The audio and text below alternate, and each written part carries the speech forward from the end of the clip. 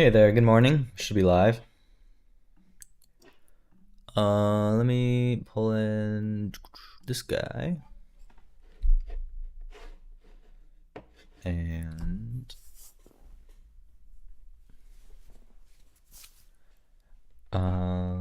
start casting.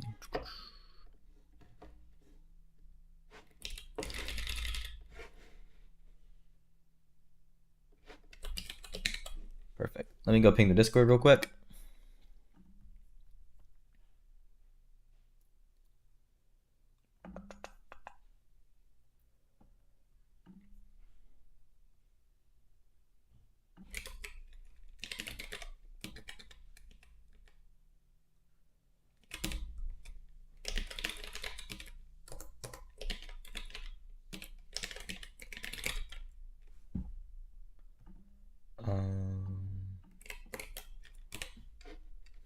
There we go.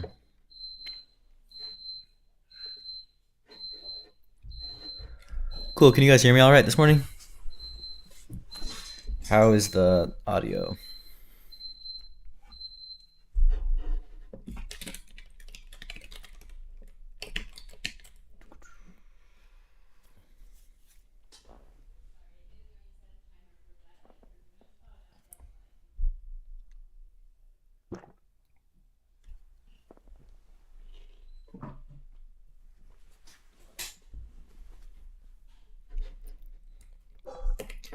If somebody wants to let me know in chat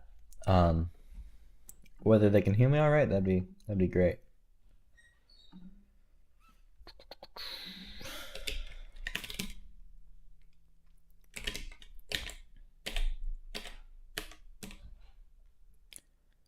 Yep, you can hear me? Awesome. Hey there.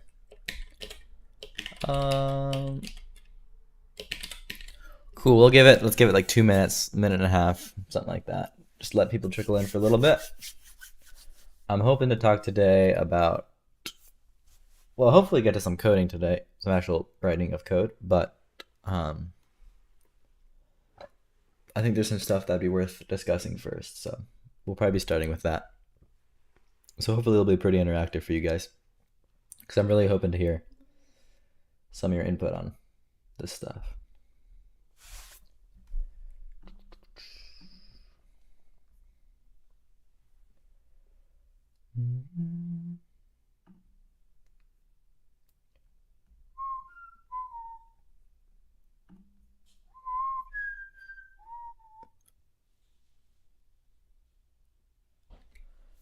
Whoa, Tez, this is the earliest daily high I've gotten from you.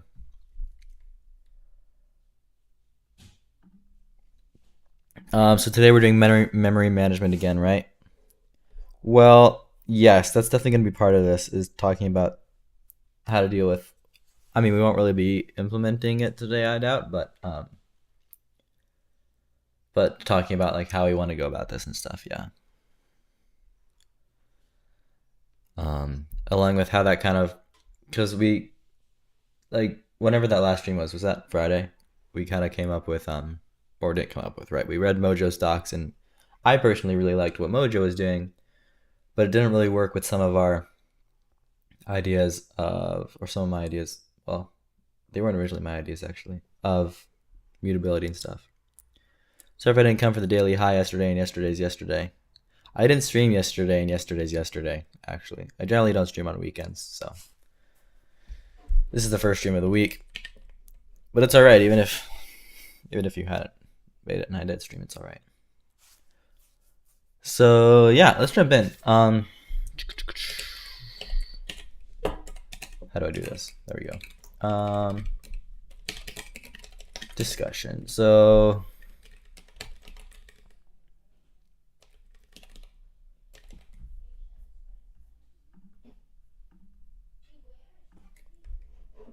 all right, so Mojo basically has the system, right, where you can specify parameters and functions, right? And so it's some sort of, it's very Rust-like, right? It's like an ownership model where read becomes basically like this, mut becomes that, and own becomes like nothing, right? So this is like what it translates to in Rust.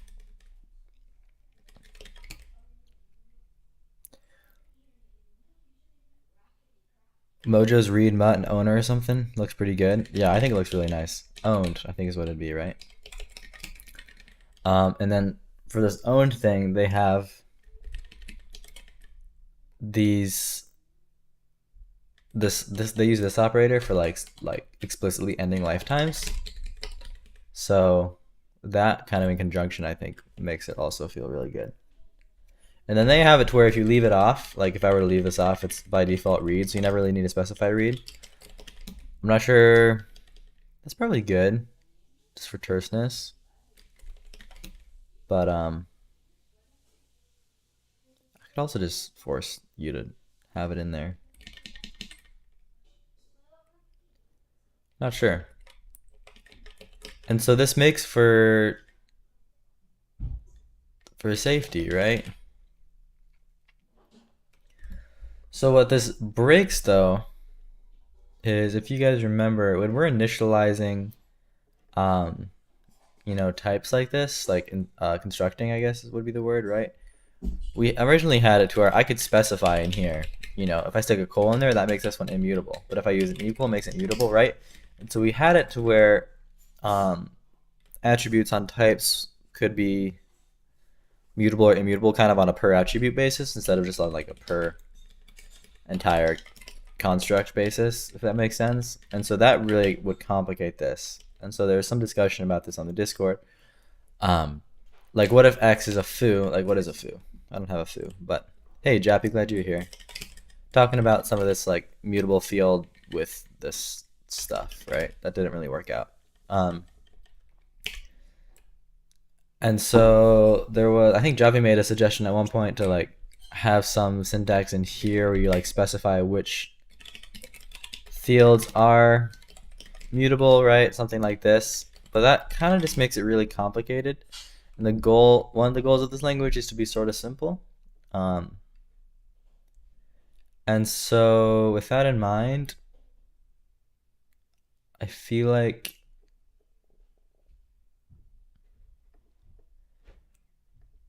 it'd be better just to not allow what we originally intended with some of this stuff, right? Where you can have like immutable and then mutable and then immutable and then mutable. And then just have like entire constructs be mutable or immutable. I don't know. What do you guys think about that? Because then you could just do this and it'd be a lot simpler.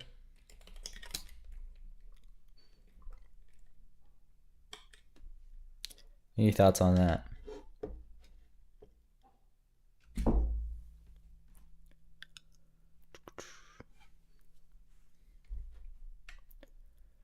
I'm trying to think how that might change some other things syntactically.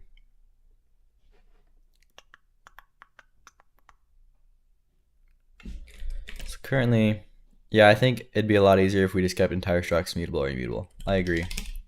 Except they're technically enums, right? But yep. Like if I have some type, foo, say it's like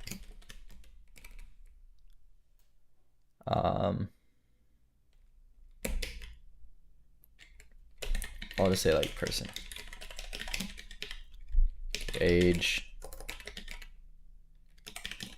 number. I'm just thinking this might change how our syntax looks.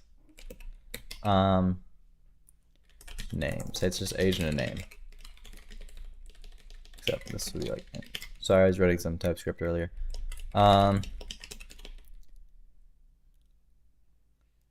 If entire structs are immutable, how would composition work? What do you mean by that? Could you maybe explain that a little bit? I'm not sure I quite get what you mean. If we have a person, right,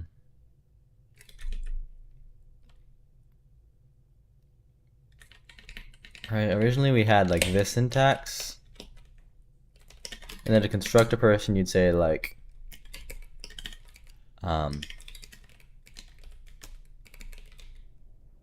do something like this, right? Where you have like age 20.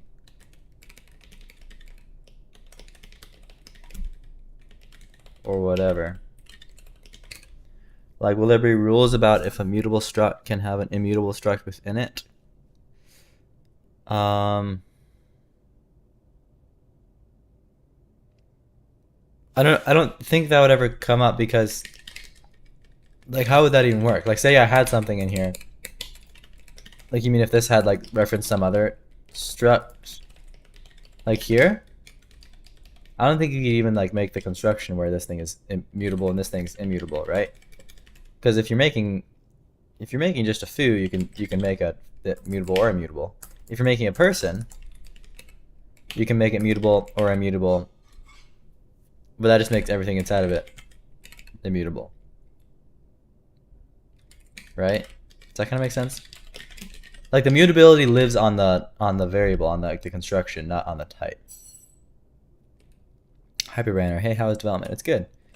Does your language have a main function? We haven't really decided about that yet. That's maybe one of the things. Today I wanted to talk about the module system too, so that'll kind of be part of that. Here, let me do like make a today.md. Here we go. We want to talk about memory management / ownership. Oh dear, I can't spell. Ownership. And then I also want to talk about the module system. I think variables are the only things which can be mutable or immutable. Yep. Values can't really be mutable or immutable. Totally. Yeah, that makes sense. You thought the type was like that. No. I don't think it really makes sense for a type to be mutable or immutable. It's only on a variable basis. So does this syntax still make a lot of sense if we're no longer allowing, basically we're no longer allowing this, right? I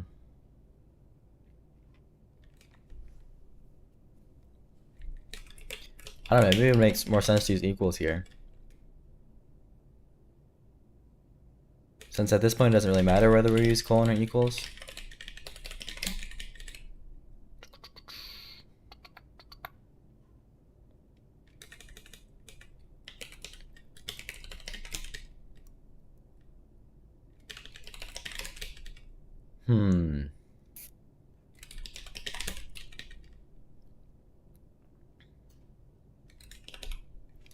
And then what if the thing had variance? Like, a person can either be like a developer or they can have some other job, right?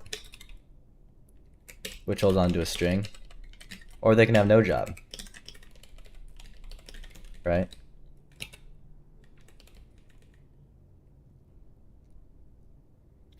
What you could have is equals means the fields can be mutable or immutable, but colon means that the fields are immutable. Well, that's kind of what we had, right? You mean up here? You mean right here? Or down here? Because this is what I'm talking about. Like, this would mean everything's immutable. This means everything's mutable. And so because of that, it doesn't really matter what I use here for syntax, you know? Because these no longer have any meaning.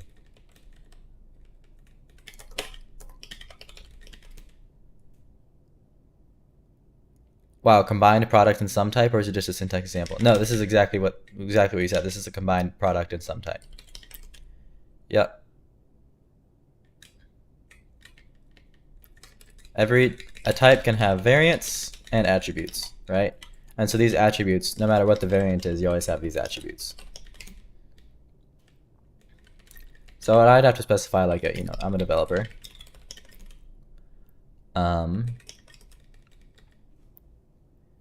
This is me.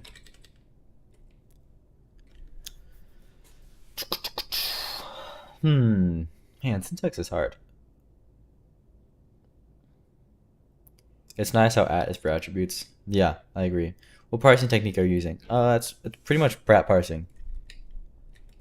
Or recursive descent, right? So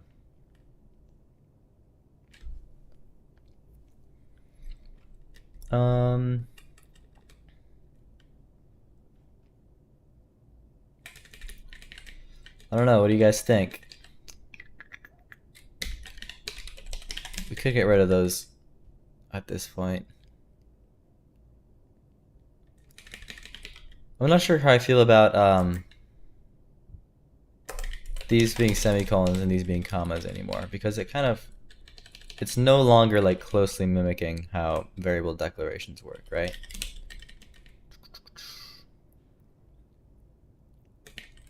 Also this.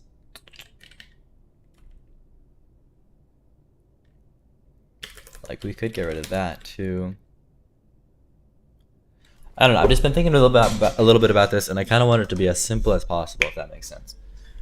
I was reading through some simple languages like Gleam. Like Gleam syntax is very simple and very understandable and very clean and very elegant, right? That's kind of what I want. I feel like anything that looks kind of like clunky, I kind of want to massage a little bit and fill it.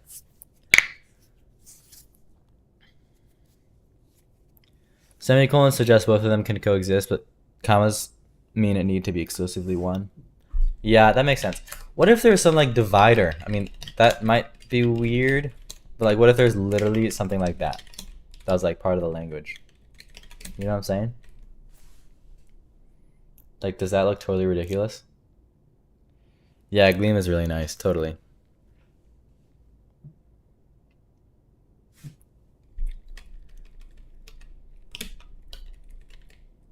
Because you could literally just stick a divider in here. Some syntax like that. And this kind of makes it pretty clean. I mean, this is markdown, so it's making it look really ugly. Let me bring this over into a test.lovely file. Right? Something like this.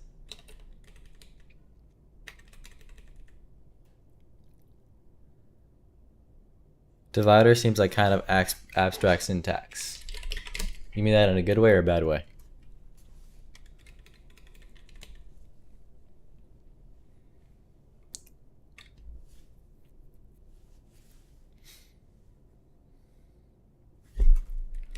Although I feel like really these should be up here. Because these are kind of like...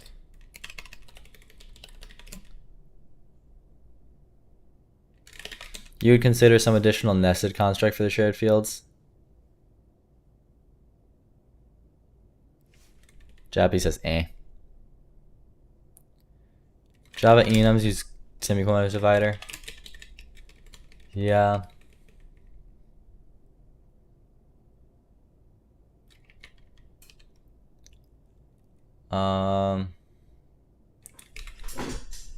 I mean, it literally could just be this, right? Because these ones start with an at, right? And they have a type after a colon.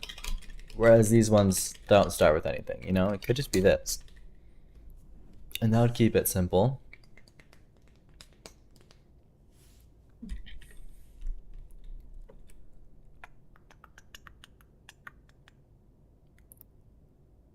Or we could go old school, struct and enum.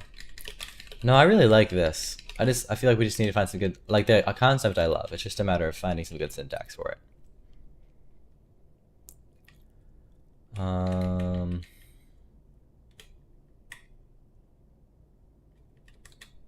don't know, like this isn't horrible.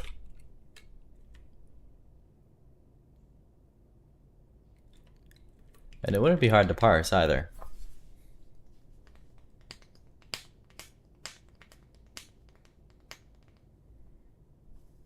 How do you guys feel about this?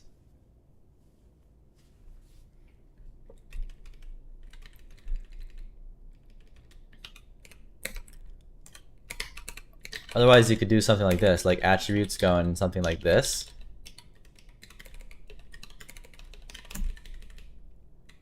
Right?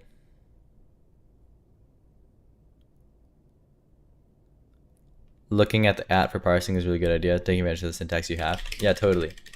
Alternatively, somebody was suggesting nesting like this. I feel like this is just too much nested curlies. You think before looked neat? I agree.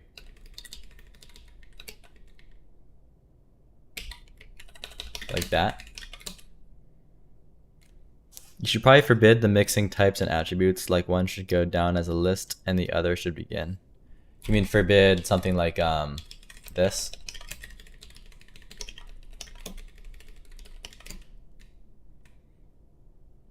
Yeah, I mean, obviously that would be a bad idea to format it like that, but I don't know if it should be an error.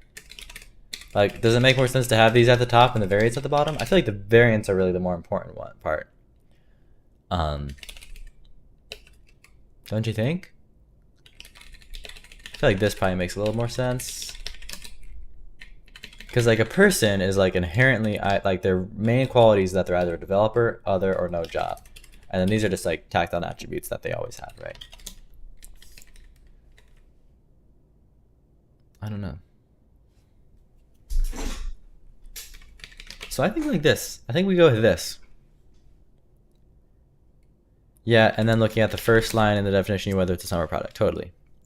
I mean, methods should be at the bottom, so I guess attributes should be too. Oh yeah, good point, Shappy. So then, oh yeah, we gotta decide on a new, like what about default values and stuff?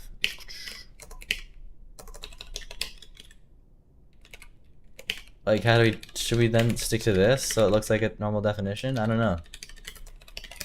Maybe you don't have to, but it's just, you stick a value in here, like default. Think we can merge type and proto? Whoa, how would we do that? Proto is something that's a little bit more abstract than a type, isn't it? Can you maybe explain what you mean? Like what if your default name is Bob and your default age is, you know, 40? That's not 40, 40. That's pretty intuitive.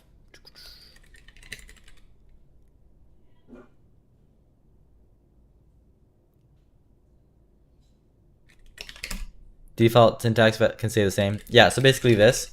I feel like I want it to be this though as opposed to this. Because it's no longer exactly like mimicking this thing. Because I can make an int here, that's 40. That's 50, I guess. I feel like it should be like that.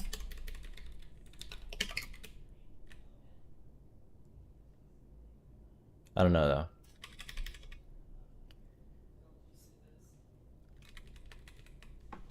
My at symbol kind of looks like an R.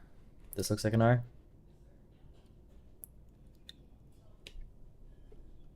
Yeah, it's kind of a funny font. You're reading Rage? That's funny. Rage. Rage levels 40. So then I wouldn't have to specify these, and I could even just leave this off because everything has a default value, which is kind of nice.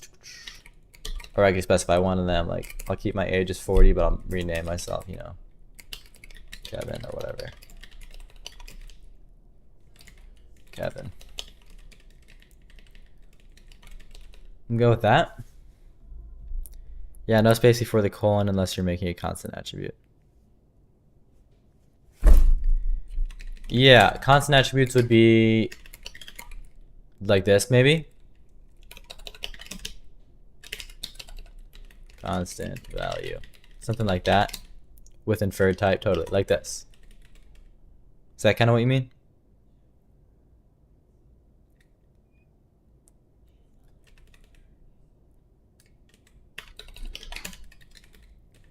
So you can have, basically you can have variance. Oh wait, this is how we do it. Variance. You can have attributes. You can have constants. And this is good because then methods become just like another kind of constant. And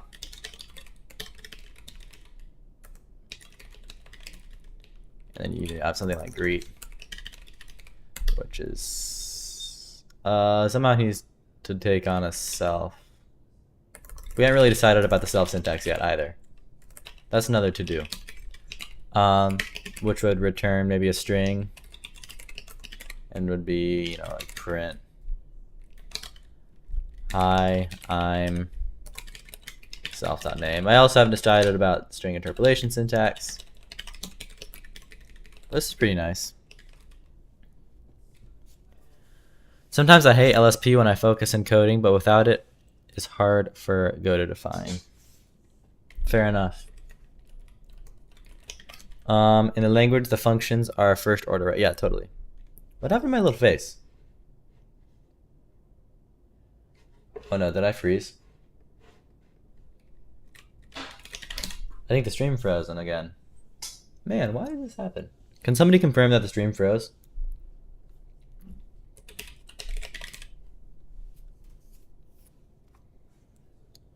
Yeah, it did. Shucks. Alright, just a second.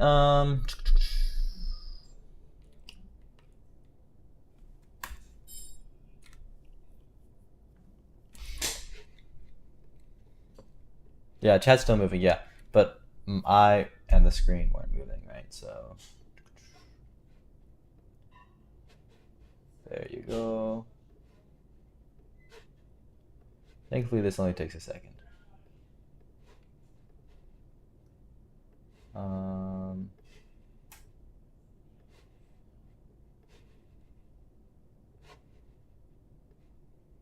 That's over chat. And then one more. Video capture device. Okay. And then shrink that down. Oops, that was the wrong one. This one. Shrink that down. Stick it there. Doesn't really matter where it goes because then I just hide it behind. Shoink. And then I can go here and do this. Okay, sorry about that. We should be good. Maybe somebody confirm that it's good. That'd be great. All right. So, are you going to bootstrap this language? Yes. I'm not feeling quite as much. Oh no, except I'm blinking again. I originally was thinking like, okay, as soon as I finish this thing, I'm going to bootstrap it. Now I'm thinking, you know, I kind of want to get back to Humble and stuff. So I might not bootstrap it until it's maybe a little bit more mature. Usually takes like 2 tries to. But I would like to eventually bootstrap it. Are we good now? Don't flicker. Don't flicker. Okay, you're not flickering. Good. All right, so where were we? So yeah, methods are just constants, exactly. So this is fine. And yeah, so that works really well, I think. So then I can say, you know, Kevin dot at, right? Is how you call these things. Greet. How do you guys feel about this? Can you declare types within types? I would love to be able to do that. Yes. Don't you think that's a good idea? Type foo, like this, you mean?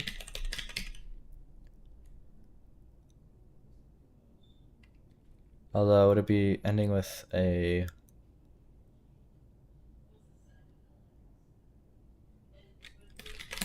Yeah, something like this would be good. I'm not sure how we do it. Because this can be very useful. In Swift you can do this, and in Rust you can't. And in Swift it's so nice. And in Rust, after you've written Swift, it's such a pain that you can't. So types would be like modules. Exactly.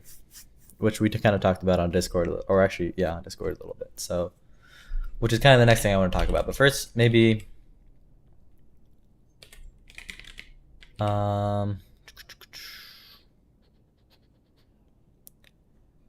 I guess the ending could be a semicolon. Yeah. Could, but then that kind of like, it's weird having these like semicolon terminated things mixed in with these comma separated things.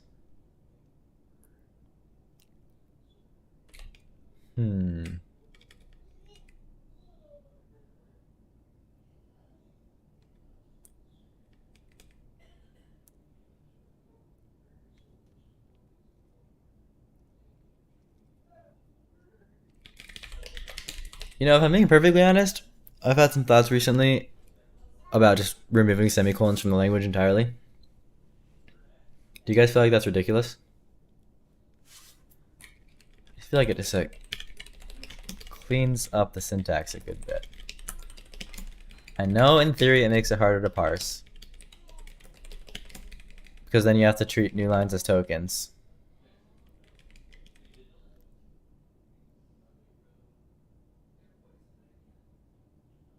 But just look, doesn't that like already look just like cleaner?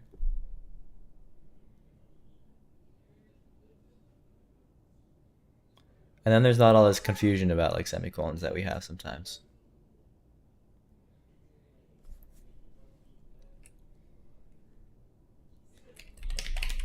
Not really. A lot of times semicolons make the language look old. Joppy, what are you saying yes to? Yes to no semicolons? Or yes to yes semicolons? I feel like this just looks cleaner. And simpler. Easier to grok. Yes to no semicolons? How would multi-line expressions work, you're asking? I feel like it's pretty straightforward.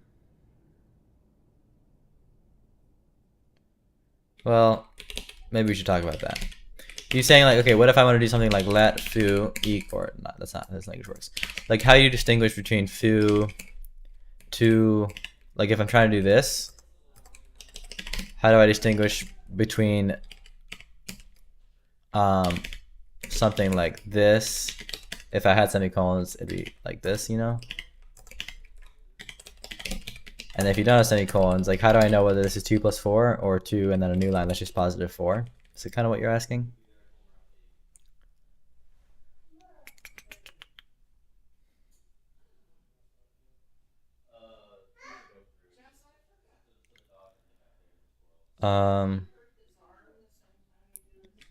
What does at mean? At is before a attribute, an attribute. It's like a field. It's like a struct field. Gleam does this without needing to parse whitespace, but I don't think it works for your language. Why does it work for Gleam and not for mine? And how does Gleam do it? Because Swift does this too somehow. I'm not even sure what the pattern is in Swift. If I make some Swift file, one Swift LSP is really bad, so this might be hard. Okay, if I say like let foo equals 4, right? It's an int. If I add plus 3 down here, look, see, it works. It even formatted it like that.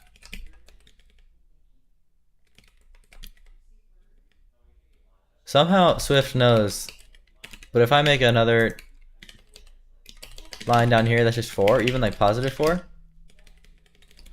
it knows. How does it know? Oh, because it has, if there's a, oh, I guess Swift says that if there's a, there needs to be space there. Oh yeah, so if there's a space, it always tacks it onto the thing. That's interesting.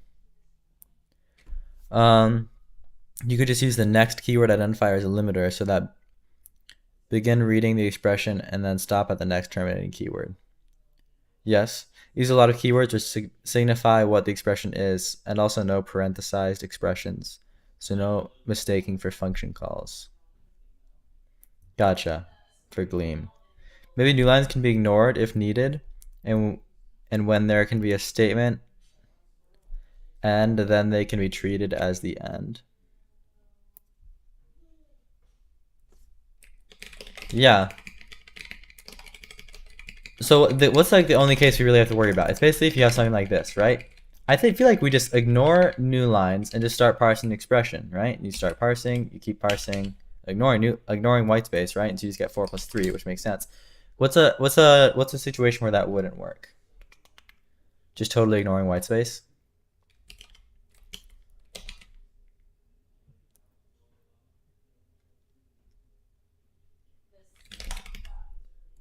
I guess we should be over in my language, right? Like this would just work because you just ignore white space, you just go 2, and then you go plus, and then you go 4. So it's 2 plus 4.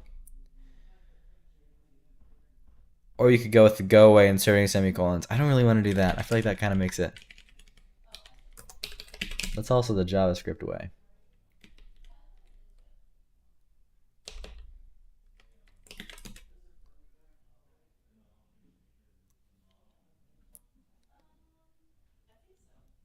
Uh, 4 plus 3 plus 3. The first 3 could be the end, so it's still ambiguous. It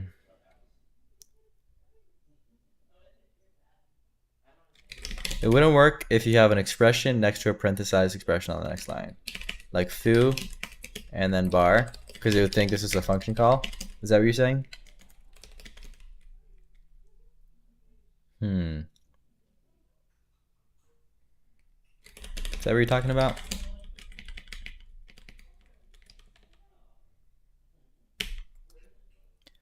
What if we forced function calls to not have any white space right here? That would solve that.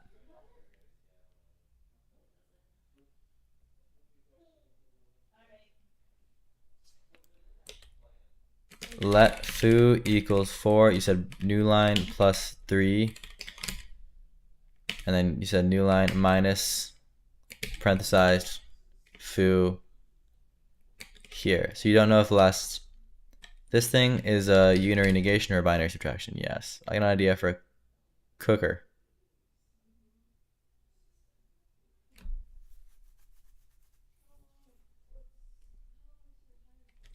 Not a bad idea, crazy nunchucks. You have some interesting ideas. Or you could delete parenthesized expressions and just use braces. Would that solve all of our problems? Use braces instead of parentheses? But everybody's so used to parentheses, and math uses parentheses.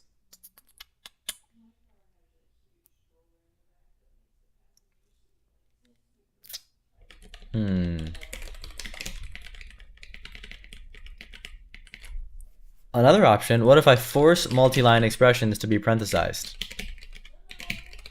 Like if you want to go on to another line, you have to add parentheses.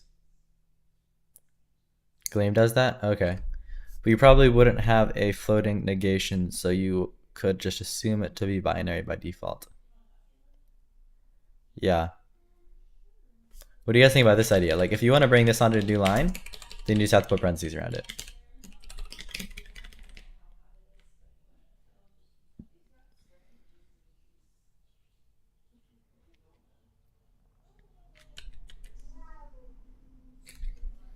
I don't know.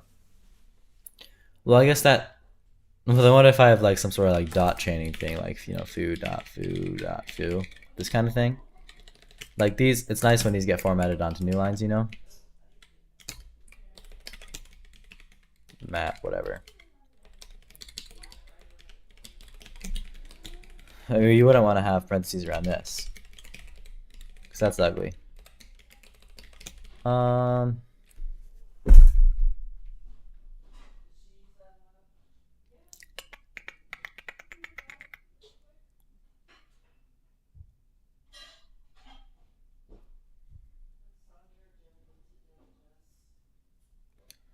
So where are the cases where it breaks is if I had like a floating thing like this.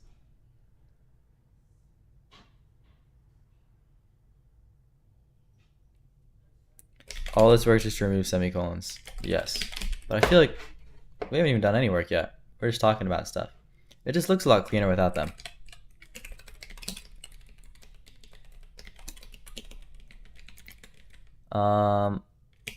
So if I have foo 4 and then I have a -3. What Swift does is it just says if it's negative without a space and then a 3, it's a unary operator. If there's a space here, it's a binary operator, and it brings it on here. But if it's like this, it's a new line. So there's that method. But then you have to be kind of paying attention to white space.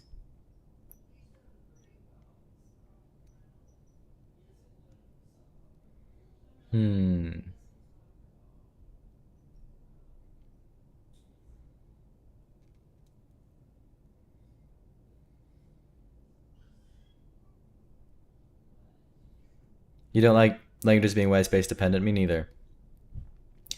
I don't like white space dependence, generally speaking.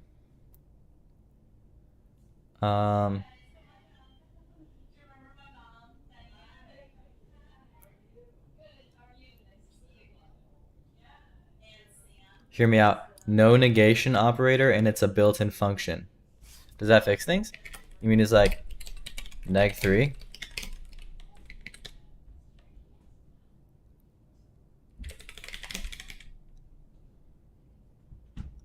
Then you wouldn't have operator overloading.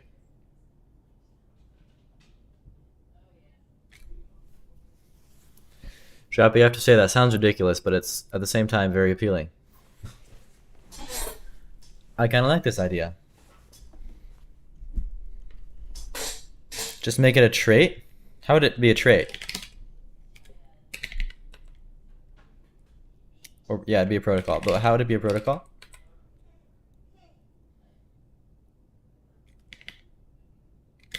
Oh, you mean a protocol and then this could do this, you mean? Like a trait that the int type has implemented?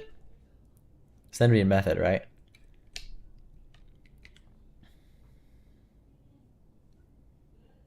Or I guess it'd be this, no?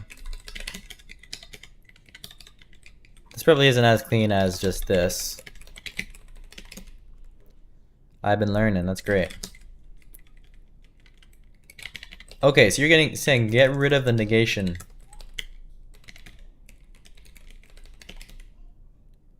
Then you can implement it for any type. What other type would you want to have negative for? Well, unless it was the same thing for a Boolean, like true, and this made it false, and then you just have negation as a general concept. Negatable would be the protocol. You have some like proto-negatable, or oops, some tick A, right? And like for Boolean, it goes from true to false and false to true. For int, it goes from positive, negative, negative to positive. Will methods be called with a dot at? Kind of clutters the syntax in your opinion? Maybe it does clutter the syntax a little bit. Alternatively, you could just do at. I feel like you need to have the at. Whether you need the dot at is debatable. This looks obviously really bad because everything's like the same color, but could you picture this being a different color? Would that look okay?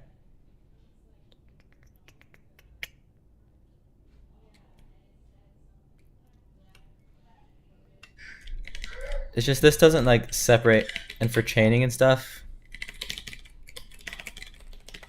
like it doesn't look quite as clean as this, you know, that we're used to.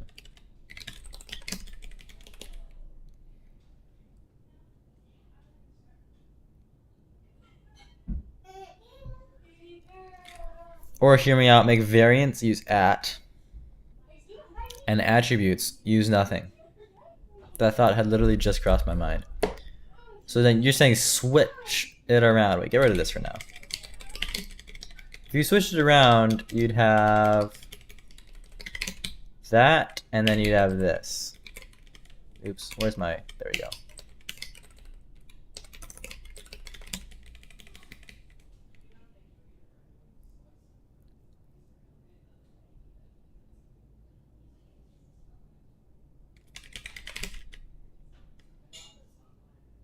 That makes more sense in your opinion. This does make more sense. The only slight stat thing is that attributes no longer start with at.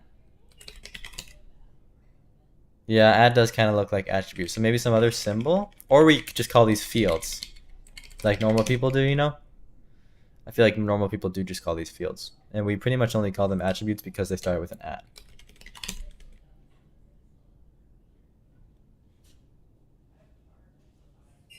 How about this? Also, off stream, I figured out how to get these nice ligatures. Look at this. Isn't that beautiful? Zoink.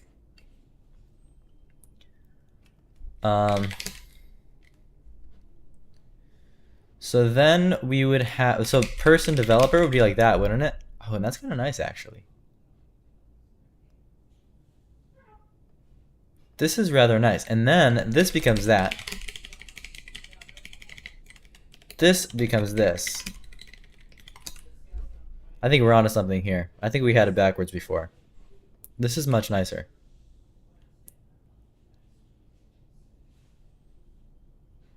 All right, we're going with this. Any objections? Person dot at developer could be a choice too. Yeah, what do we like, this or that? I feel like this is better. And then you know it'd be really cool. Check this out, check this out. So imagine you have a type that's like a, you know, type species. It's like dog. Dog. No, we have at dog now. So at dog, cat, or other. Right? Or, you know, there's always fish too. This is our example we always use. Maybe variants could start with equal if it wouldn't be too difficult to implement that. Like this. Oops, that's not equal. I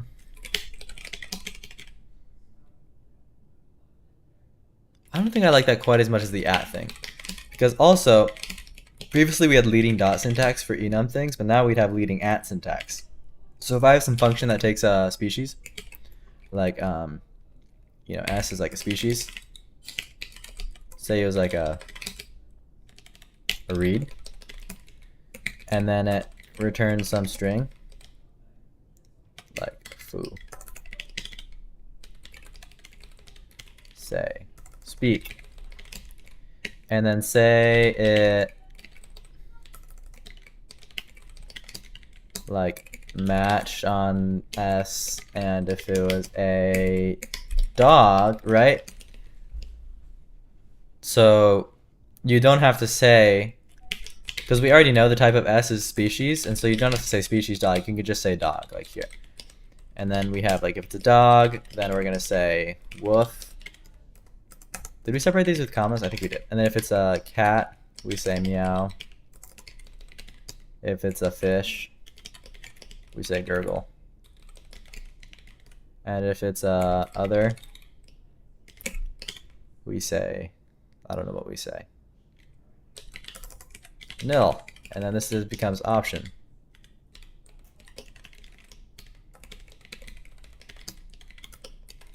String.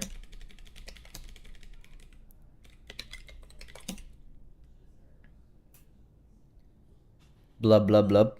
Everybody knows fish say blub, blub, blub. Alright, Jappy's gotta go. Alright, see you, Jappy. Alright, fine. Blah, blah, blah.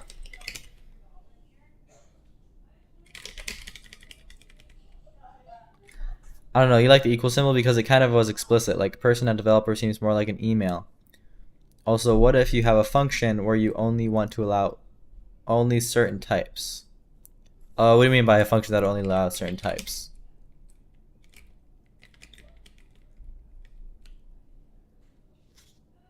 Because here I can now say speak, and then I could say, well, if I didn't want S to be passed in, then I'd do that, right? And I could say speak dog. And this would, you know, woof. Like functions that only allow person, which are developers or other. When do you ever want that though? Do you ever want a function that can only take one enum variant? That seems like not right.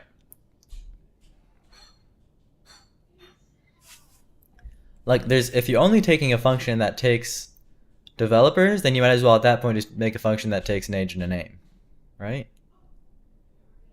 Is that even possible in compile time? I don't think it is, because you never know at compile time which variant any enum is. Isn't that kind of like how enums work?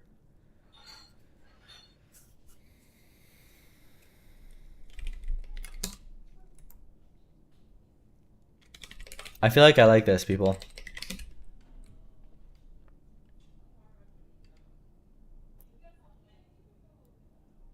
So I feel like this is cleaner and more simple. And I actually really like this neg thing too. So that gets rid of our prefix operators, this one and this one. Right? Gets rid of that and that. Any other problems with this whole like multi-line no semicolon things that we could get rid of?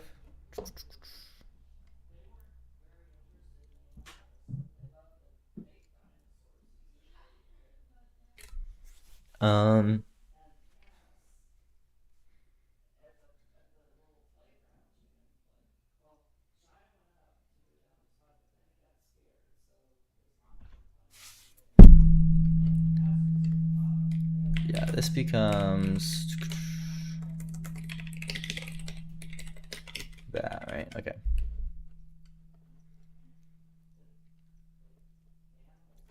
I'm pretty happy with this. But how would if statements work without bang? It would be kind of clunky because what you'd need to do is if statement dot neg.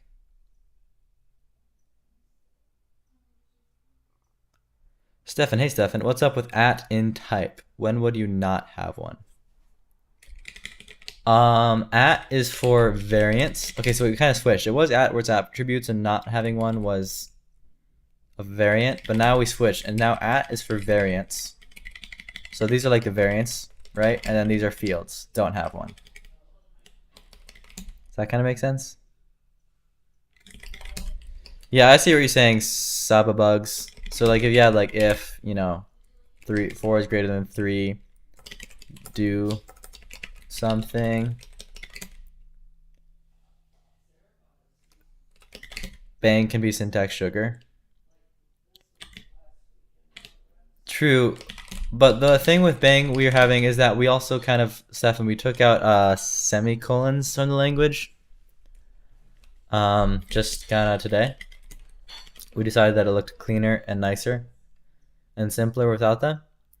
And so part of the complication... Oh, well actually bang can't be an infix operator, so we can keep bang. Oh wait, big brain move here. We can keep bang. Because the problem with minus is that minus can be either an infix, right? Or it can just be a prefix, right? But bang can only be a prefix. So in that case, we can just hold on to bang and only get rid of the minus, like the negative prefix. That makes sense? So we can keep bang. Oh, goodies. That simplifies things.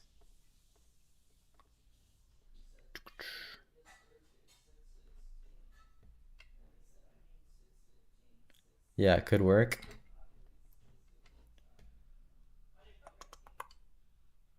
I still consider the syntax sugar road. It allows for operator overloading later on.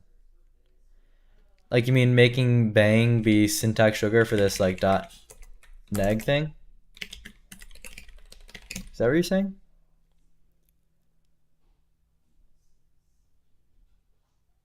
Sweet, San Marino in Argentina. Awesome. I'll take it. Yes. Sure. I mean, that could be good. And then we could even say bang for, like if this just becomes syntax sugar for dot neg, then we could say bang for and have that be -4. Is that ridiculous? That's probably ridiculous. I don't know.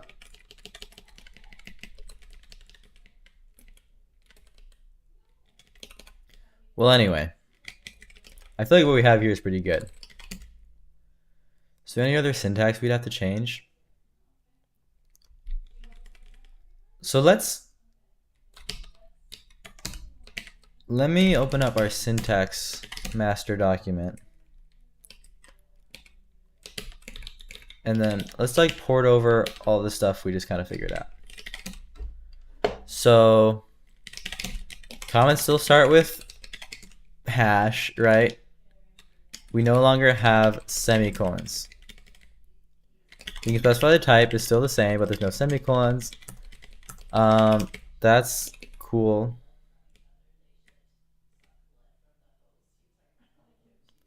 Except for this is a ridiculous, this example doesn't make any sense. This should say int.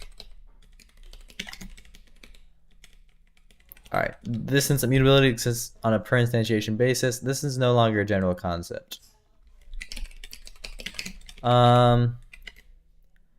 Functions are just expressions and are assigned to variables as such. That is still correct, except for that now we have arrows here, and we also have a colon here. Right?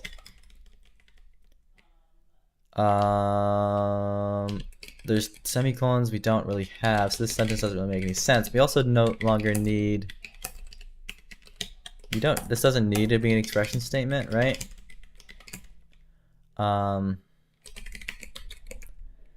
Format looks like fun, args, or params, right?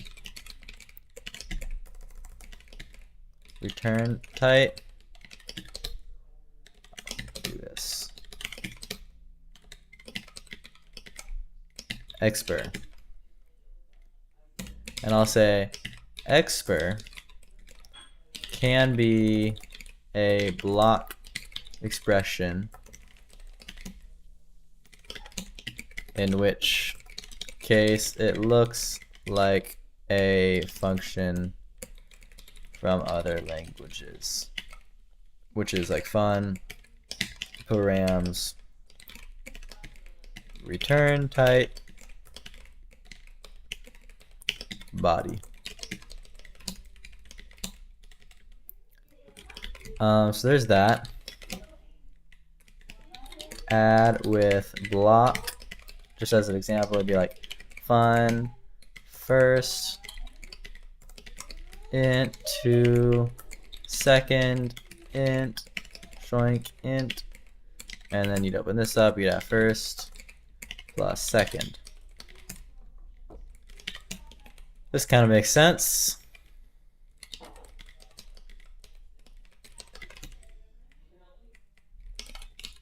This probably should go here. And then just to show that'd be the same, add with block. Maybe I should explain block expressions up here. Block expressions are just like block expressions in Rust.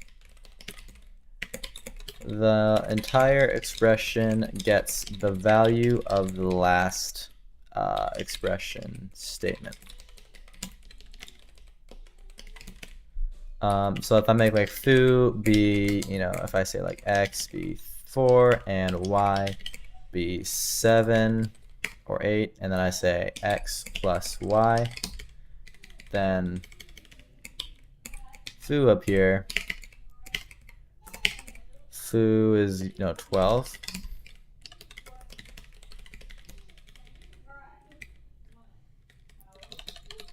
Equivalent to foo 12, or that's not really equivalent. We'll say foo gets the value 12, right? All right. So then there's that. Regular enums. I think I was gonna take this colon off. All right. And then these need to have ats. So we no longer have that. This is backwards. Doesn't actually really resemble this anymore because we're actually getting rid of this. We're also going to make that into a that, and then these also get ats. I forgot to get rid of all these semicolons.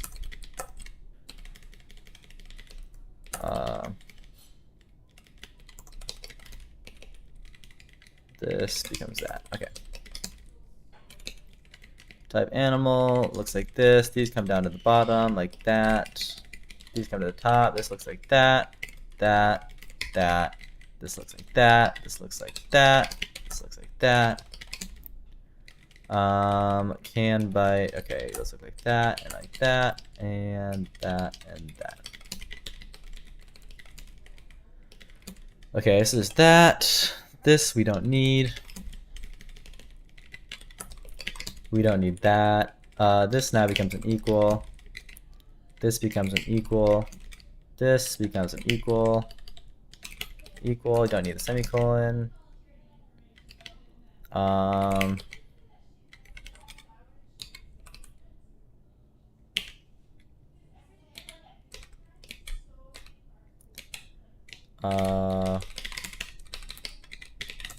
Get rid of that. Okay.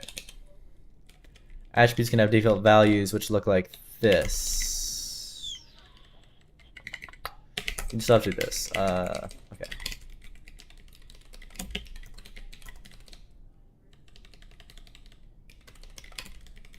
Okay. I do like seeing how this does actually make everything look kind of cleaner. Constant default values end up looking like this.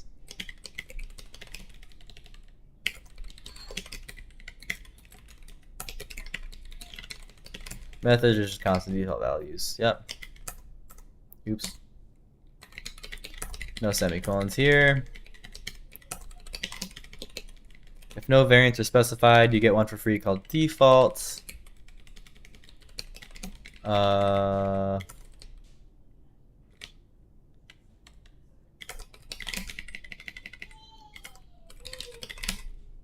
Data.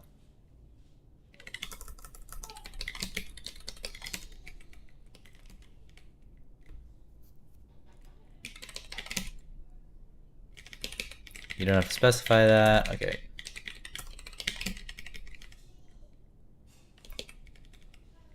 Gotcha. We always use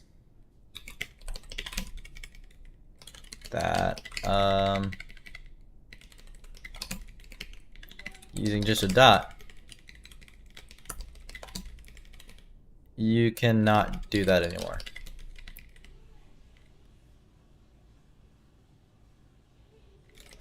All right, and then this is if statements, which should be pretty much the same, right? Or if expressions. If expressions look like if condition colon expr, right?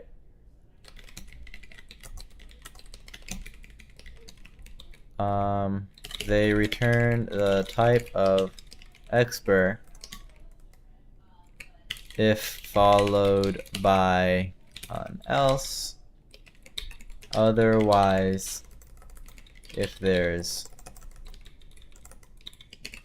no else, they become option of type of like expr.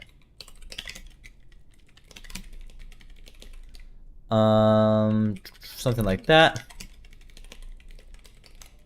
Schwank.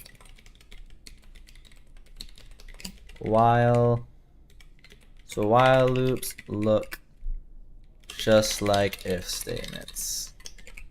If while condition expr. So I'll say like while x. I'll say this drink.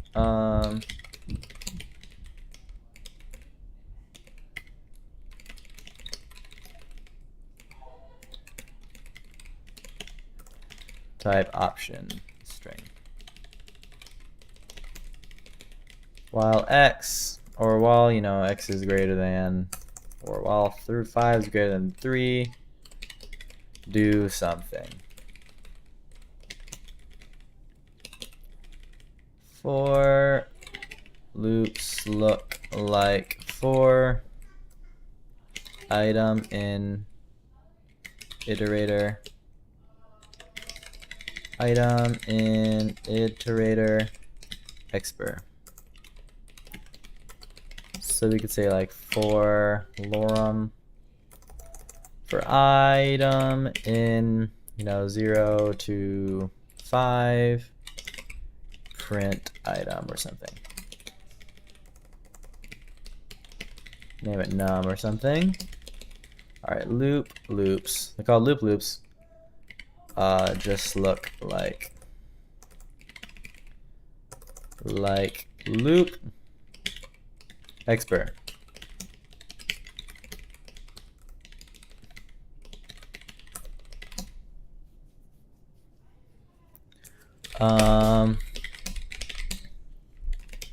Only loops can break with a value. Break expr. But all loops have break expression that just return unit by default.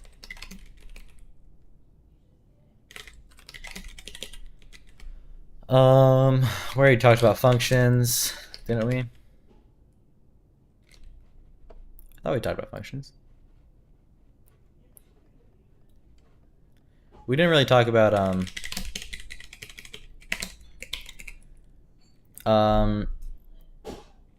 parameters use this syntax.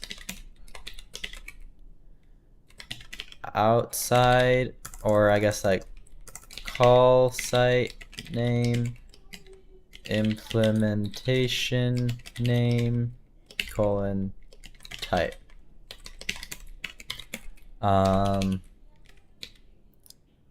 Right, and then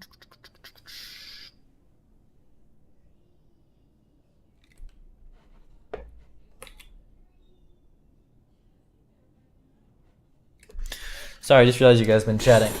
It froze for me, so I didn't see what you're saying.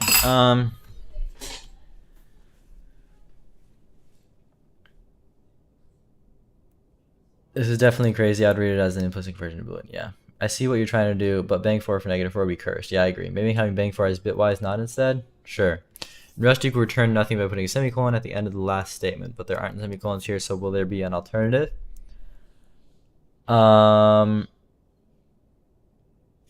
Good point. I mean, there is a unit. You could literally just specifically say unit. Or we can make it so that if something is of type unit, then it doesn't return anything. I don't know.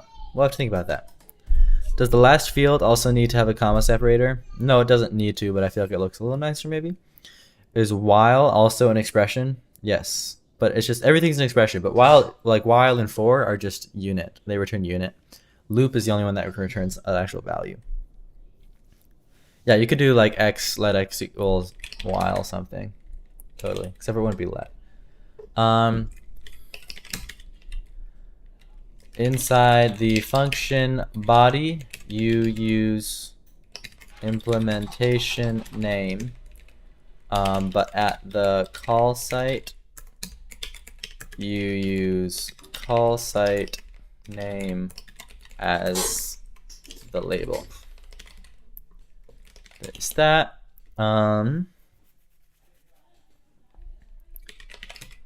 All right, and then if you want to use the same name in both places, just leave off call site name. If you don't want to label the argument at the call site, use that. Use this. Then it becomes that implementation name type, like that. Coolio. Okay, so then we don't need to talk about all this right here. So then we did make a list. Okay, so these kind of changed a bit. So user-defined types. User-defined types. I'll just say in Lovely, every user-defined type is on enum. But enums can have fields, which can give them struct-like behavior, right? This means that there's no clear distinction in Lovely between product and some types.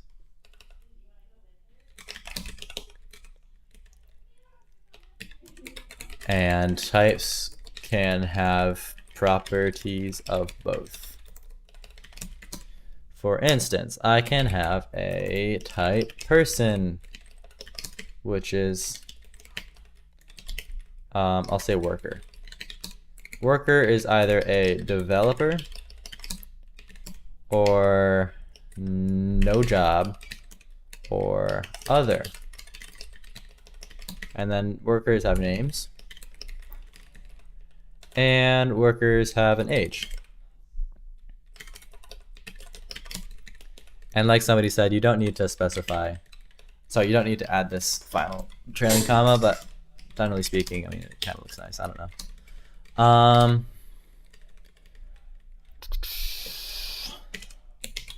Constructing a worker.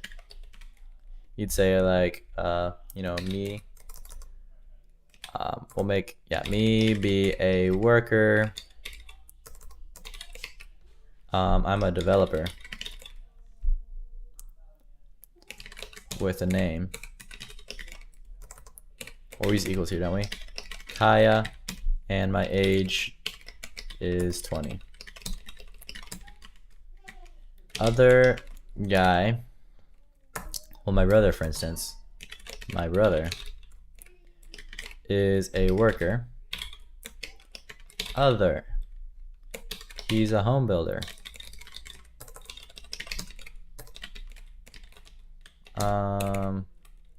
His name is, I guess it doesn't really matter if you guys know his name. His name's Ezra.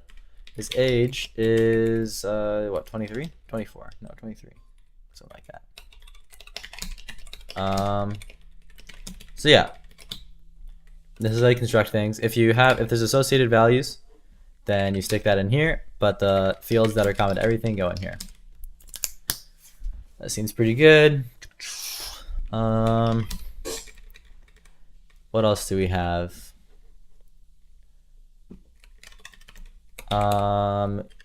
Types can also have constant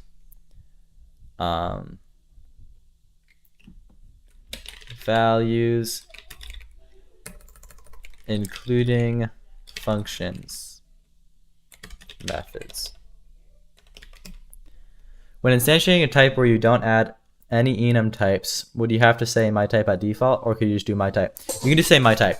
I was going to get to that in a second. Like if we made something like this, by default, yeah, you're right. By default, it's as if you said this, right? If you leave it off. But there's some syntactic sugar, I guess. Like if you only have the default type, then you just leave it off and do that. So then it just acts just like a struct. Because it would be a pain if you had to say, default. Okay, get that example back. We'll do that example in a second. I'll just do example with just default. Okay. How would extract the value from other string? How would you extract the value from other string?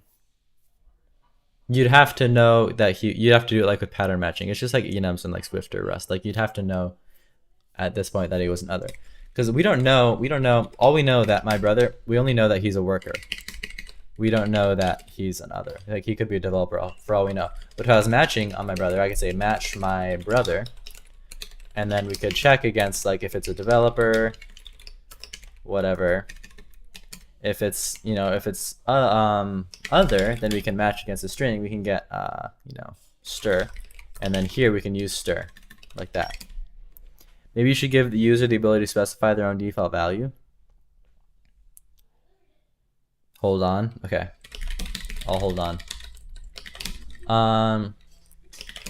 So I can say like what's another something,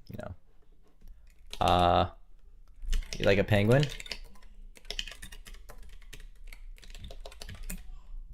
Penguins are there's emperor penguins. There's little blue penguins. There's king penguins. There's chinstrap penguins. There's like Adelie penguins. How do you spell it? That looks like Adele. I don't know what other kinds of penguins there are, but there's a lot of penguins. And then they all have this one constant value, which is, I don't know. What do they do? What do penguins do? Swim? Swim, which is a function.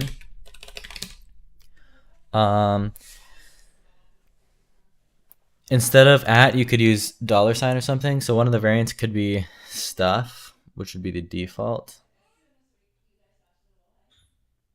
What's wrong with @? Wait, type my type @a : default b c d, and then when instantiating like my type, then it by default instantiate to ooh, Mr. Glick, I like that idea. It's like by default penguins are emperor penguins, right? If we wanted that, would that be the way to syntactically denote it though? Like I wonder if there'd be another way. That. Then they're not really aligned.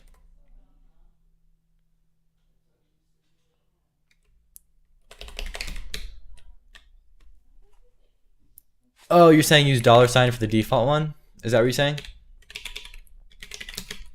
So make emperor default. Yeah, I get what you're saying, Mr. Glick. There's probably better syntax, but the idea is good. So then penguins by default are emperors.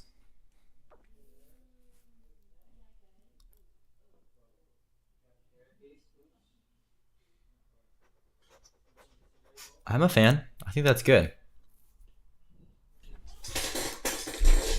What would be good syntax? Do you guys like the dollar?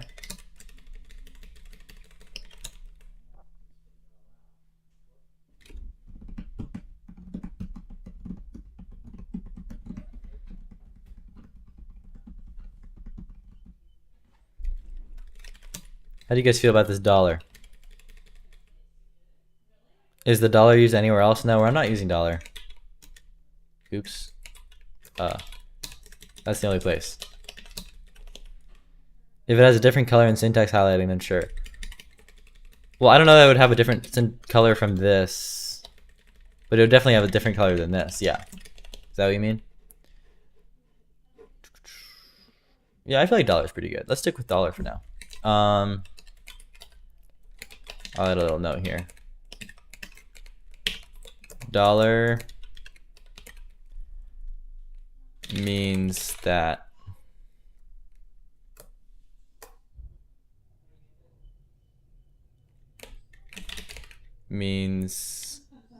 emperor is the default value or default variant.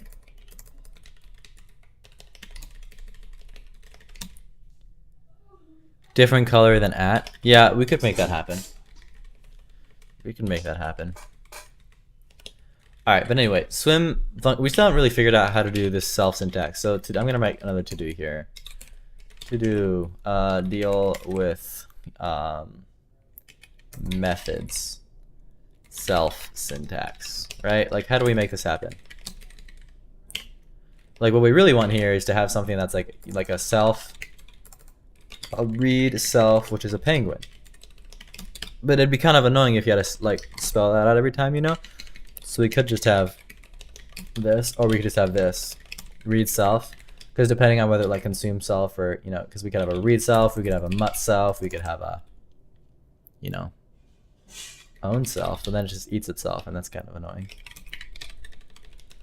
So generally speaking, it'd be read. And if read is the default, which it is, read is the default, then you just leave that off. I think that's probably good, right? Just say self. What do you guys think about that? That's basically what Rust does, except for Rust, the default is owned, which is kind of bad, I feel like. In Rust, you'd say that for read, you'd say this for mutt, and you'd say this for owned. Where we're saying it's read, owned, or mutt. The default, though, is read, and then if it's read, you can just leave it off and just say self. What's read? Like read only? Exactly, yeah. It'd be like a normal reference in Rust, is like read. This is read. If you know Rust, then this is read. This goes to mutt, and nothing goes to owned. Yeah, but what if you want to mutate self? Then you'd do this. You'd go mutt self.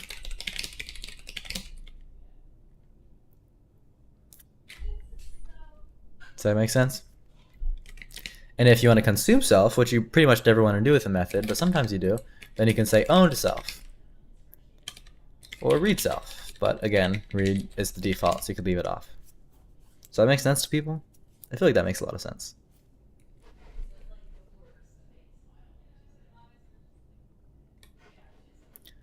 So if I say self, this doesn't really return anything, so we'll just have it do this. We'll even just do this, like print sploosh.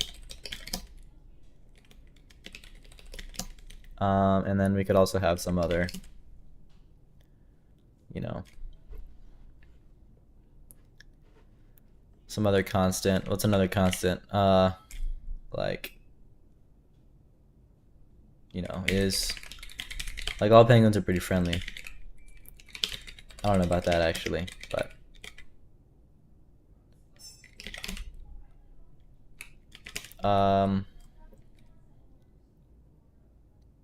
so I could say, you know, Lil Blue can be a penguin at Little Blue, and then I can say Lil Blue dot swim, and then this would, you know, sploosh, and I could say Lil Blue, not Lil Blue, Lil Blue dot is friendly. It's true. I can make another guy, emperor is just a penguin.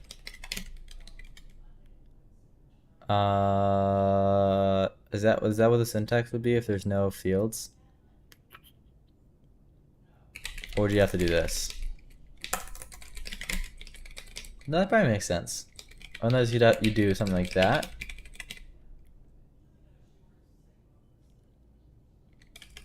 What if you had to do this?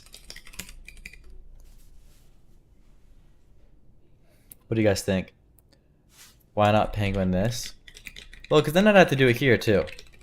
And I don't really want to do that. I mean, I could do it there. It just seems silly to have to do it there when there's But no, I definitely don't want to do it here. And so it'd be weird to have to do it here if I don't have to do it there. So what about this? If you're just trying to making the default, makes sense actually. Yeah, I feel like this kind of makes sense.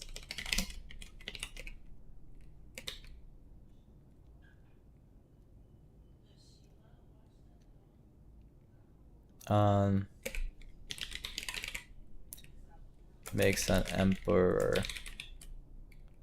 penguin since emperor was marked with that. I think that's pretty cool. That's good syntax then, in my opinion. The $sign standing for default. Yeah, I agree. I think this is good. And then if it had attributes, I'd do this, right? So this just means, you know, pick the default. Maybe even incorporate that into other features out of default stuff. That's not a bad idea. Like default field values. That's not a bad idea at all.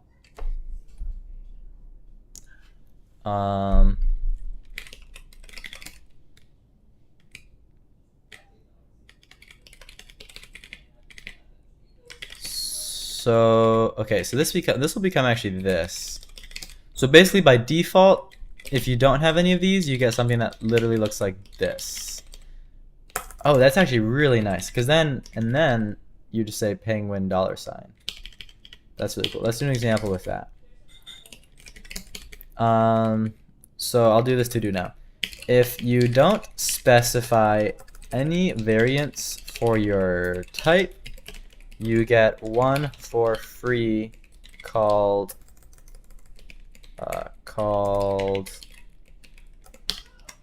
default, which, because it uses this, is the default variant. So if I have something like, you know, type creature, and it, you know, can bite is a bool, and size or weight in kg is an int or something, whatever, then I can say let my, or not let, my creature is a creature, right? And you'd use it like this. Which language are you using to create programming language? I'm writing in Rust initially. So, seems to be a pretty popular choice for language creation. I kind of discovered Gleam is written in Rust, right? And I feel like I saw another one recently that was written in Rust, kind of a popular one. My creature is a creature. You specify, you know, can bite, true, weight in kg, you know, 200 or something. This is a scary creature. Scary creature. Alright, so then there's that. And then, okay, so let's talk about, before we talk about, well, I kind of already dealt with this, didn't I? Okay, I dealt with that. So let's talk about default field values. Fields can have default values as well. And then what's a good example for fields with default values? Anybody got an idea for an example with fields with default values? Um,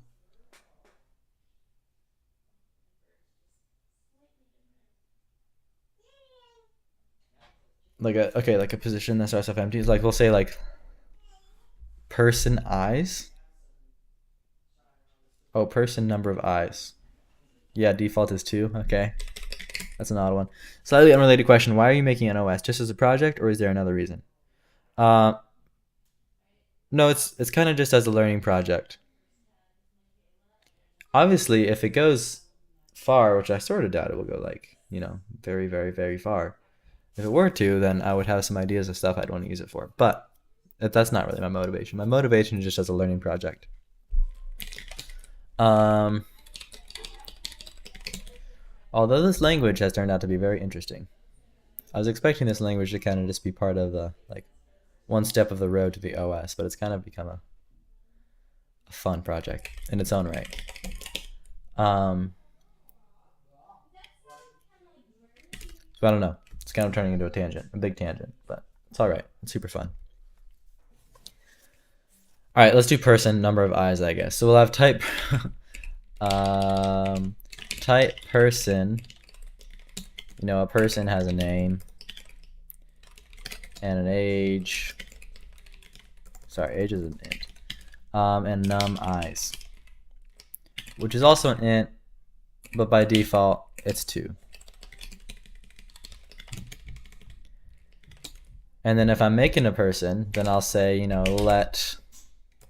I'll say me is a person, default value, right? And then I'm gonna say name, Kaya, except we use this. Age is 20.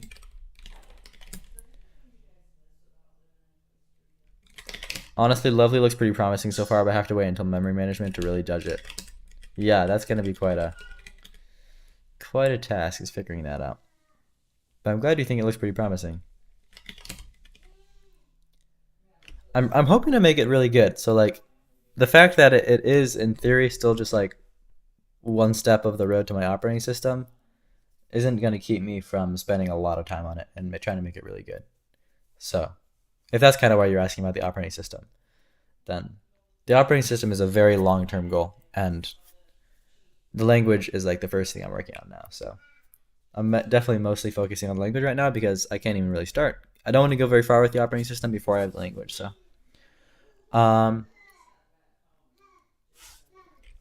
okay, so if I'm making me, and then num eyes, what, you want to do that? How do you feel about that? This just means use the default value. But this is barely syntactically even shorter than this. So at that point, maybe you should just leave it off. I don't know. Ooh, but what about default arguments? Like function arguments? What do you guys think? Should I have to specify num eyes $? I think it makes more sense just to leave it blank. Yeah, just don't specify. I agree. Yeah, okay, let's do Blackbeard. So Blackbeard is a person also. His name is Blackbeard. His age, I don't know what his age is, something like 40. And then his eyes, num eyes, is 1. It's default because you really have to think about it. Exactly. Totally. So this is good. I have 2 eyes for now. Blackbeard has 1. Very nice. So this is kind of... So then there's protocols, right? So...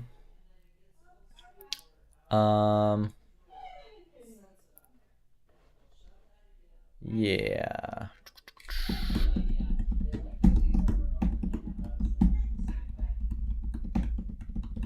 What's a good protocol example?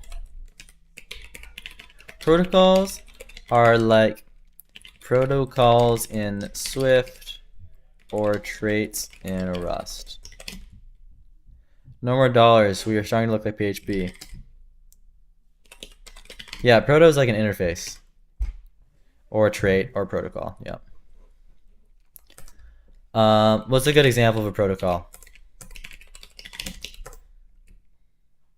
Someone who never created any programming language can follow this stream. I actually know Rust. Totally, I've never created a programming language. This is my first time, and I'm trying it, so I think so. Especially if you know Rust. That'd be great. I just need a good protocol example. I mean, iterator is good, but it's just kind of not super trivial. Well, maybe we just use iterator.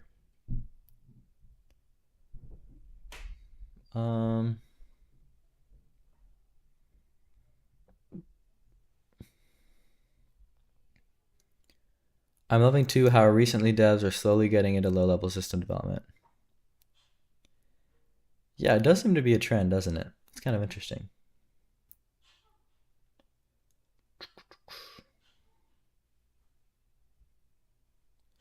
Mr. Glick, if memory management is the deal breaker, I'm really curious to see what your if you have ideas on that or opinions on that.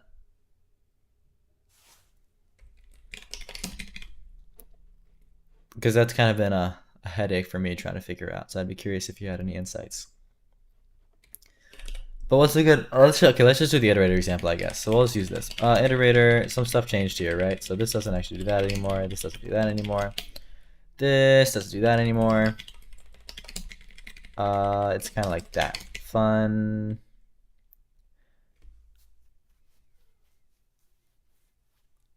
Everyone is burnt out from Next.js. Exactly, Hyperbanner.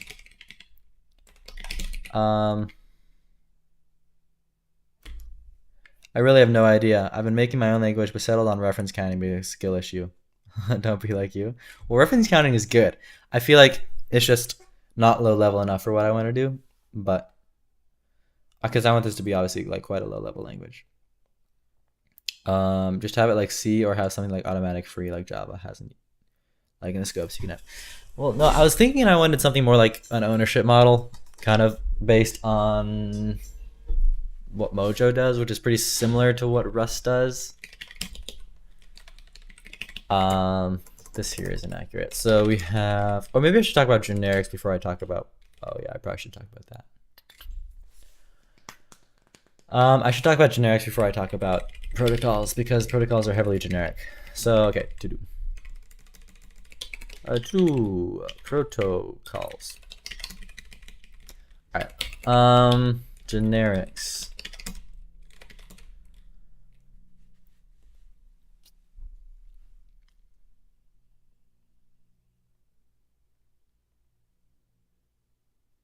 Also, I don't know how the OS dev process goes, but wouldn't you need to write the kernel in ASM first? No, you would have to write. In theory, if you wrote your own bootloader, you'd have to write it in assembly. But once you have a bootloader, you can start using another low-level language for the kernel. Like the entire Linux kernel is written in C and some Rust now. But yes, in theory, you have to start with that assembly, unless you use another bootloader, which is what I kind of started doing. I started using this one called Lumine. But yeah, okay. So generics look just like normal, or generics don't need to, so only if you also write the bootloader from scratch. Exactly. Well, yeah, it's helpful to know assembly because you end up like interacting with it and a lot. And especially since this language is going to be generating assembly, I kind of need to know it for that too. But all right, generics don't need to be declared separate, declared like in many languages.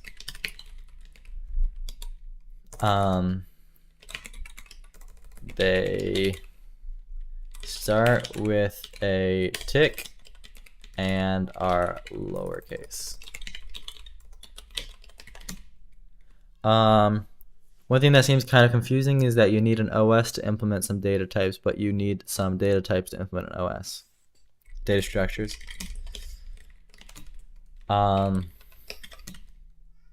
Hey brother, how's it going? Sorry I can't watch your video right now because I have an exam tomorrow. I just wanted to see where you reach. Thanks. Awesome. Hey, good luck on your exam. Yeah, we're just kind of deciding on some syntax and stuff we just changed a bunch of stuff. Took out semicolons, made everything look a little simpler, added some default variant syntax with this $sign, just some nice syntax stuff. All right, so if I have like an identity function, identity is a function that takes an X, which is tick A. By the way, it is CS exam of coding. Oh, awesome, computer science. And this will return just this, and it just, all it does is return X, right? And so I can say identity 3, 4, sorry. And this returns 4. So that's kind of how generics work, right? Like in some language, you'd have to, you know, specify tick A right here. In Lovely, you don't. It just can do that for you. So you just pass it in. Because they're visually different, right? They're lowercase and they start with the tick. Yeah, you don't have to do that. So there's generics. Now we can talk about protocols. Can types have generics? Yes, totally. Like if you have an array of ints, it looks like that. Joink. Or you could have, you know, you could have anything. Protocols are like protocols in Swift or trades in, oh yeah, I wrote that. So proto next needs to take self, right? So self. Next mutates, right? So it's not self. It's an iterator. If you want to implement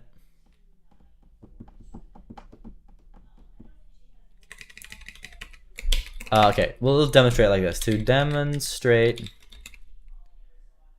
them wheel. Is that how you spell wheel? Yeah. Use this functional list example.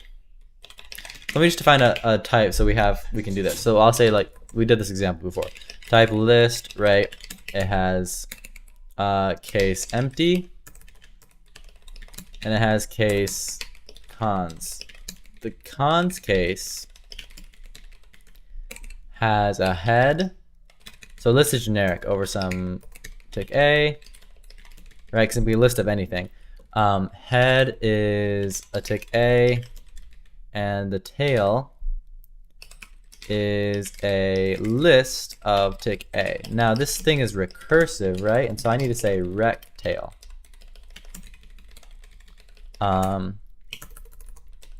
Yeah, does that kind of make sense? Anybody not understand this type here?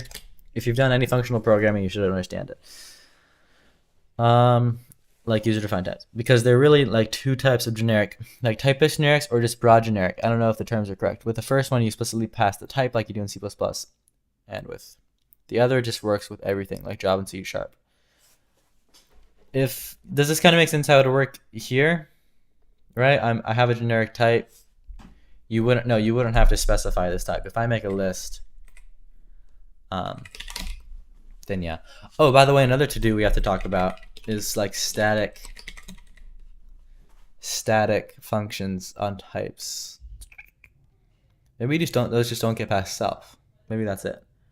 What does rec do? Wait. Good question. So rec, if you've done OCaml, you should be familiar with this.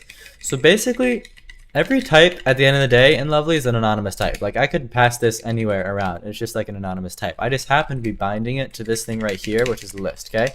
So imagine we took off of this. This is just an anonymous type, right? And if I don't have this, then it's referring to something right here. It doesn't know that it's referring to the thing it's about to get bound to, if that makes sense, right? And so because of that, this rec just tells the compiler, hey, this value is going to reference, sorry, that's not correct, is going to reference a type that is the type we're about to get bound to. Does that kind of make sense? Because I can make a function where x is a list, right? That does something. Or I could literally just replace this list with this, and it'd be the exact same thing. Right? Like every type is anonymous. But then this doesn't make any sense, right? Because list, like what's list referring to? It's referring to this entire thing. So that's kind of what the rec tells the compiler. It says, hey, this is referring to the thing itself, except for it wouldn't work inline like this, right? But it works in this situation. So it was made only for this purpose? Yes. Rec was made only for this purpose. It's exactly the same thing. The same thing exists in well, OCaml has it for functions, for recursive functions.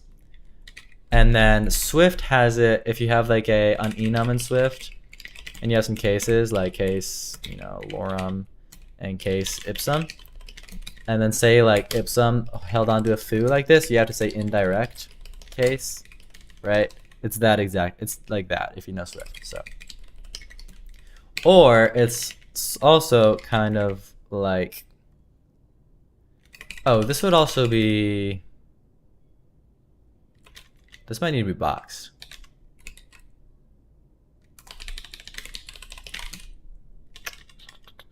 Would this need to be boxed?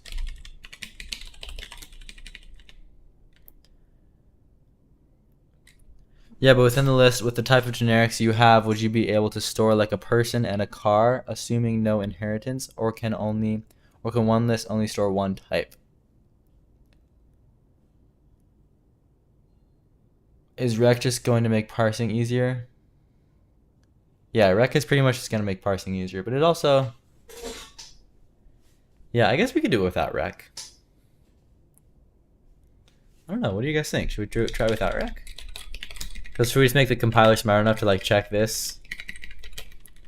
But wait, does there need to be like some level of indirection here so this doesn't get like infinitely? Because in Rust, you know how you'd have to have like box.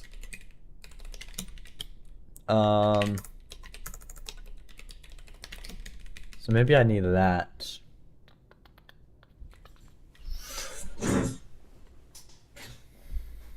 Would I need that?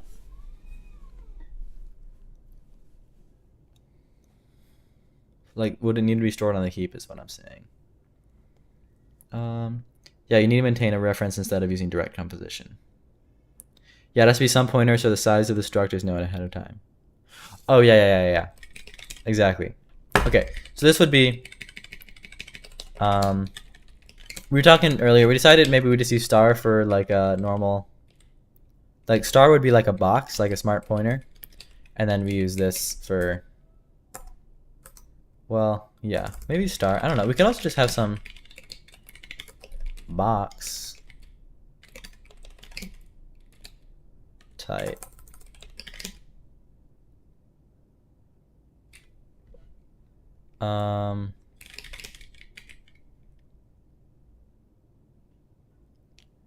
I don't know.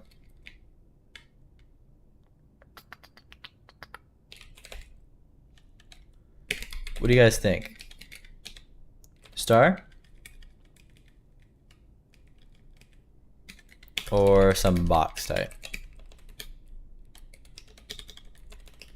Also, does Mojo have like reference syntax? It has to, doesn't it?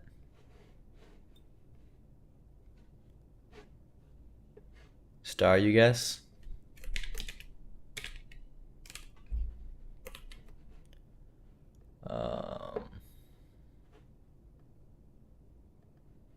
Does this link not work?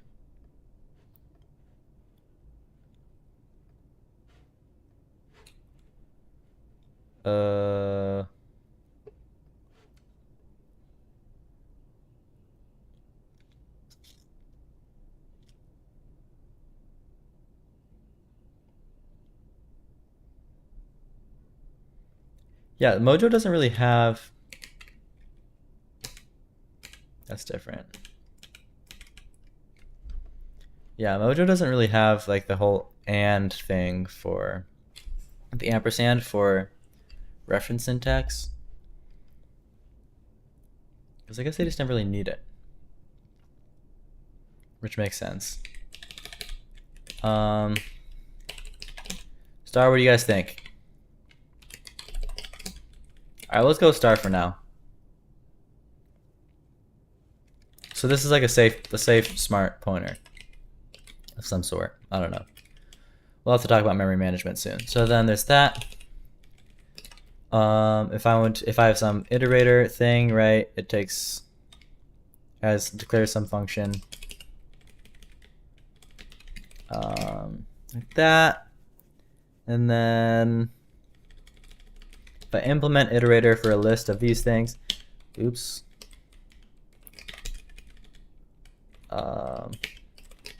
then we get type item like that, right? Becomes that, next becomes this. How long do you reckon it will take to write the lang? Well, we already started it. It's hard to say. Let's just take some mutts off.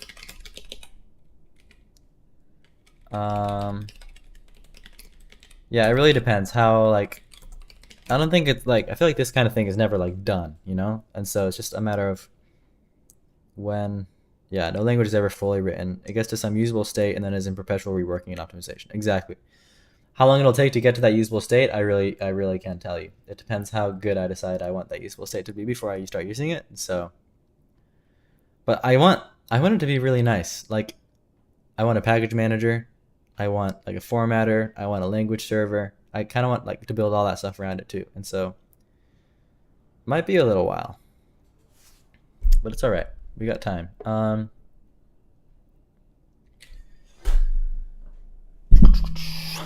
Sorry, I keep bumping my microphone.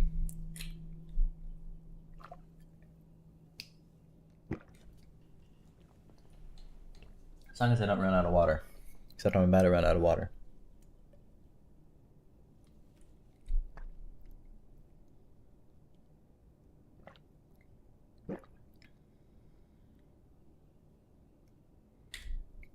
More accurate question is then how long till I start writing the operating system? Yeah, I have no idea. I'm not very good at estimating that kind of thing. I'm definitely not in a hurry, but I don't want this to take forever. And so somewhere between next week and in 10 years. No, realistically, hopefully pretty, not super far off, but the language is like half the fun for me too. So I'd like the language to be nice. How would packages work in this? Could you do something like C or C++ where you can just write a function declaration without implementation and that gets linked in? Whatever estimate you have, triple it probably. Good idea. Packages, yeah, we're going to talk about the module system in a second. But first, let's just get through this real quick. Okay, so how would I implement next for a list, right? If I have a list, so self is a list, I probably need to, okay, so I'm going to say let item, or I'm going to say item is match self. It's fun actually getting to write this code now. So if you match on self, what are the options? It can be empty. Oh, so this should be option. Hey, you know how some languages do like the whole this thing? Do you guys like this syntax? I kind of like it. Item question mark. I feel like that's kind of clean. What is this? Wait on here. Okay, we can get rid of all this, right? Yeah. Oops. Shoink.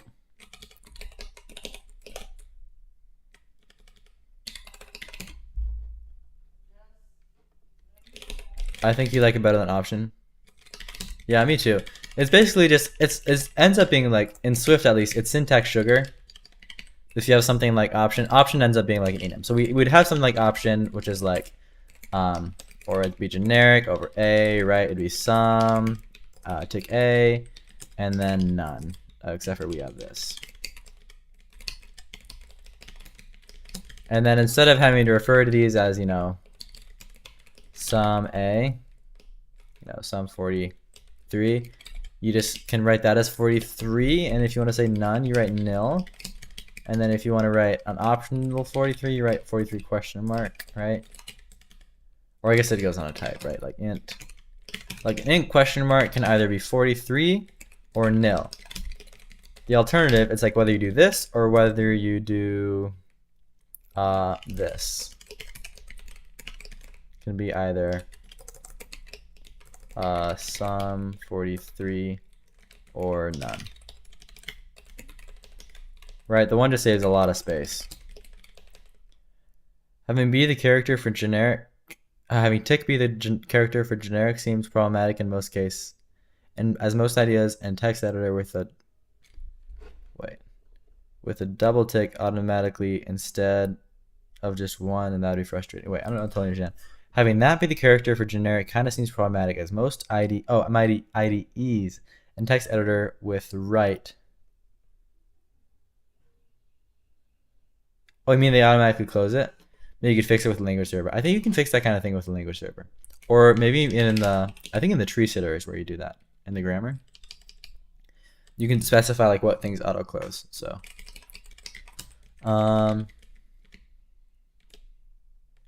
like if I open up a OCaml thing, how does this even work?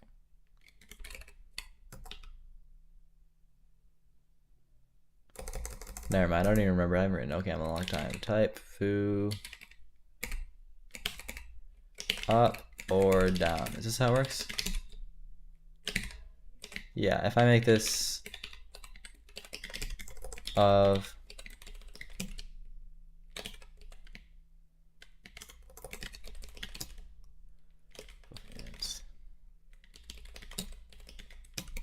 oh well, it's all right.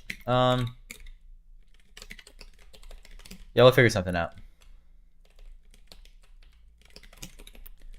So what do you guys think? This whole like question mark with like nils, this is exactly what Swift would do. This is what Rust would do. Let's do a poll. Which syntax is nicer? Rust like option int sum none, or Swift like question 43 32 nil.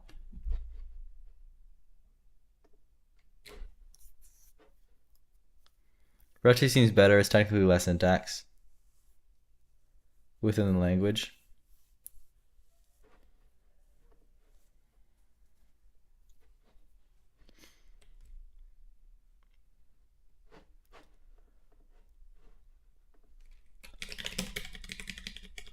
Oh, another thing we have to talk about is errors. Okay, so to do things to talk about modules syntactically.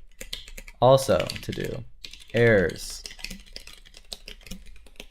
That's another biggie is errors, because I just thought of that because in Rust they use the question mark for error propagation, right? And so then we couldn't use it for that if we used it here.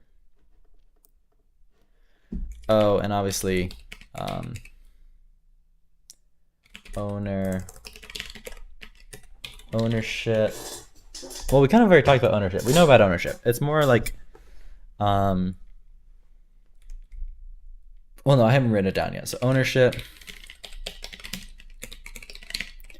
and then memory management.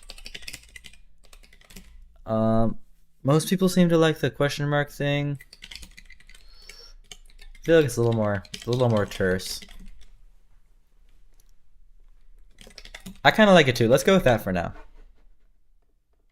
We can always rip it out later.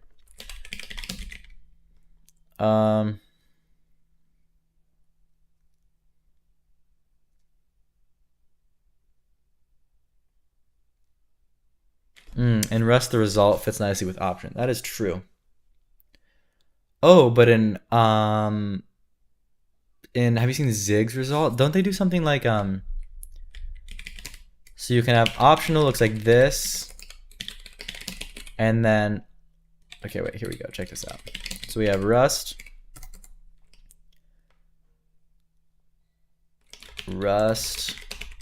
Swift, Zig. Right, so in Rust you have option T and result T error. In Swift you have T question mark And Swift actually doesn't really have a native result type, so people end up making them themselves. Also things throw in Swift.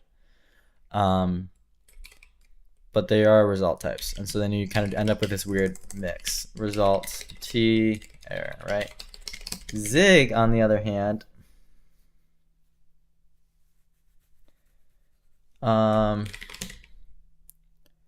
Zig has T, and then I think they have like T bang error. Isn't there something like that? Which is kind of nice. I could be wrong about this.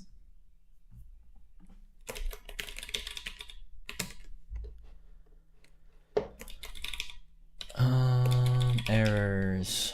While with error unit errors. Errors.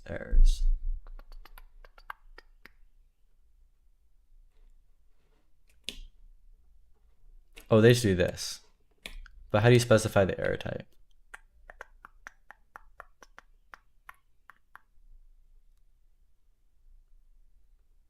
I thought you could specify the error type.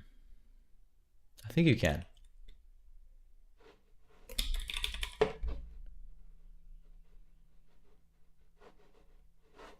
Well, anyway, it's something like this.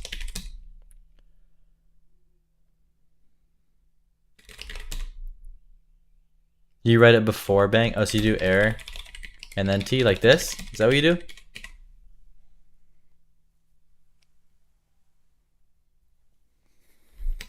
This should be error.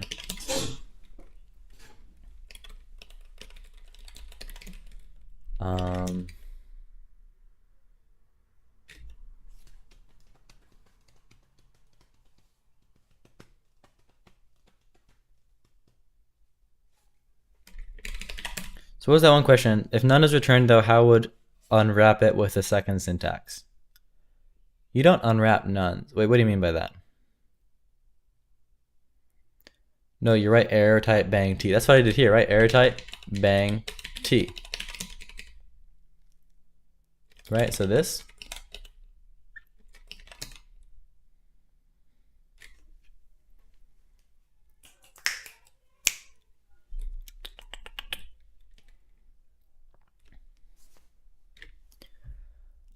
Yeah, so which of these do we like? I realize now the question was kind of dumb. You just check the value. Yeah, I'm still not sure I'm totally sure what you mean, but wait, my Bluetooth just connected to my sister's AirPods. There we go. Hey, how's it going so far? Oh, hey, you're the piano guy, right?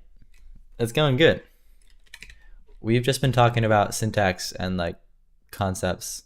I haven't actually been doing any programming so far today, but it's been good because we've gotten a bunch of stuff cleared up that was going to get in the way anyway if I started trying to implement stuff. Yep, indeed. Okay, cool. Awesome. I'm hungry and English isn't my native language, so sometimes I mess up my words. No worries. English is my native language, and when I'm hungry, I also mess up my words. Conflicts char literal with and parsing sounds somewhat easier with the angle bracket syntax. Well, I wouldn't use angle brackets because we're using we use parens, but it'd be it'd be something like option T. But yeah, it'd be the same idea. Result T error. Whoops, error.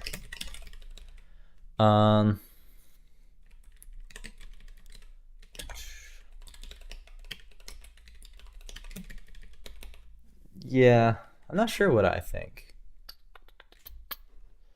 All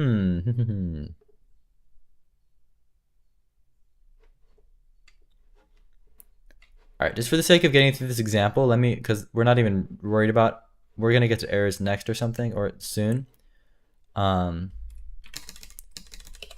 for now, I'm just trying to explain protocols, right? And so for the sake of the time being, that didn't make sense. See, I don't speak English either. Option of item. For the sake of conserving time is what I meant to say. Empty, if it's empty, we return none, right? This would become nil if we did it the other way. But okay, for now we'll just say it this way. none. If we have the cons case right, then it'd be the, okay, we need to destructure this, right? So we'd get a head and tail, and then we'd return the head here. So item would be an optional,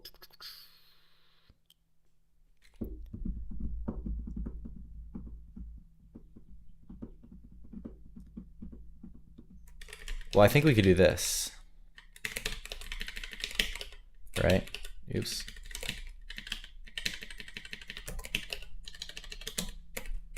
Because self next mutates, right? So we'd say self equals tail, and then we return the head. So we don't actually need this. We can just do this.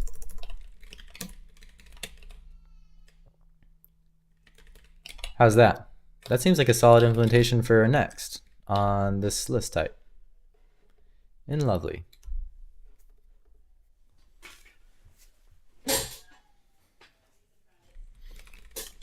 Anybody not understanding this, or did I do it wrong?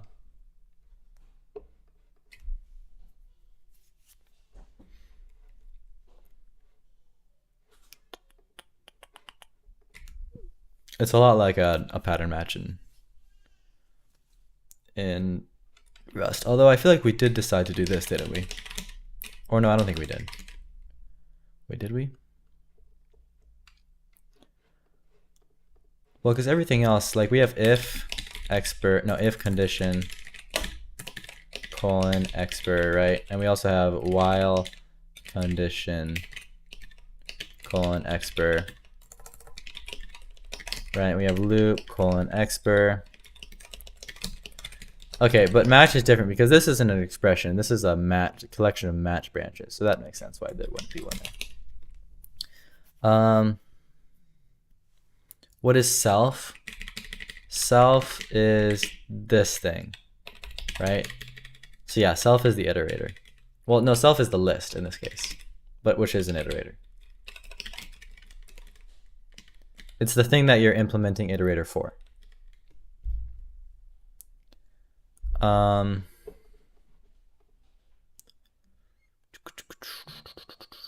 Yeah, cool. Seems like it makes sense to me. Shouldn't then return the item instead of the container? It is returning, it's returning head here. Instead of the node, it should return. Yeah, head is of type, oops. Head here is of type, type is tick A. So it is returning the item. Or none, right? Returning either head or none.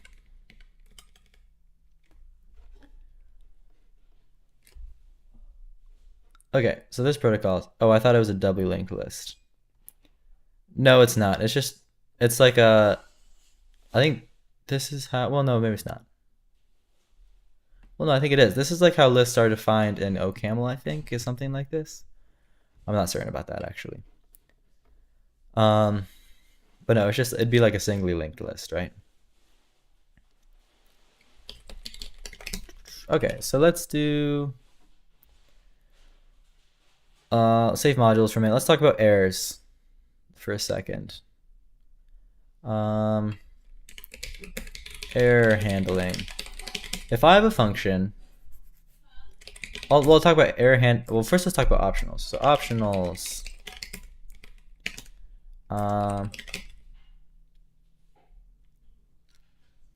wouldn't it make more sense to rename head to data content? Well, no, head isn't the content. Most of the content would be the tail, right? Head is just the first element, so that's why it's called head. It's like the whole head cons thing. So optionals would look like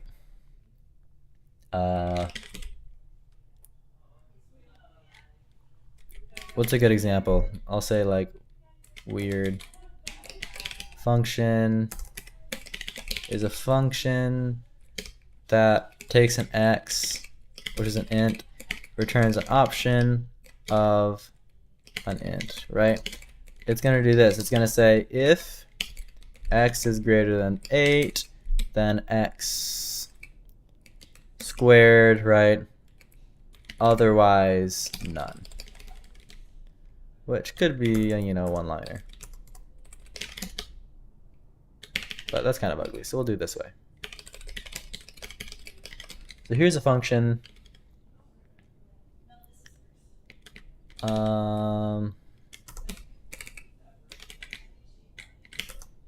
could also do this. There's a lot of ways you can format this. Writing the formatter is going to be fun. It actually sounds kind of easy, though. I was watching a video about writing formatters, and it seems fairly straightforward.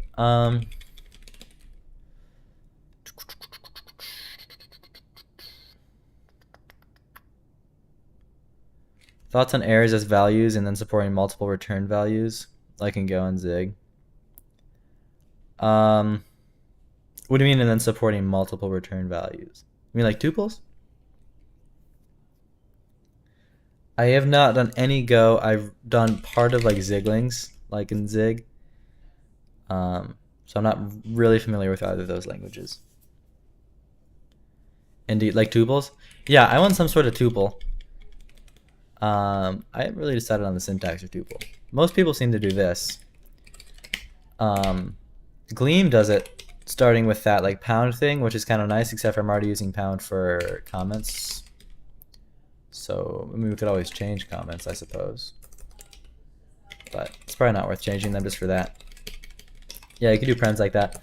I also thought about trying to unify it more with my type here and then having something that just... Because I have support. Well, I haven't like written the support, but in theory these work anonymously as well. Like I could just take this and use it anywhere. So I should be able to do this. Like lorem is an int, right? And ipsum is a string. So I can use this anonymously, and then it just be to go from this to a tuple. This is like a labeled tuple essentially, right? And so to go from this to a normal tuple, you just need some way of getting rid of these labels. So I don't know, but in theory there's already support for label tuples, which is a concept in Swift. It's actually a really nice concept. I don't know, yeah, we'll get to tuples in it when we get there, but for now, optionals. And then as far as errors as values, I definitely want, like, I don't want just like blind throwing like in JavaScript or something. Definitely not. So whether there's like a throw, like in Swift, you have things that are like it'd be like throws, and you can even type these throws now, which is kind of a new thing. And so you could say like function foo throws an int, and so, or you know, throws like my error type more realistically, and returns, you know, an int or something. I think this is the syntax, or maybe it's the other way around. Maybe this goes here. I forget actually. Anyway, it can do both, right? And so then if you call it, you're not allowed to call foo unless you do try, right? You have to try foo, which is cool. Tuples and anonymous structs are kind of the same thing in a way. Interesting. Yeah, totally. Tuples, yeah, like a labeled tuple is exactly the same thing as an anonymous struct. An unlabeled tuple is like an unlabeled anonymous struct. So I just have to figure, if I want unlabeled tuples, I just need a way to go from an anonymous struct to an unlabeled anonymous struct. So that doesn't seem like a huge jump to make. I just got to figure it out like syntactically mostly. But yeah, I think tuples are super handy. All right, but before we get to errors, let's talk about optionals. So here's our options here. So this would be like the rusty way to do it, right? You have this like option type, which is nice. It's just a little bit verbose, right? When you're writing Rust, you end up doing a lot of like this kind of thing, right? It's not bad though. It's very explicit, which is nice. Alternatively, there's languages that do this kind of thing, right? You just add a question mark, and then instead of none, you have this like nil keyword. So that just makes everything a little bit shorter. Oh, sorry, this isn't the Rust way. The Rust way would be this, no? I'd have to wrap this in sum. So that's even more verbose, right?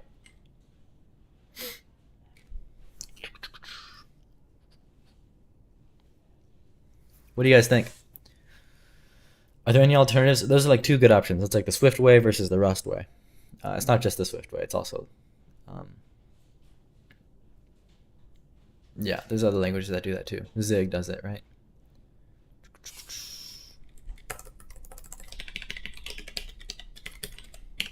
Let me just write them side by side. Here's option 1, the Rust way versus the Swift Zig way, which is this. And you don't have to specify sum here. So this one's definitely less code. You could even comfortably do this, which is kind of nice. Hey Ivy, what's up? All right, what are you guys' thoughts on these two? Or do you feel like there's another way that would be even better for optionals? Zig way? You say Zig way? Let's do a poll. Poll, here we go. Start a poll. Which way for optionals? Or no, how should Lovely handle optionals? Rust way, Swift / Zig way, or add an option. Some other way. Please specify.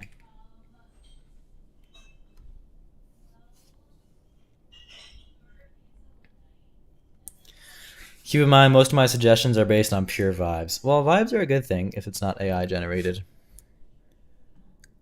Like, I feel like languages should be pleasant to write and pleasant to look at, if that's what you mean by vibes. All right, come on, we can get more than 3 votes, guys. There's 30 people on here.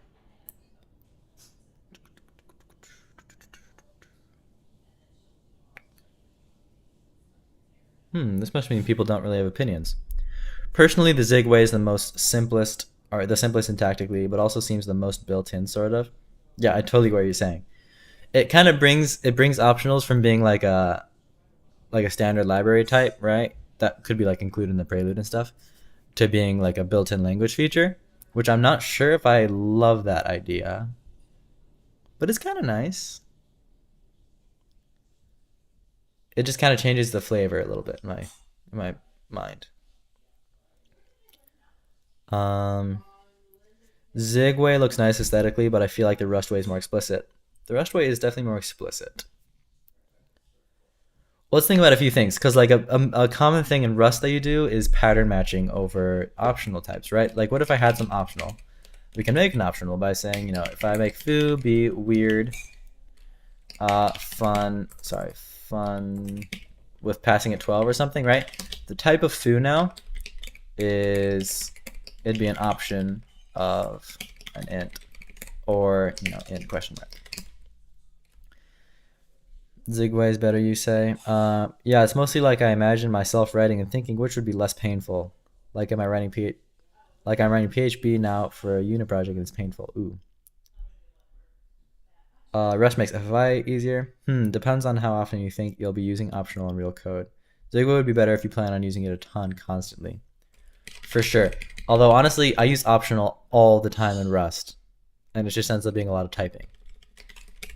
So, but I do want to talk about this pattern matching. Like, if I was matching on foo, right? Like, how do I even check the 2 cases?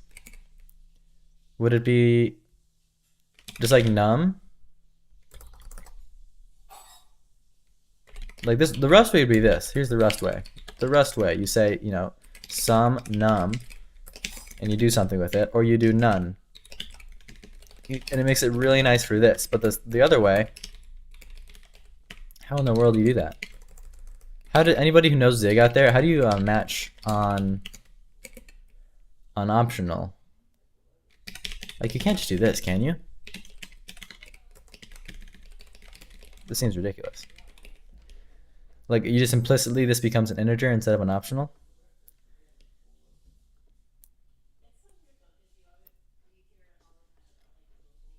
I'm not sure about this. This seems nicer to me, unless we could figure out a good way to pull this off.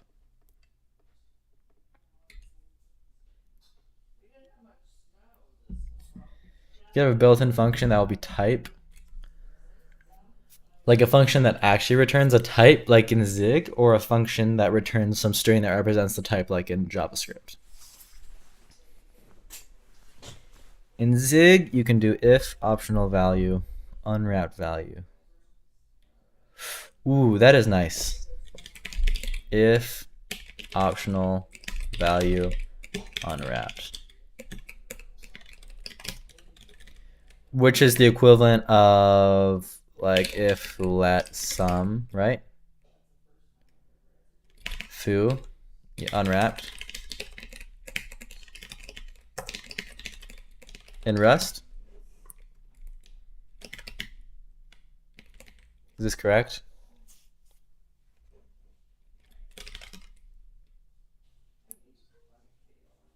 You forgot about the pipe symbols. Yeah, Zig uses these a lot, doesn't it? Depends whether too if you are heavy on providing utility functions for the language. Yeah, I'm not sure. It's pretty close right now, the poll between Rust and Zigway. But could anybody tell me how you do pattern matching over optionals? Or do you always just do this?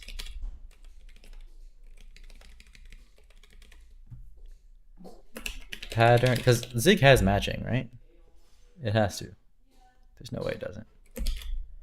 Pattern.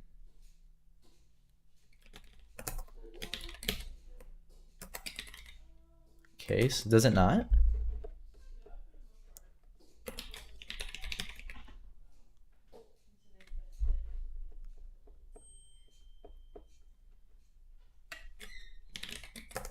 What? Does Zig not have pattern matching?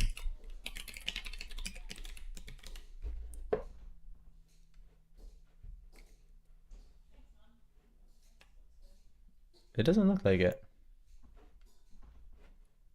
Oh wait, switch.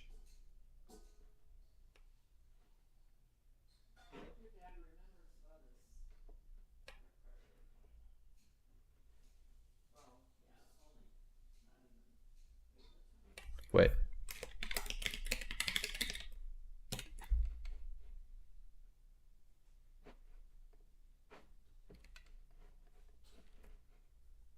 Oh, so you can switch. Oh, okay.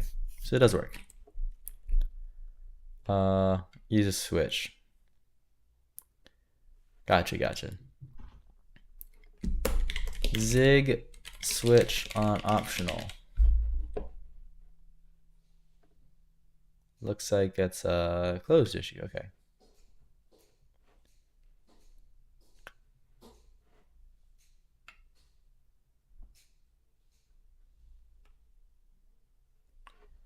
This person is suggesting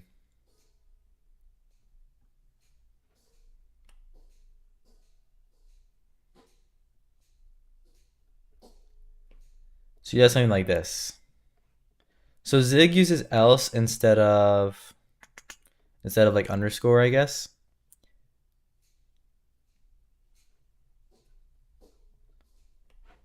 Okay.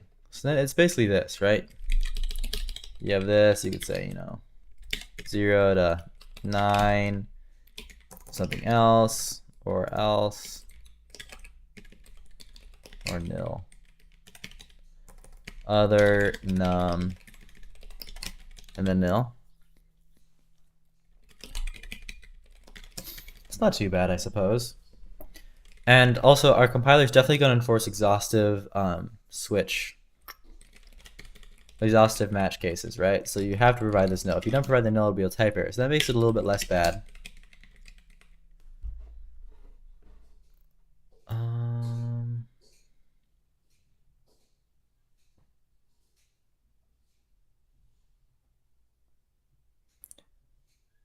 Rust match statements are actually beautiful. They are beautiful. I agree.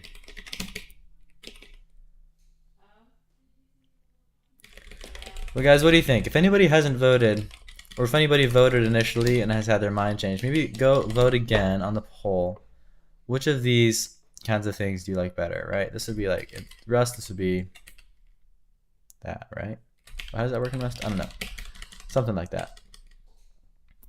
But what if you have something like a random number generator or a hash function? How do you match against general type instead of some specific values.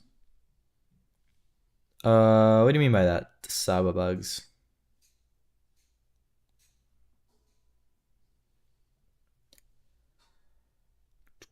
It's still pretty close. The rush rate has 37.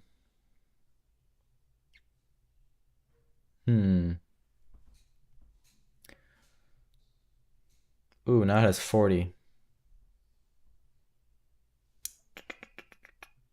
It's too close. It's too close.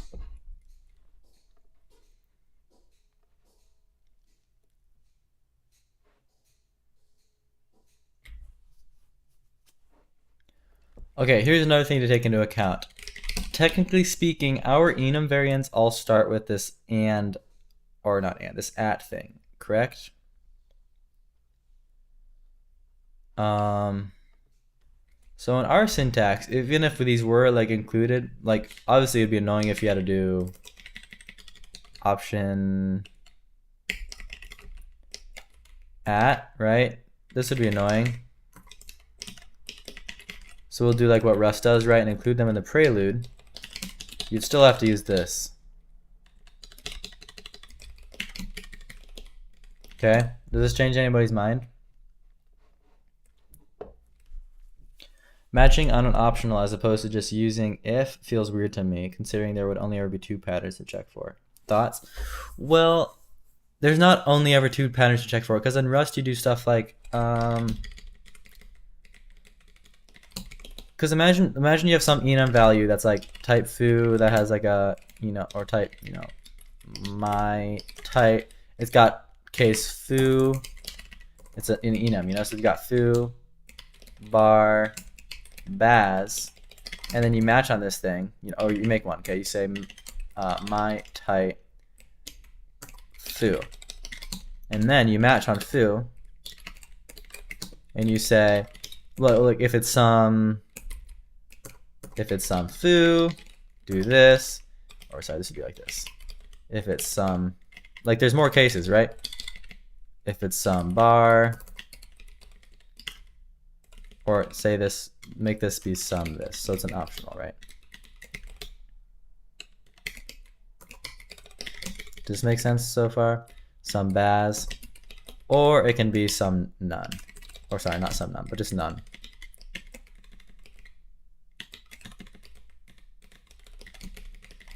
Right, so it's not always just 2 cases.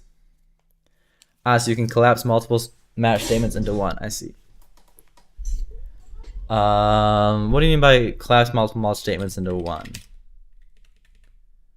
Like, oh, you like not have to do some and then match again on this?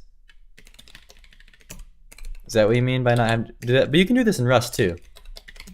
Rust lets you, match on these things, doesn't it? I thought it did. I could be totally wrong about that. Those are called guards? I thought guards were when you had this.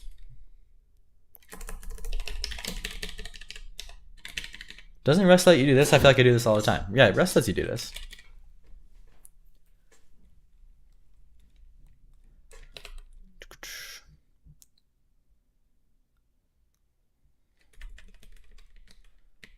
Yeah, I don't think these are technically called guards. I think guards are if you have this condition, right?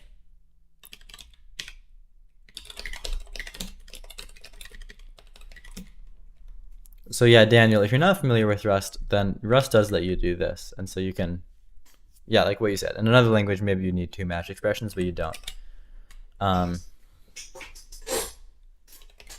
So there's that example. So what are we thinking? It's really close, like too close to make a decision. Rust allows you structuring in matches and assignments. Yeah. Guard is the ifs in a match arm, yes. But to match right after is just something you can do if match statements are also expression. Yes, exactly.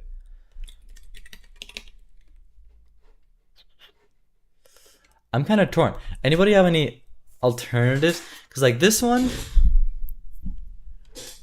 feels almost like it's too like it's just really verbose, right? That's like my main complaint. It's nice, it's explicit, but it's very verbose.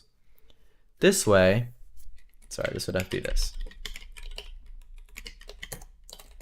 This way, on the other hand, is like almost not explicit enough, I feel like. Not as explicit, and this is more verbose.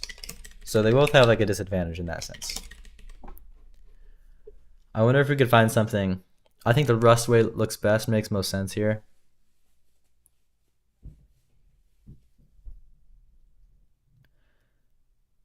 Now that you bring up the match thing, honestly, I'm kind of erring on the side of the Rust way now for the destructuring alone. Yeah, the destructuring alone is quite a feature. I just wonder if there's some middle ground we could find, like between these two.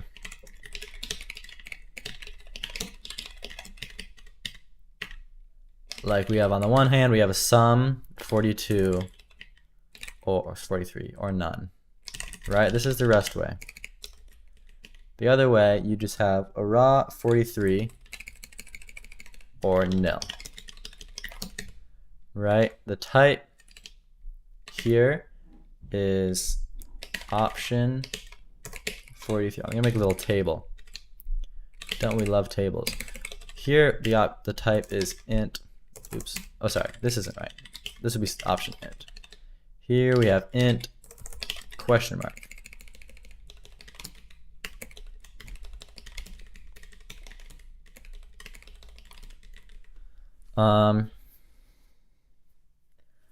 For patterns, you only want to match a single pattern.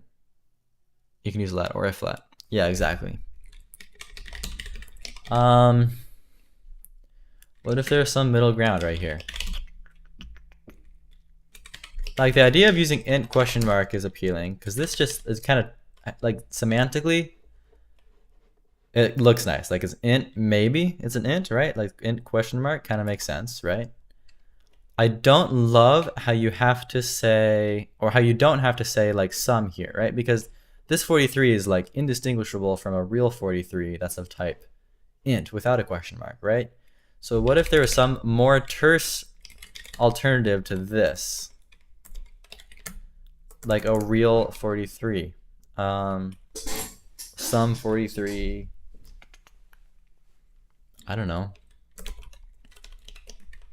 Like that?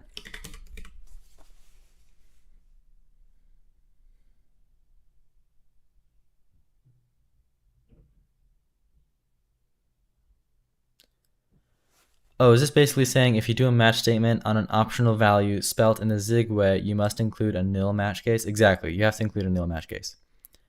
Have int question mark basically as a macro for option. In my lang, I use the question mark, but I switched to using the sum none as it matched the rest of the types in the lang. Gotcha. Yeah, sum none is pretty good. It might just end up winning. It's just kind of verbose.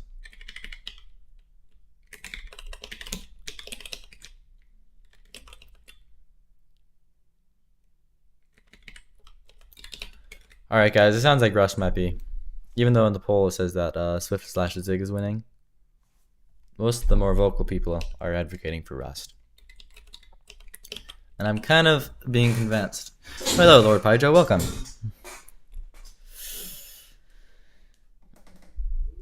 Non-explicit optionals are always a foot gun. I agree. How late are you? You are 2.5 hours late, but no worries. There's no expectation for anybody to be here, so. Alright, folks. I think I'm gonna go with the Rust way. I'm sorry for those who don't like it. Zigway still seems more pleasant. Yeah, pleasant just in the terseness. Alright, how about the fact that these have to be started with an at? That seems a little bit ugly. We could, well,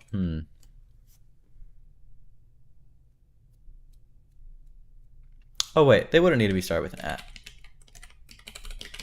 Because the at is kind of like the colon in Rust in some ways. And you don't have to start, when you include that, you don't have to do that, right? You just do this. So I think we can make it work the same way. So then that's kind of nice, actually. Alright, so we'll just do that, maybe. We can always change it later. Once we write some code, we'll sort of see how it feels, and then. Don't get me wrong, question mark is nice, but it doesn't match the rest of the enums and lovely, in your opinion, whereas Zig, there is no enums, you have unions. Yep. Zig's way is better, you can fix a lot under the hood, definition doesn't matter that much. Do they have to be some versus some? You mean some versus none? Wait, what do you mean, do they have to be some versus some?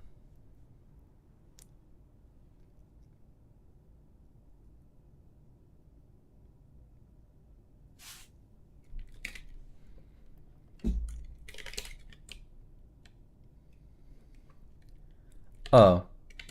Like, why not this?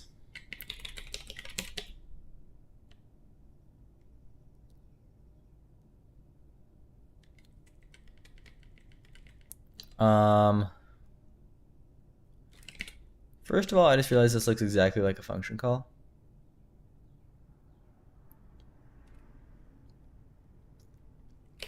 Yeah, well, no, the only reason for that is just because all variants start with uppercase, so that'd be the reason for that. But how are we going to distinguish this from a function call in the parser?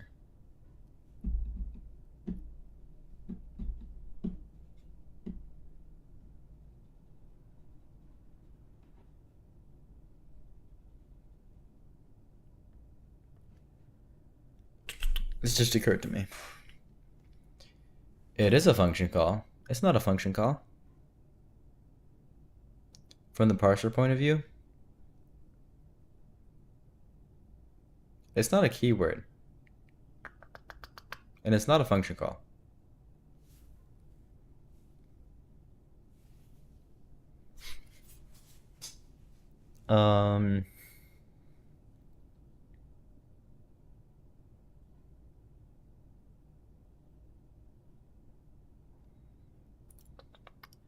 It is a constructor.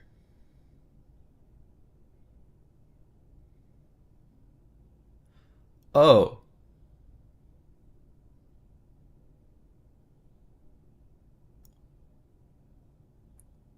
Yes, Pyrotech, you're onto something. It is a function call. It's a constructor. Yeah. Okay, I get it. Okay, so that works.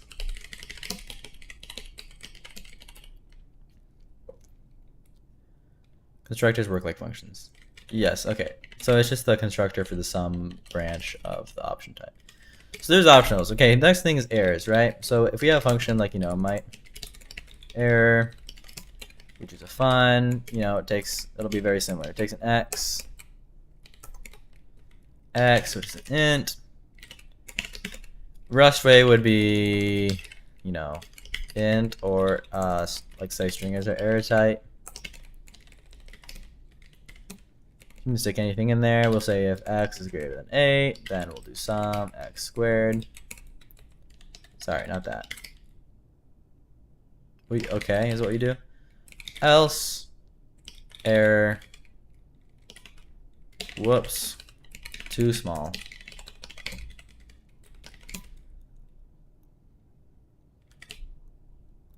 Although shouldn't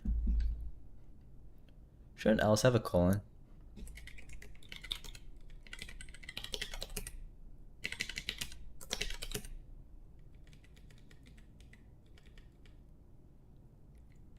Yeah, it does have a colon. What is the tilde this thing used for? This just means when you call this thing. Uh-oh.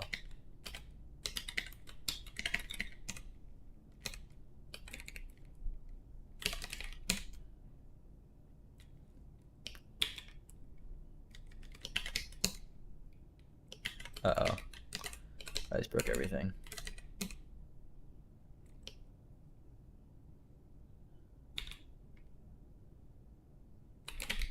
Hold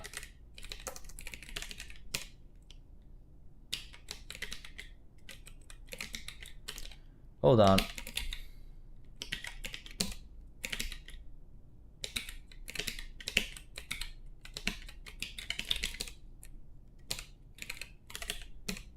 There we go.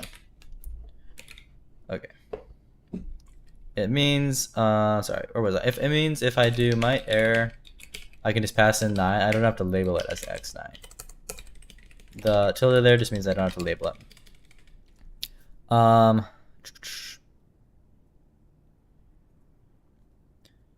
that's right, actually. I think you can even pass sum as impl fn1's option. Oh, you mean the whole constructor thing? Yes, type sigs basically create function constructor in the namespace. Gotcha. So labeling. Yeah, exactly. It's, if you know any Swift, it's the same thing as the underscore in Swift. I just chose the tilde instead. So I guess if we're going to do options just like Rust, we might as well do errors just like Rust, unless we want this to have some sort of throws keyword. But I still want typed throws.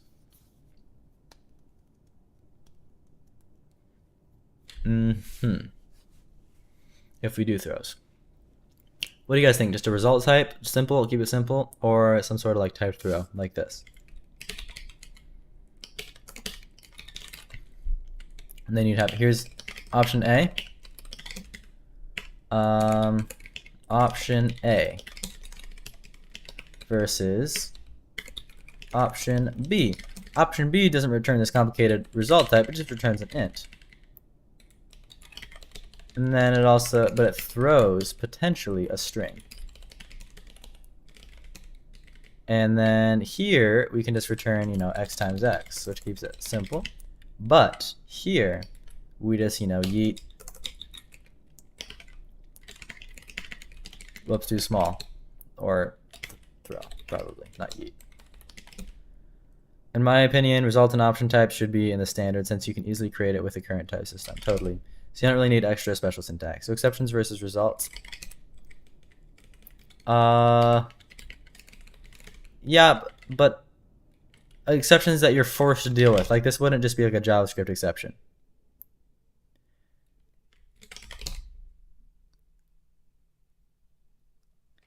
Generally speaking, throwing and try catch seems like the worst invention by humankind in some ways. Totally, I agree with that. But like Swift, okay, Swift does something like this, but it's a little bit different. So let me explain a little bit more. I'm also with you guys leaning towards option A. I just want to throw this out there before we get it. Throw this out there. I'm gonna throw this out there before we just totally ignore it. Okay, this is exactly what Swift does. So Swift would say, like, if I say let foo, or I'd say it this way, right? Foo is might error, 7. 7 would error, right? So you're forced to wait, I'm trying to remember what Swift does. You're forced to try it, right? You can't call it like that. You have to try it. And then when you try it, where do they make you catch it?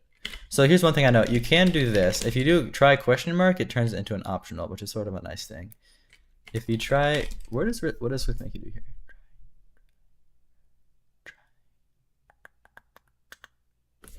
Oh, if you do it like this, it'll just propagate it up. This is exactly the same as doing a question mark in Rust. So try just like propagates the error up to the next level. Try question mark turns it into an optional. And that's about all I know. But yeah, you're forced to deal with them, and you always have the type of them. So it's not really that bad. But I do agree that this is probably a little bit better. Option A, it's better to avoid mixing. Yep.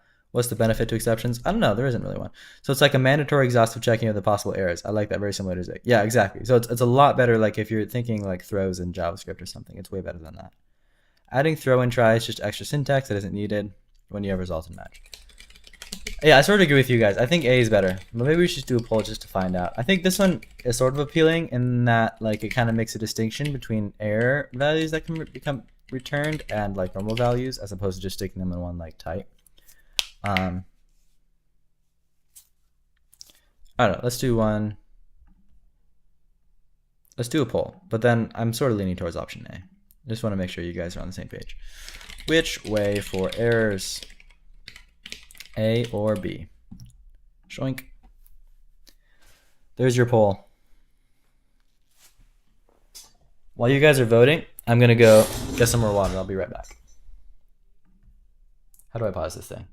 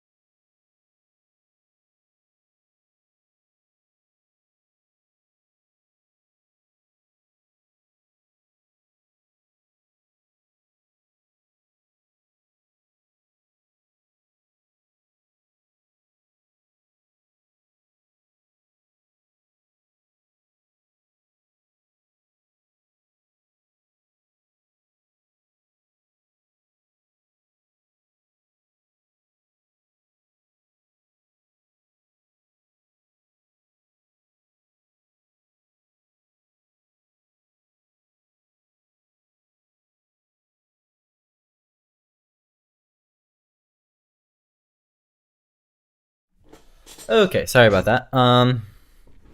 Looks like A won 91%. Okay, that's kind of what I expected. So, what have you guys been talking about while I've been gone?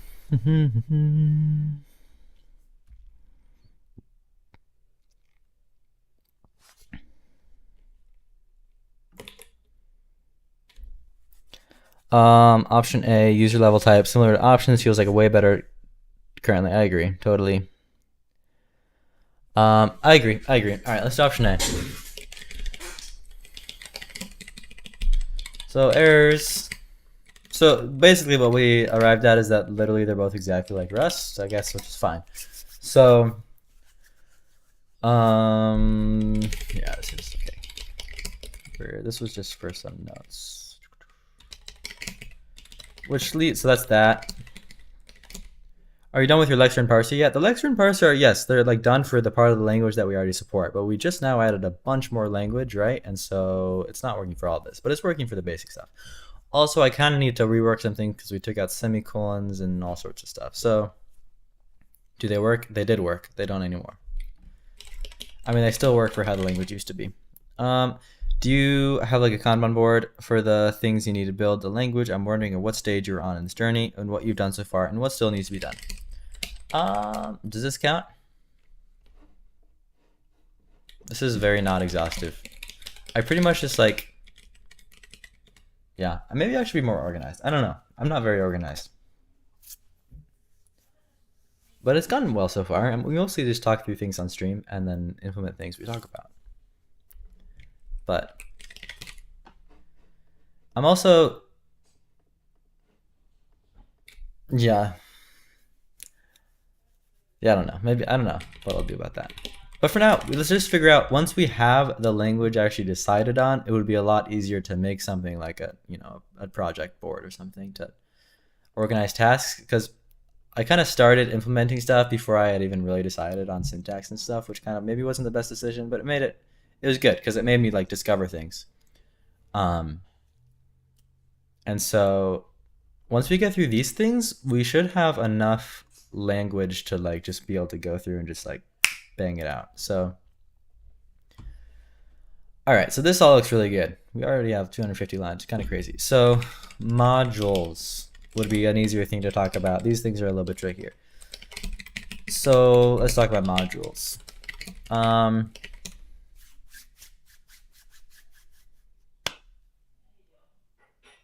What about combining both and having union errors? Can you explain what you mean by that, Jim? How do you guys think modules should work? So these can kind of go a lot of ways. There was some talk on Discord, mostly between me and Jappy, about having every file literally just being like its own type. Oh, we also need to talk about nested types.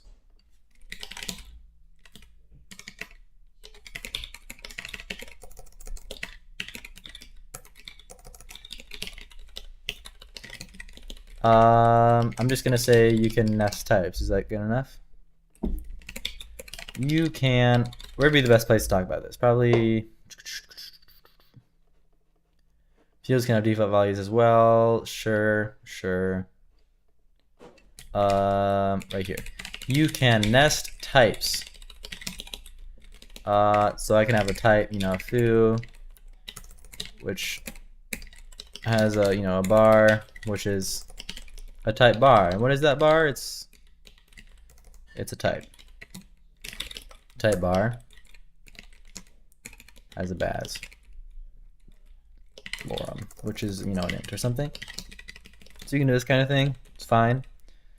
Does the programming language allow null? Because in Rust we do not have null value. No, there's no null value. It'd be like the none variant. I think a good way to do it is have a .toml file which states which functions and types and protos are listed, and when they get compiled down in the assembly, you can just add them as externs, which will be linked into it. That sounds kind of miserable. Having to go and like tweak a toml file to like. Isn't that kind of why we have like pub keywords and stuff in Rust?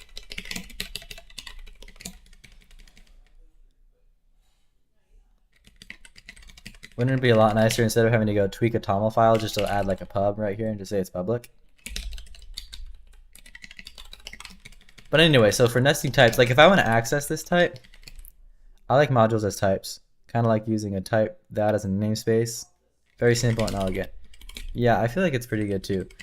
But really quick, so nesting types, because you need to support nesting types. That's kind of why I'm doing nesting types right. You need to support nesting types if you're going to do modules as types. So, if you have something like that, then you'd say like, if I want to make my own bar, then it'd be like a foo.bar, right? Is that how I'd access it? Yeah, that makes sense. And then I'd say, the baz is 8 or whatever. So you can nest types and access them like that. This kind of works. All right, so back down here. Now we have dealt with nested types, have dealt with nested types. Modules. Egg. So, yeah, how would that work?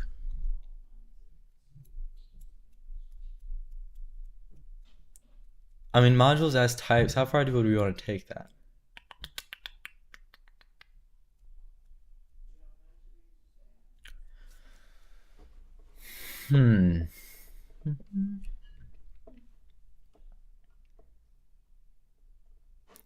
Like, does that include like top level constants and stuff, and like everything becomes just a method on that type? That almost would get like a little bit mind bendy. And what about like public and private? And if you make modules into types, then you'd have to basically force everything to be public by default. Otherwise, you'd have to go into every single one of these types and make everything public. Right? So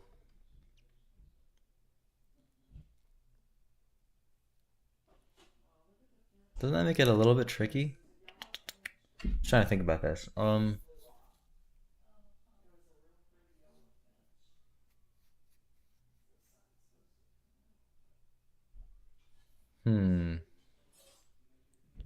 Oh, is public not the default so far? Well, maybe public should be the default. I don't know. What do you guys think? Well, let me ask you a few questions. So there's kind of a broad spectrum of like how import statements work, right? So as far as import things go, in the Swift language, you never have to import things that you've made. Okay, you import like packages that you like download and are using and stuff. But as far as stuff that you defined in your package, you never have to import them. They're just like automatically everything's available everywhere. You know, so you just can like use things. Like if I'm in another file, I could just reference like this type up here, list, without having to like, you know, use list or something, or import list. Alternatively, you really like how Pascal uses units as a namespace of sorts. I've never used Pascal, so I'm not sure what you mean by that. Well, okay, like should a file declare a module? Like would this become like syntax? And you import syntax, and then you can use like syntax dot list, you know? Like that? How about something like that? Unit is like a module. Gotcha. Okay.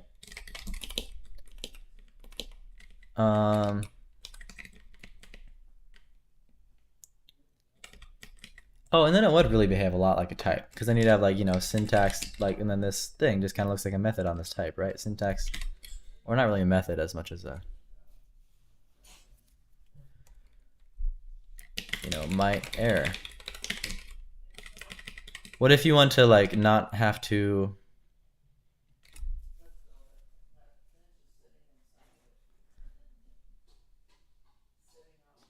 I like that everything is public default and you just have to import it to use it.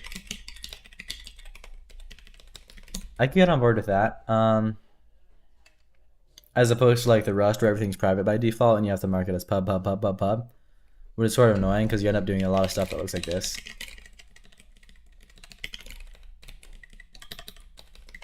So that's probably better.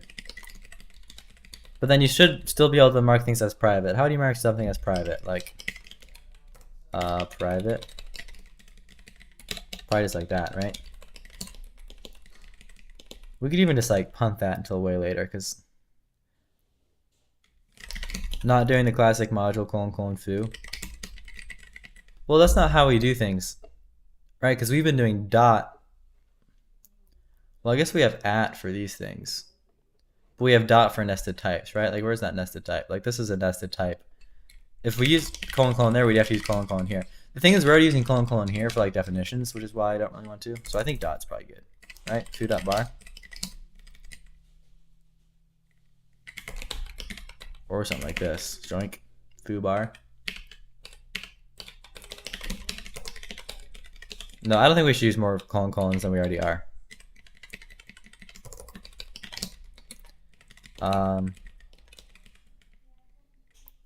Honestly, saying public by default and then importing it to use it feels more ergonomic and explicit as well. Totally. So question, if another file I'm using list like all the time, you know, then it's annoying to have to prefix it with syntax, obviously, which is why Rust has this thing, right? You can import syntax.list, which makes a ton of sense. Now, what if I want to do, so we'll say that's good. But now, what if I want to use list and might error? Do I do list might error? Something like that. That's kind of what Rust does, except for Rust uses this. Well, like this and like this, right? That would be like Rust. But we use that. We could do that. What looks better, that or that? Or this.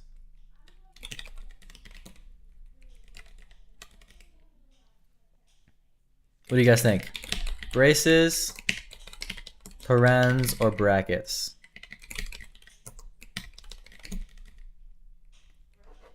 Let's do a poll.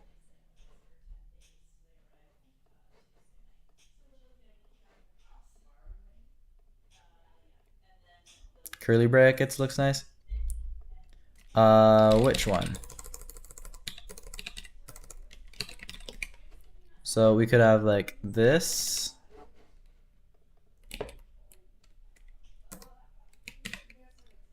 We could have this. we'd have this.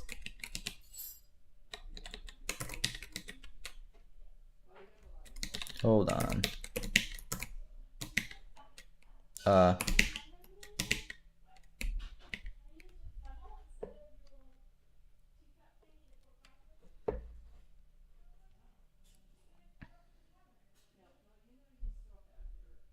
What about import taking an array? Like this? Then you have to specify syntax a lot. I really honestly like how Rust does it.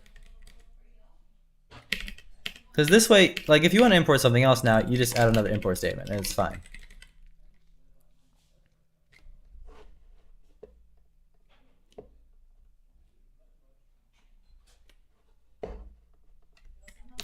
Also, use is a little shorter. Do you want to use use or import?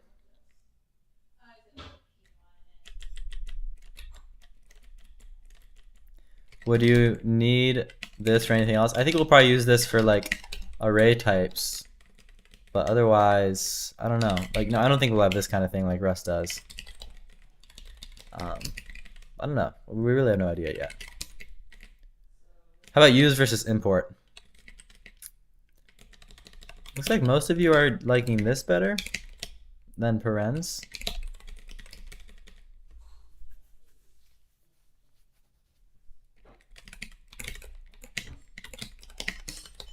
There, now you can see them both.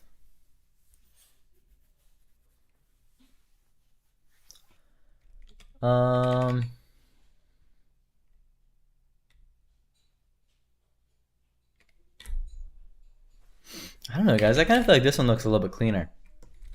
Doesn't it? Just a little more smooth and elegant and nice.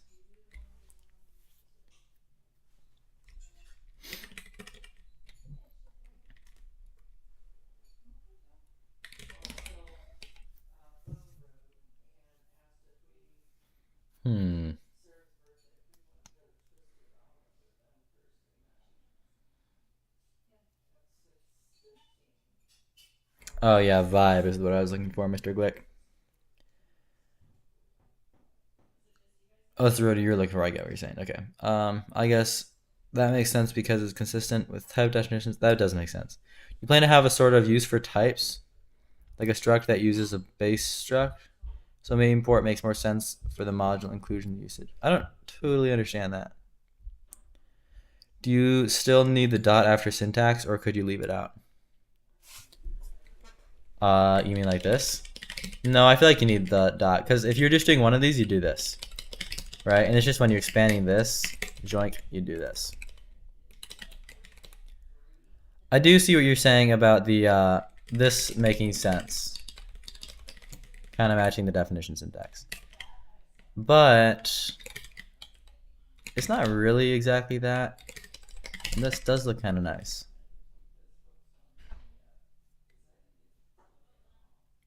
Arguably, the notion of using an import orthogonal.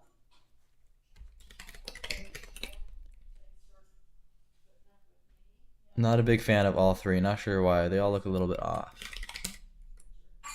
I feel like they look kind of nice. Have you seen something like struct player?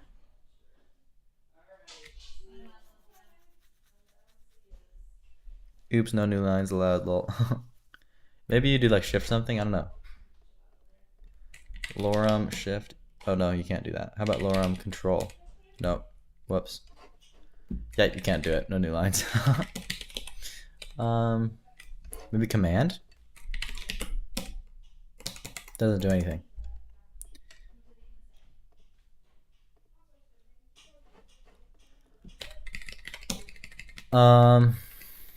Well, who feels really strongly between these two? I'm kind of torn. It really doesn't matter. All right, let's go with squirrelies. Most of you guys like squirrelies, although it is pretty close. Importing is for including across multiple files. Use is about removing qualifying namespace elements with the namespace name. Oh, so you're saying there's actually a difference?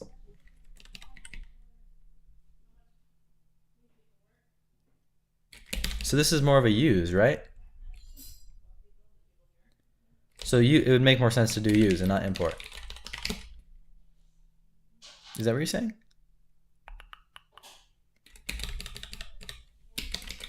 Use.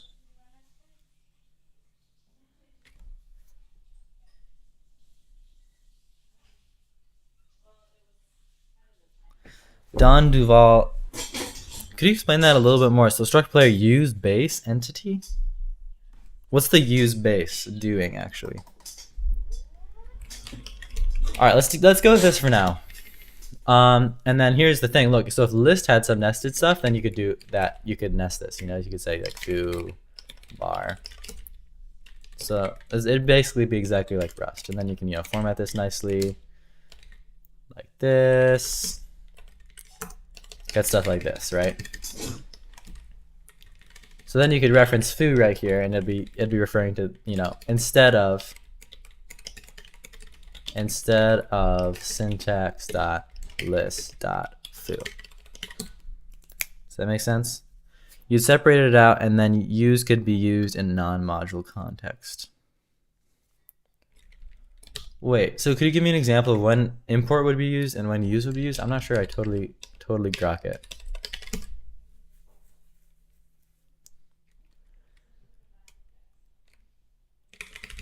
Yeah, the nesting. This is exactly what Rust does. In Rust, it looks like it'd be like this.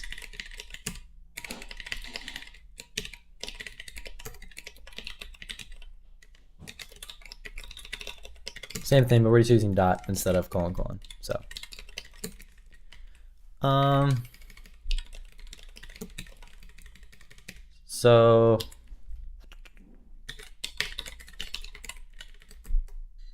or module use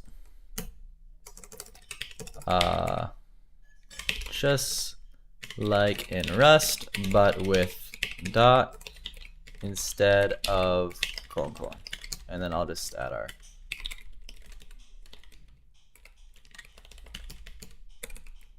oops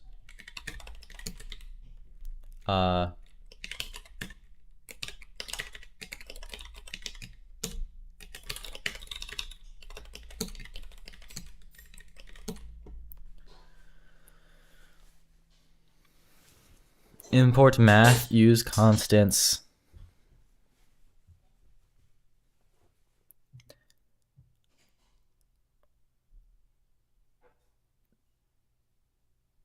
Why wouldn't you just use math.constants? Isn't that the same thing though? What about defining modules like module foo and import using use read?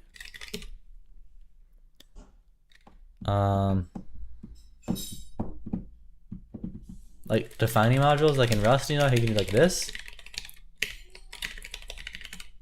You can do that too, nested modules.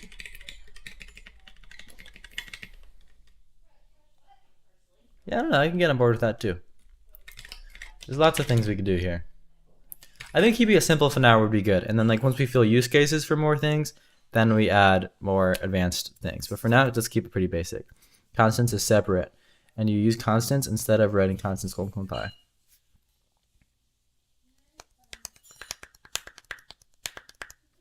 But why do you have import for math and use for constants? That's what I don't totally understand. Is math like the module and constants is something defined inside the module? But why can't you just use the same thing for both? Like Rust does. That'd be exactly like Rust if we use the same for both. So wouldn't this just be a little bit simpler?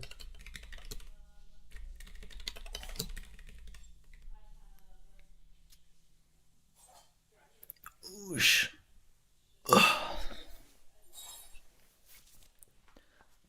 Sorry,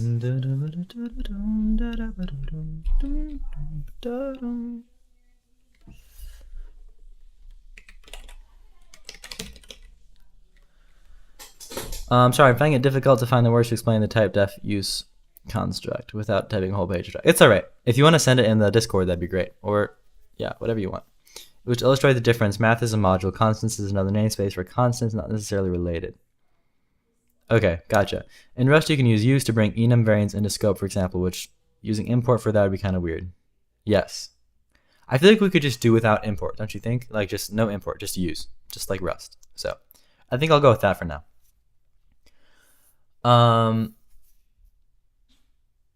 Okay, let's talk just a bit about ownership, which is pretty similar to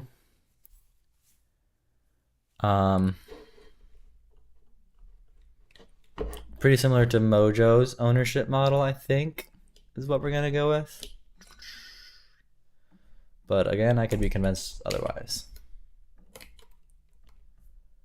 Where's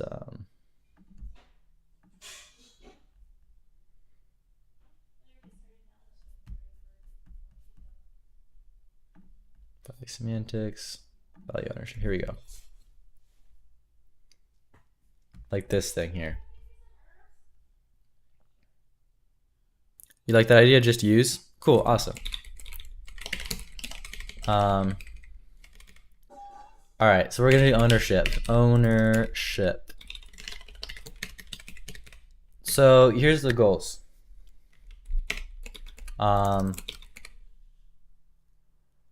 We want, so this line, Lovely is memory safe. So meaning like unless we do something like Rust and allow for like unsafe blocks, right, that are explicitly like notated as unsafe, unless we decide to do something like that, by the way, I can end this poll. We're going to, everything's going to be safe, like forced to be safe. And so to pull that off, you need some sort of like ownership / borrowing model, right? Similar to Rust. And we looked last time into what Mojo has, and it's pretty good in my opinion. But I can't say I'm really an expert on this. Lovely is memory safe. So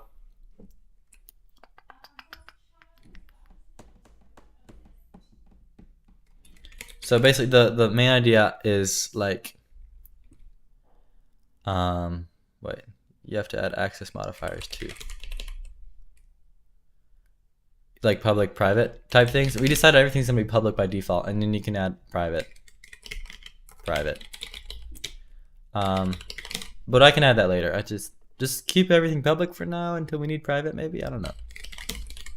I really would like this to be as simple as possible for now, and then move on.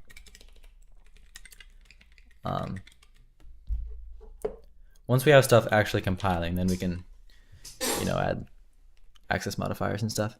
When you pass a value into a function, is it passed as an owned by default or borrowed? It always felt to me borrowed should be the default. Yes, exactly. Borrowed is going to be the default. That's basically what this says here, or maybe it doesn't say right here.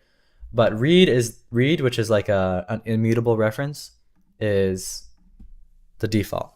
So whereas in Rust, for some reason, owned is default, which is no bueno in my opinion. But first, let me just write a little preamble. How should I say this? So like, to pull this off, it uses a Rust / Mojo inspired ownership model.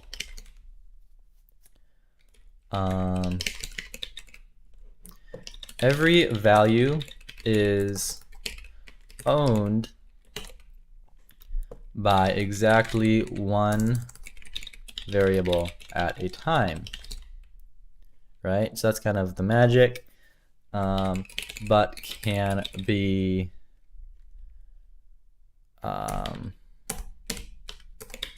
accessed and even mutated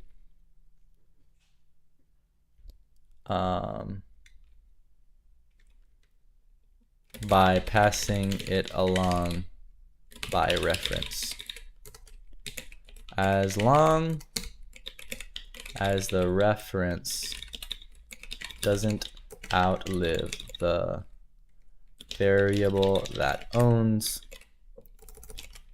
the value. Right, that seems like it makes sense, right? That's kind of like the overarching idea, correct? Is this language interpreted or compiled? Definitely compiled. So In function, you know, I really should like, wait, no, I don't know. Well, it doesn't really matter. Okay.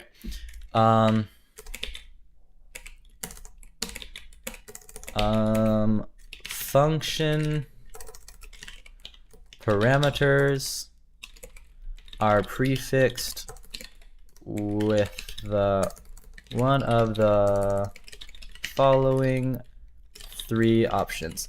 You'll notice that Mojo actually has 5. They have read mute owned, and then they also, or mut owned, and they also have ref and out. Ref is complicated. I don't understand what ref is doing.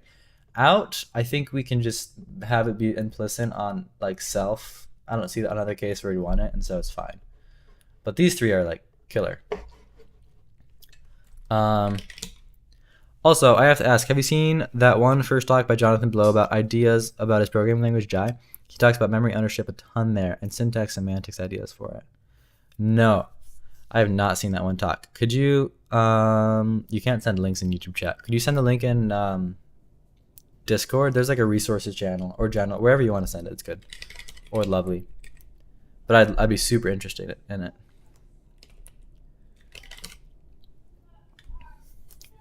I just feel like if Chris Latner was the guy behind this thing, then I feel like he kind of knows his stuff. So that's one of my reasons for being like kind of convinced this is good. But sure, we'll do. Awesome. Thank you so much. So, but here's our options, right? So we have read the default value. If you leave off the prefix, this is used.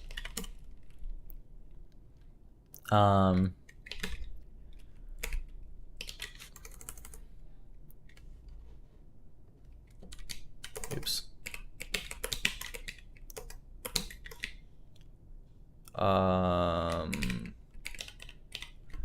This is an immutable reference to a value. It'd be like that in Rust.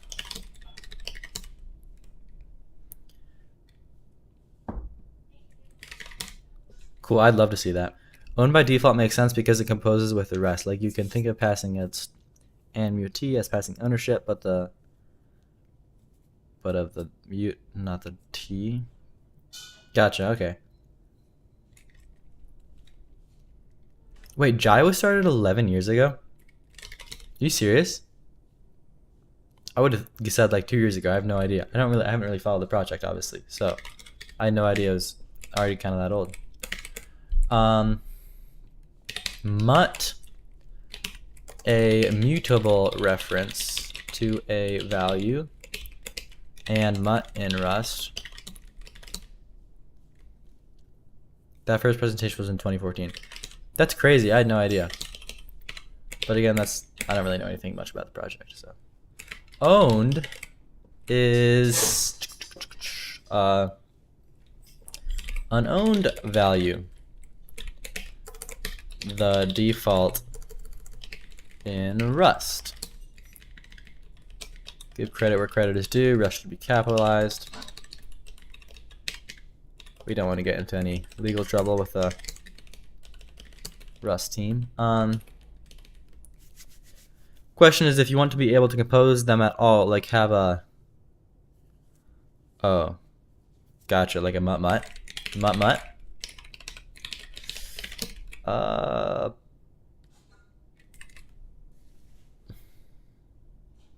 Wouldn't that be unsafe, like by nature, if you have a mutable reference to a mutable reference?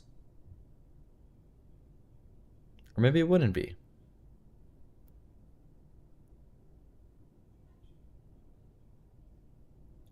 Oh no, it wouldn't be. Wait, how would that even work? When would you want a mut?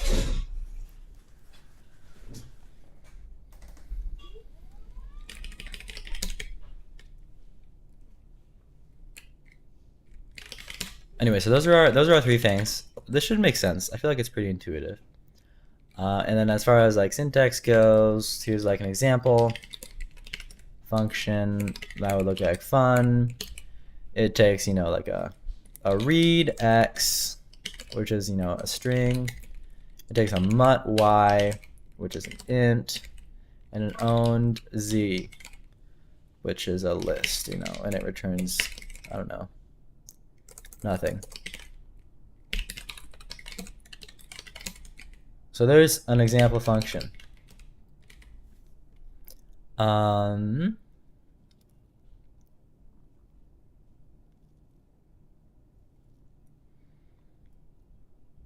That happens in Rust sometimes? Okay. References themselves are immutable, or am I missing something? References themselves, in this language at least, will be immutable, right? Yeah, like a const pointer. I think so. Like, when would you want a mutable reference in a safe language? Not a reference to a mutable value, but like an actual mutable reference. But I could just be not saying something.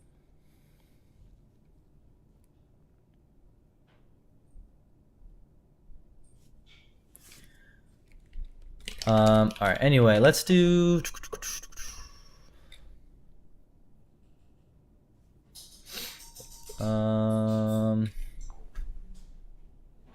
First, let's do a water break, and then...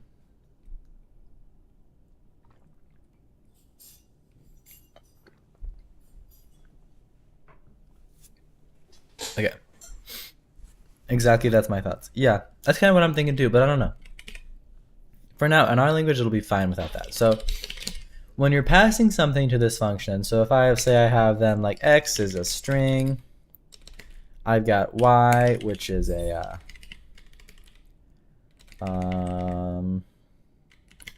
maybe we'll make these not leave the label. Shoink. Okay. Y is an int. Sorry, this isn't how this works. Foo. This would be 89. And then z, is a list. Okay, let's make this some other type. Boolean. If I want to call example function with these,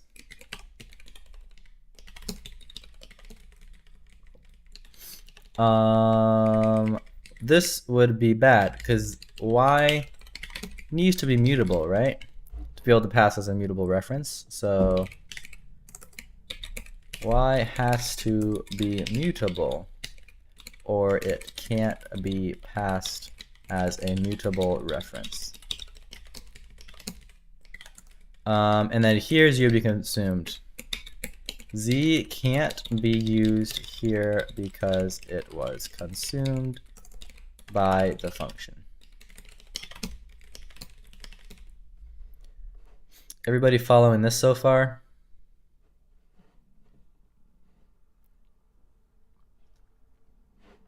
All right, so the other really interesting thing, borrowed arguments, mutable arguments, is the owned arguments thing. Transfer arguments. This was super interesting. And finally, if you'd like your functions, let me make this bigger. Joink.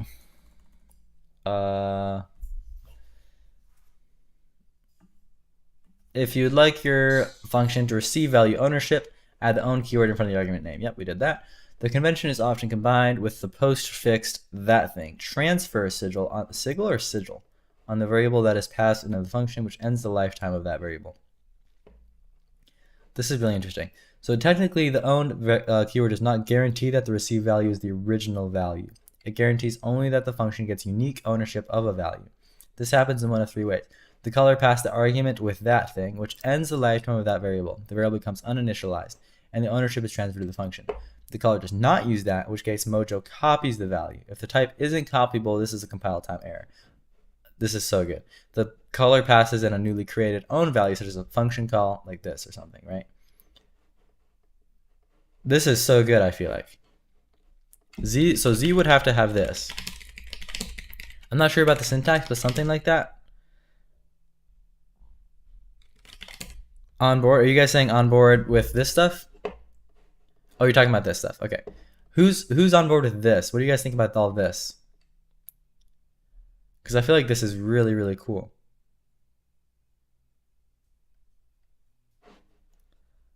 Call site ownership control. Exactly.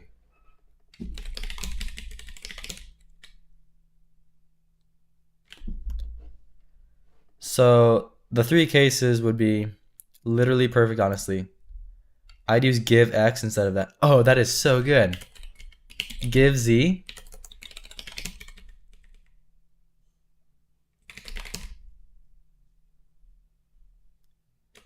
Oh, that's amazing.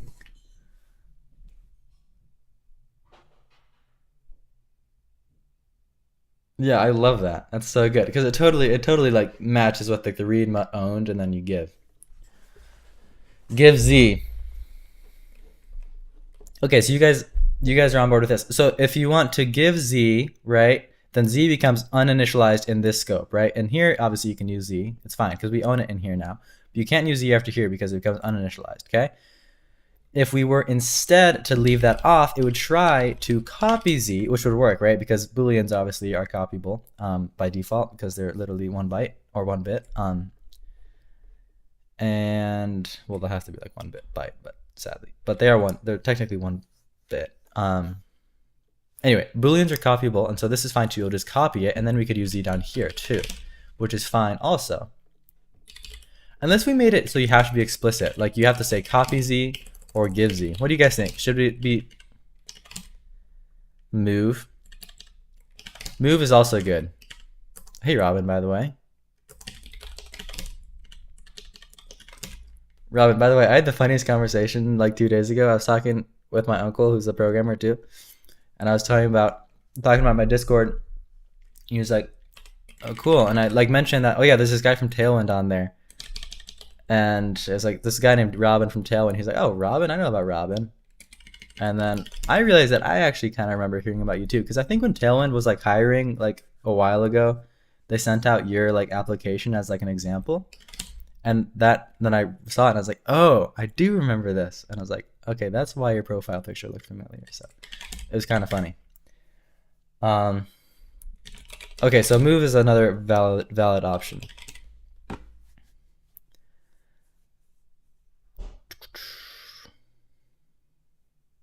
What do you guys think? Move or give?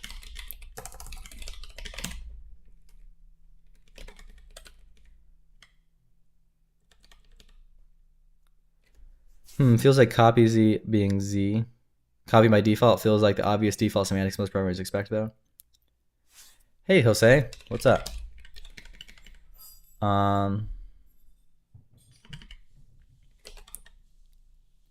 Move, you think? Yeah, both are really good. I do like having one or the other as opposed to this, though. Move or give? Probably move, right? Move is maybe more technically correct, but give z sounds nice, doesn't it? Give z, like you give it away. You give z.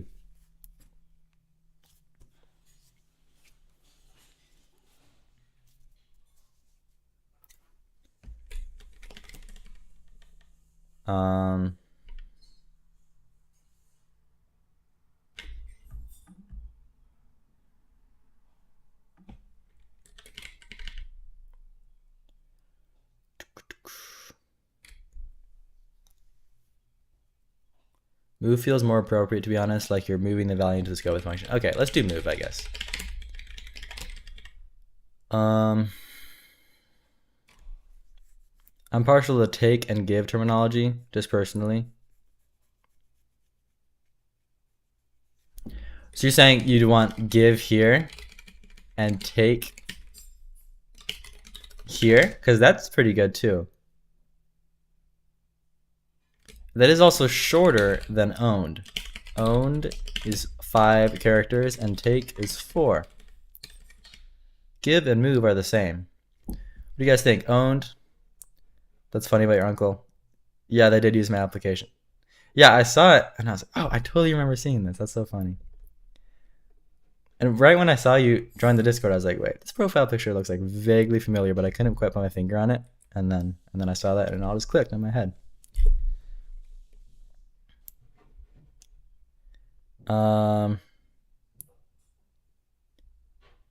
Take to took? Why past tense? Tooksy? I think take is better. Let's do a poll. Let's do a poll. Poll, what do you guys think? Which? The profile picture is super old, but I don't want to change it. Take. It's professional. Looks good too. Take. What is it? Take and give. Versus. What was the other option? Owned. Move. Or some other combination. You used own, so I thought you would use past tenses. No, I don't think owned is a past, not owned as in a past tense, but owned as in like an adjective. Like this phone is owned by me, present tense, right? Not was owned, but is owned. I think that's what it means.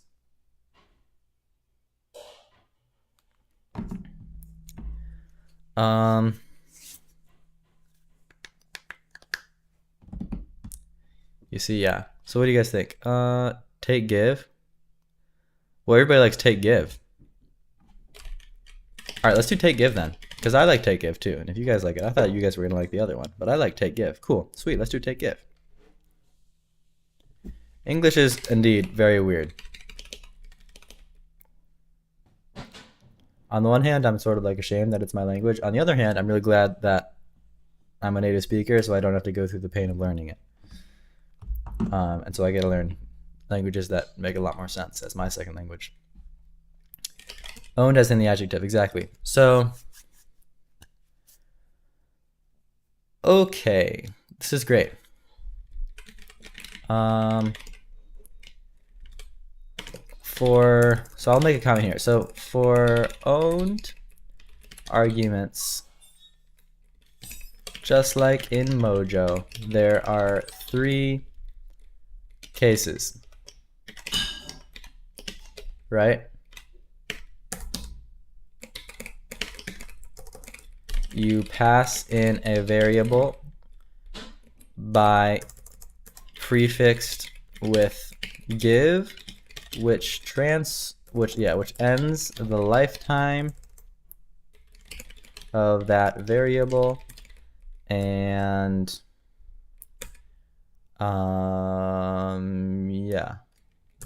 and moves it into the scope of the function. You don't use give, which will copy the variable over if it implements the... By the way, protocols in my language are going to be named like they are in Swift. So like in Rust, you have copy, which is a little funny. In Swift, it's stuff like copyable. Doesn't that kind of make more sense? Anybody disagree with this?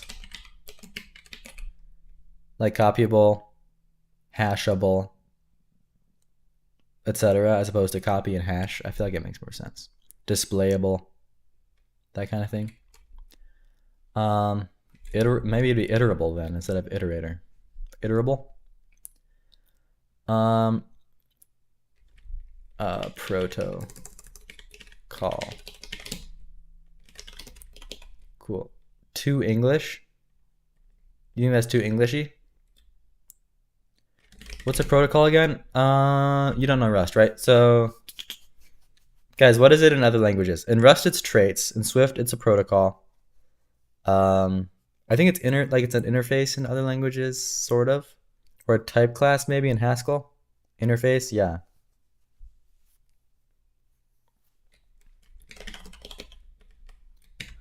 I'm used to like TypeScript interfaces, which are sort of different, but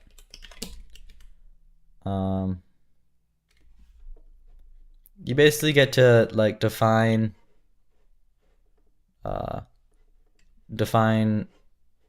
types and default implementations for constants and methods, and then you can like implement it on your type like that, and you'd provide the implementation, you know. Makes sense though. Taking this to the extreme, you get lings like SQL though. I think sometimes brevity symbolism is better than English readability. That does maybe make sense.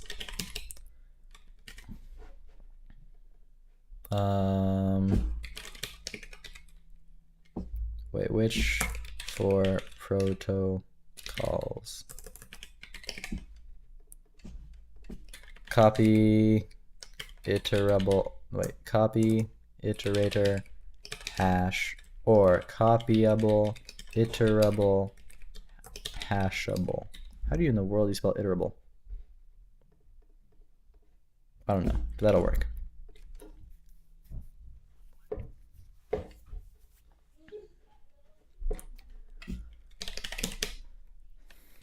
I could get on board the copy thing.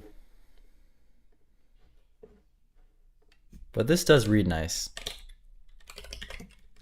All right, and then, so otherwise, it will be a compiler error. And then we have passing a newly created owned value. Or just new created value, right? Like a literal or the result of a function call.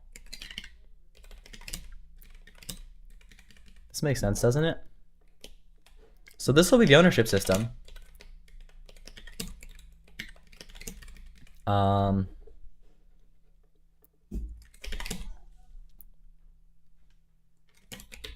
Variables, and then the main thing here that variables are destroyed by lovely when they go out of scope. So that's ownership. As far as memory management goes,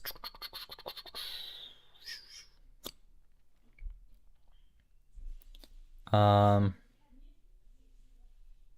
it's a really close poll.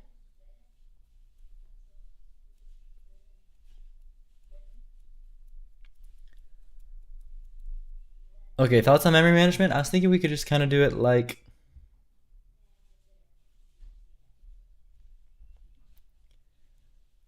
basically have what Rust has, right? Like where stuff is like you can box things or something like a box. I don't know what would it be, maybe just like a star something if you want to explicitly do heap allocations, but stuff is automatically freed and allocated by the language. Wow, 50-50 now.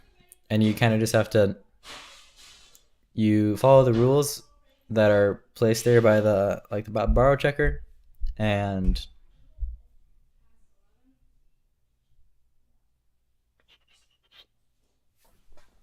I don't know, guys. Thoughts on memory management? Is there anything I'm like missing or not thinking about?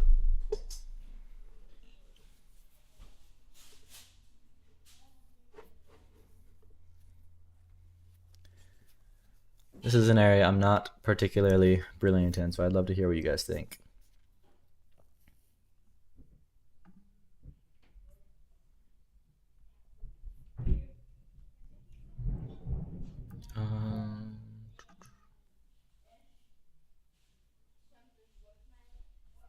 Okay.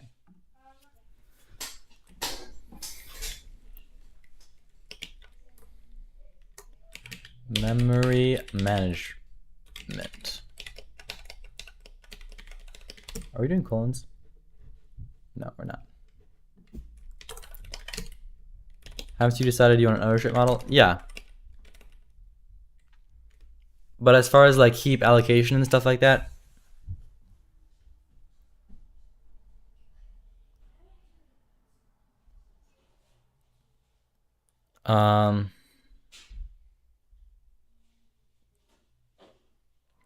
haven't you decided you want an ownership model? Would you be able to do manual management if you wanted in there, like raw pointers and stuff? You mean, and doing your own allocation and freeing and stuff. Maybe. I haven't even decided if, well, I guess there kind of needs to be unsafe blocks, right? Like if you want to do really low level things.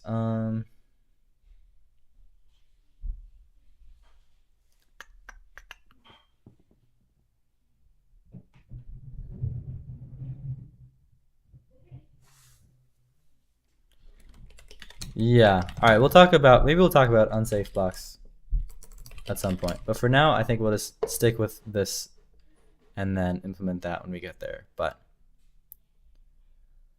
that's kind of a big topic. I do like kind of how Rust does it though. I feel like it's pretty good, but all right. So like,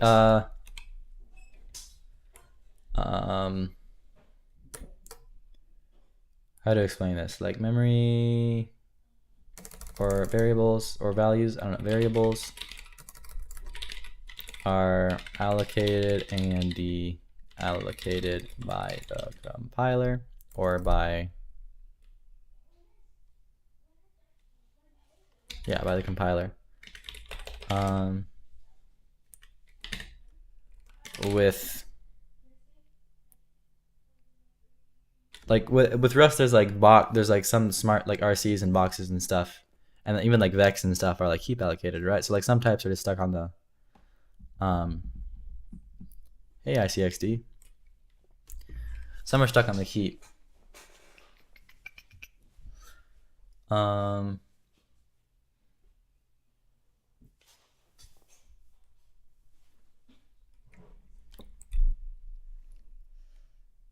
what should I say here? Variables are allocated and deallocated by the compiler.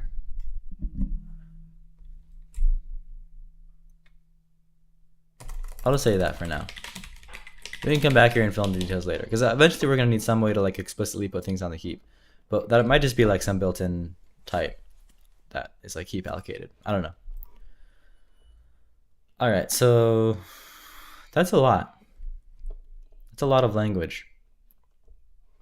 Almost 300 lines.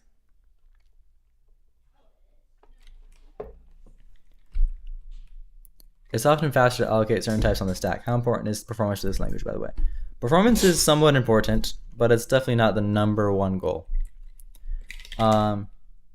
Yeah, I think everything's going to be stack allocated by default, right? Isn't that kind of how most languages work? Allocated. What I'm saying is like some things, like especially things that like dynamically grow, like some array types, need to be heap allocated. And so, or things that are like recursive and need like a layer of indirection so you can know the size of compile time and just store pointers, those need to be heap allocated as well. But yeah, I think by default everything will be on the stack. That's why I just wasn't sure what to write here, because I'm not sure like what that will look like. Like in Rust, it's some sort of box thing or like an RC. But we might just have some sort of like pointer type that just does all that for us. Like a pointer to an int, it's just a pointer to an int, which is kind of pointless because ints are the same size as the pointer, but oh well.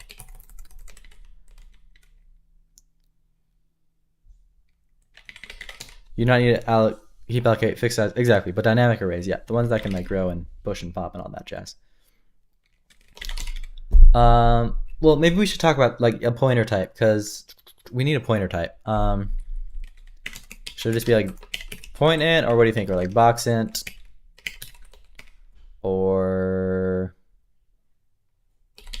I guess you need something like Rust's drop. Yeah, do I? But if you have a pointer, you need to handle all that baggage that comes with it, mainly the unsafety of it. Well, it'd be like a smart, safe pointer, like Rust, to tie the ownership model to memory management. Yeah. Well, yeah, everything will be dropped by the compiler automatically. You mean just like, do I want to give people the ability to like hook into that drop trait and like run code when stuff is dropped? Either way, you need a simple pointer type. You mean like a normal, like an unsafe pointer type?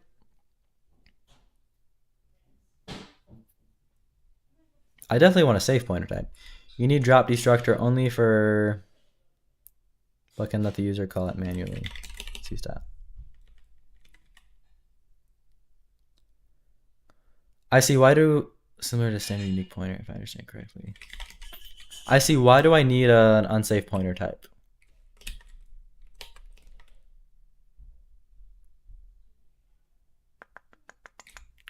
I mean, I guess eventually when I'm doing like operating system stuff, I will need that. But I don't even have a concept of unsafe blocks yet. Are you gonna call it a C? Okay, gotcha. Yeah, that does make sense.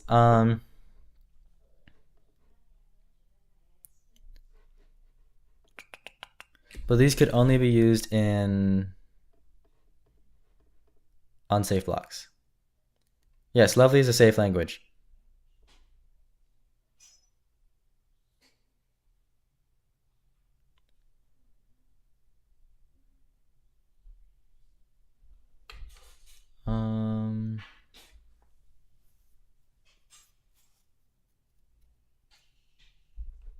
All right, so maybe we do need to talk about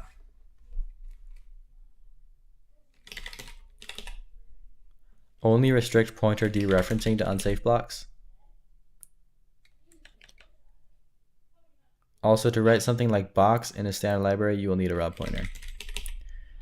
How do you use raw pointers to make, because box is safe, isn't it? It is safe. How do they write box using unsafe things if box ends up being safe? Can they just like, because they own the compiler, just tell you that, no, we know that box is safe? Even though technically it's not? Is that how it works? Or just go look at the source? I can just go to here.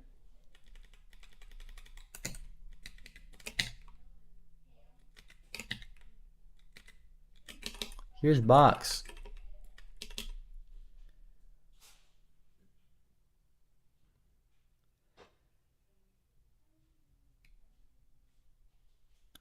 They just suck unsafe pointers into...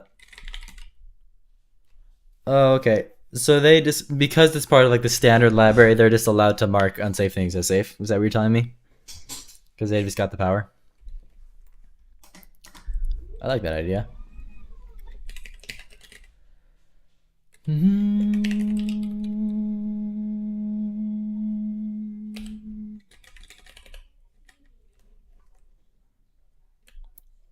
And then the invariance and API of box keep it outwardly behaving as a safe type. Gotcha, that makes sense.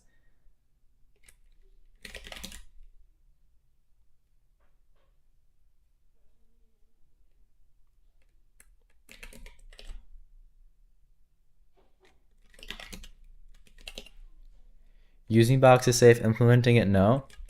But doesn't like unsafety like propagate up or not? I thought it did.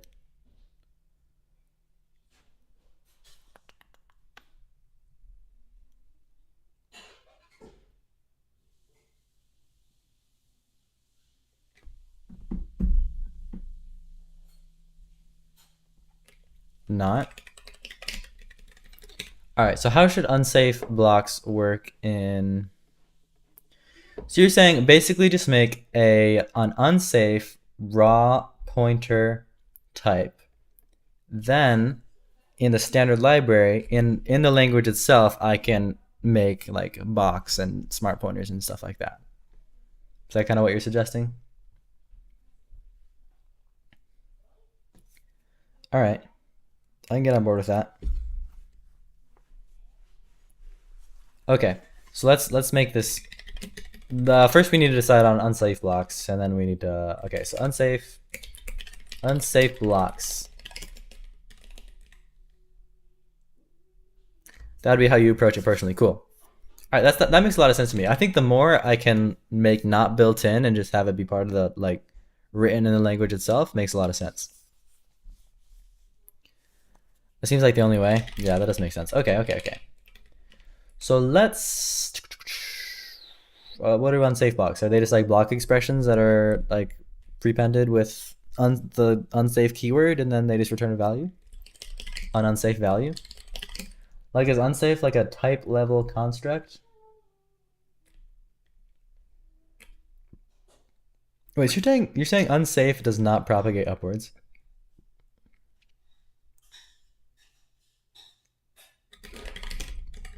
I was always under the impression if I have a function in Rust that does something in here that's unsafe,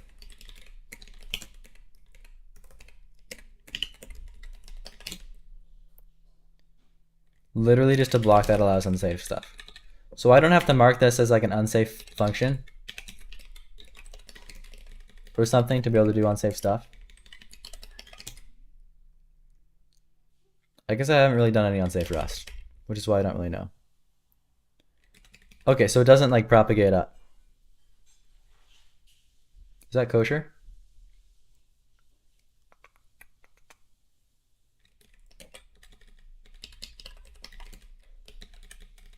Where's a Rust file?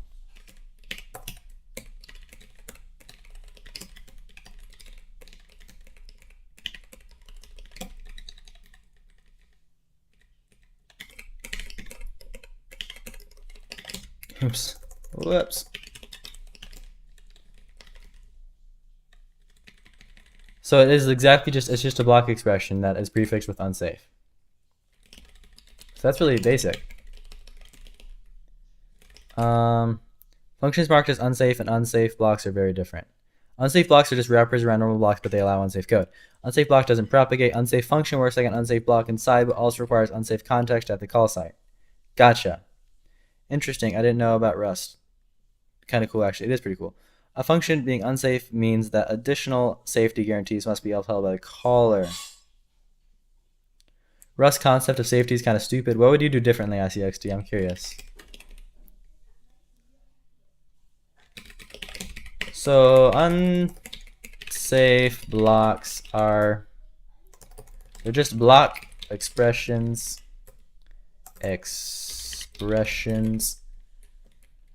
prepended with the unsafe keywords. So I guess there's unsafe functions I was thinking of. So those end up propagating upwards, right? Because at the call site, you have to make sure that you're in an unsafe context, correct? In your opinion, safety should be up to the user. Let them do whatever they want. Oh. Well, I kind of like the idea of safe languages, personally. And if you want to do whatever you want, then you just make an unsafe block. And then, you know, the less competent people are kept from hurting themselves, and the competent people have the power they need. So everybody's happy, you know?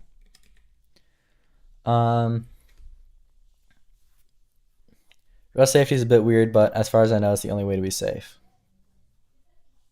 at a 0 runtime cost. That allow unsafe operations. So you're saying the only unsafe operation would be pointer dereferencing. That does make sense, right? Because you can make a pointer and then there's nothing unsafe about creating a pointer because it's just a pointer. It's just the thing that thing is pointing at might have moved, right? And then when you dereference it, like that's kind of a dangerous operation. So that makes sense. So we just need some syntax for pointer types, and we need syntax for pointer dereferencing. Reference counting, garbage collector, whatever the cost. Yeah, totally. So let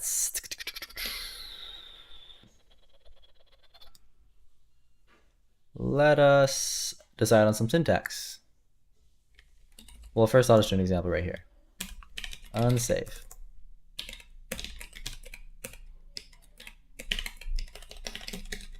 There you go. Okay. What about array bounds checking? Ooh. I feel like my language should return an optional.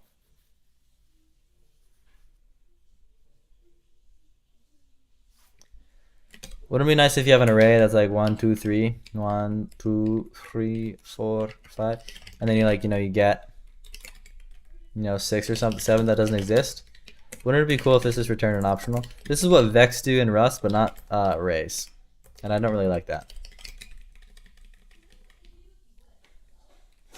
Wouldn't it option of int? That kind of solves the problem, right? And that doesn't have to be unsafe.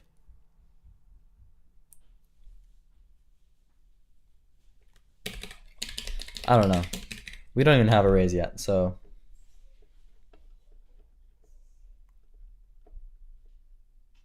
yeah, not sure what we're gonna do about those. Why would it return optional if you know the size of compile time? Oh, there you go. Okay, but like, oh, vec, like Rust vecs return optionals. It should be a panic.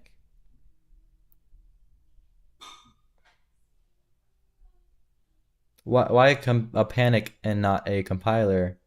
Oh no, because it's at runtime.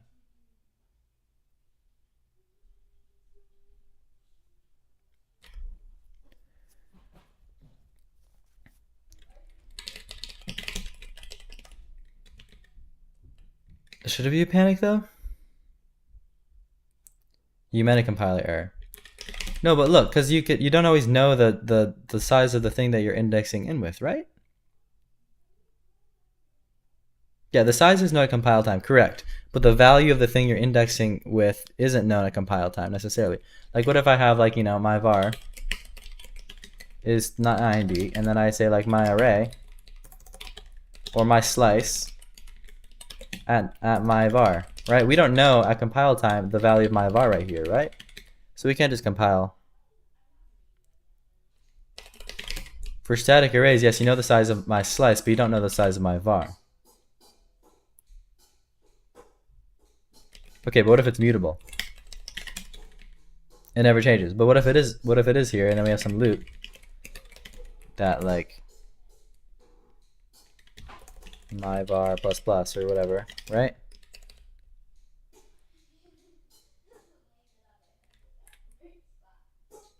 And then like if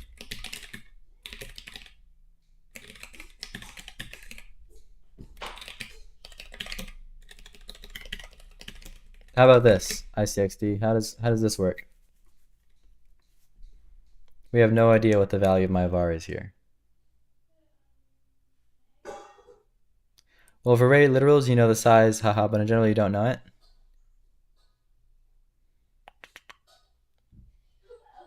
Weird that doesn't exist for arrays. The .get? No, the .get does exist for vecs and Rust. By the way, there was some conversation on the Discord. Rust vecs are going to be called arrays in this language, and Rust arrays are going to be called slices in this language. So it's a little bit different. If you can compute my var compile time. Okay, but in general you can't. Then you can have a bunch of compile time features. That is true. But like generally speaking, you just panic. That's what Rust does, but isn't that's like a little bit, I've always found that a little bit annoying. Because then you always have to be guarding.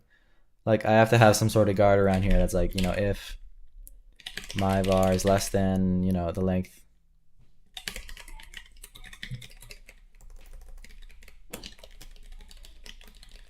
You know what I'm saying?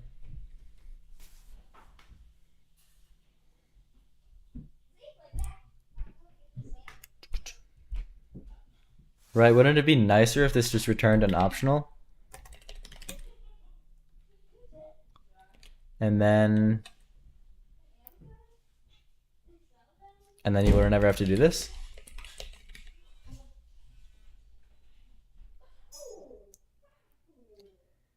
Making a built-in language feature return a value from the standard library is just bad. Is that just bad?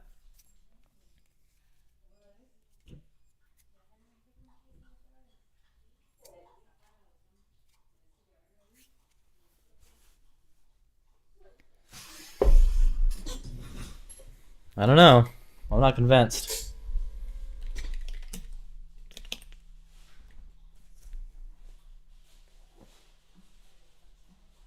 How would you get around having the if? You'd still have to match on the optional usually, right? Yeah. But you can say like, well, at least in Rust you could do stuff like, or you could do, if they did this, you could do if let some value, and then you don't have to match, you just have the value here. So that would mean you cannot use slices in embedded environments that cause some parts of the optional requirements.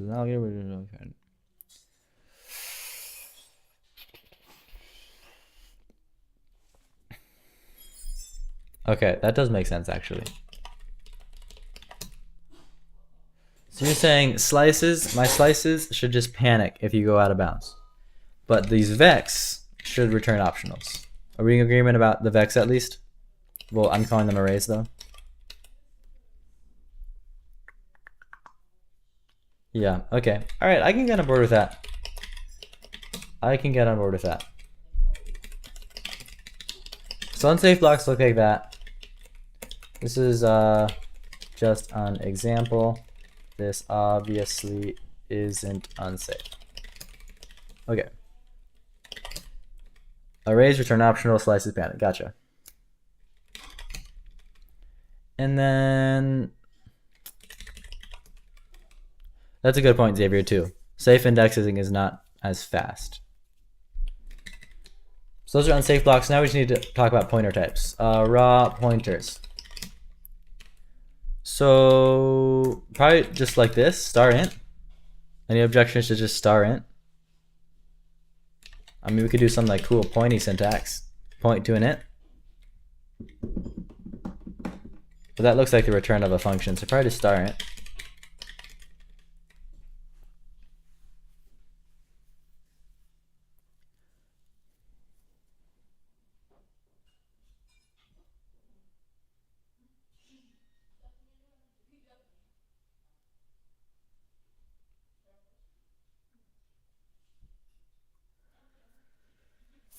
So star, and then how about deallocating? If I have like say I have fa 8 and then xp star 8, sorry, star x. So that gives me a pointer to x, right? So now xp is a star int, right? So this is all safe so far. You like star int. Also prefix instead of postfix is good. So you got it wrong. Yeah. And then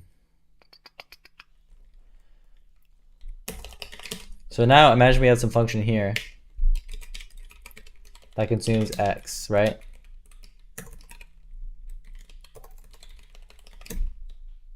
Right, we give x. Then we still have xp here, and now it is like it's pointing to something that's dead, right? And so this is why to dereference it, it needs to be unsafe, correct? Am I right on this? So, oh wait, isn't this the dereference operator? Did I do this wrong?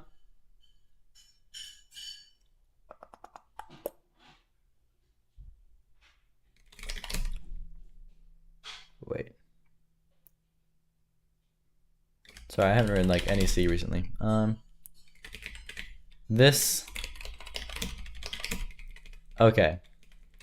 And then this would be the dereference operator. That's what you're saying? This looks just like a reference. Do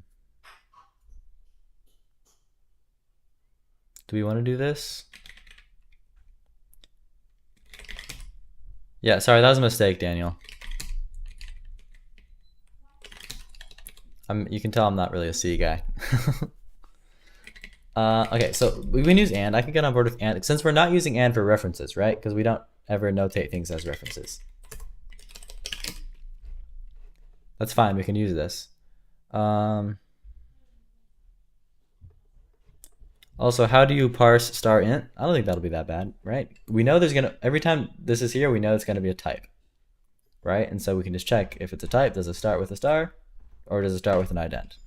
That seems pretty trivial. Because there's always clear places where a type goes as opposed to a value, so. And then if I want to dereference this, this is an unsafe compiler error.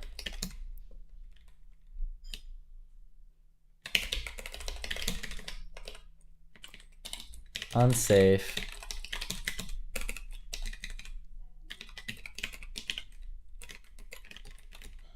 pointing to garbage. Okay,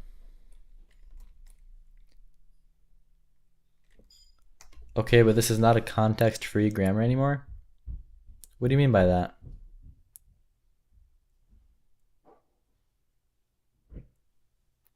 Do you parse L values versus R values? Ooh, I read about that in C. I forget exactly what it means. The R value is like what can go on the right side of an assignment, and the L value is like what can go on the left side. For me, the only thing that can go on the left side is like a new variable. Actually, that's not true. We don't even have assignments yet, do we? Because we could do that. Yeah, it's just variables can go on the left side, right?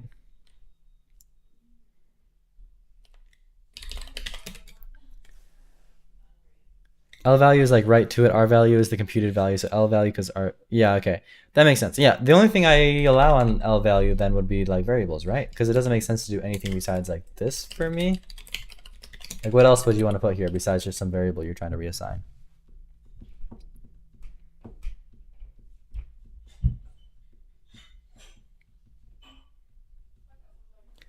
Wait, Xavier, I don't quite understand what you're saying. If you understand when it is typed and parsed differently when it is that it's not context-free grammar.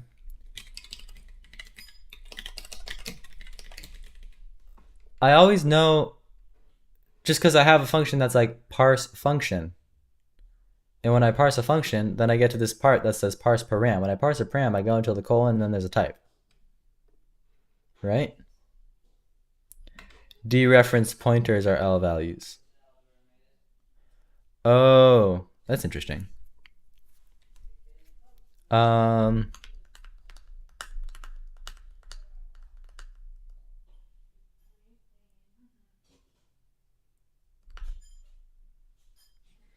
Gotcha. Okay.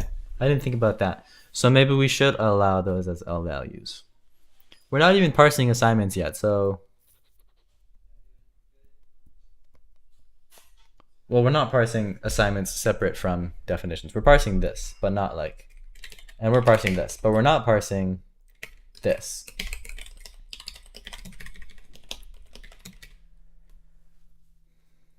Gotcha. That's interesting. Yeah, so I guess we should probably allow that, right? Unless there's another way to express that. Is there another way to express that without having to do that? That does make sense. Interesting. Okay. So you'd have to do an unsafe here. We can say like star XP. Well, let's do an example like star XP. Okay.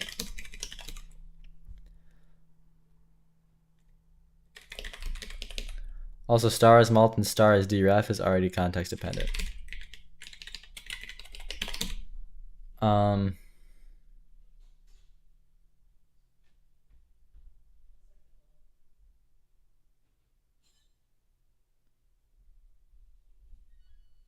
I don't understand the whole context dependent argument.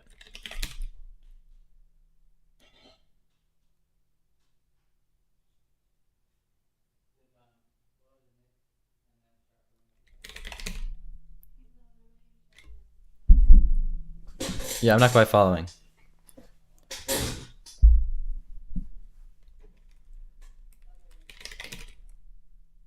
If I had another value right here, then yes, this becomes an infix.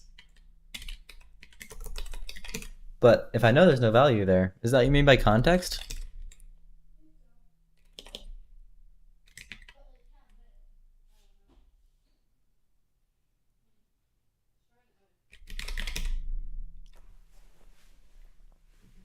Yeah, I don't know. Well, anyway.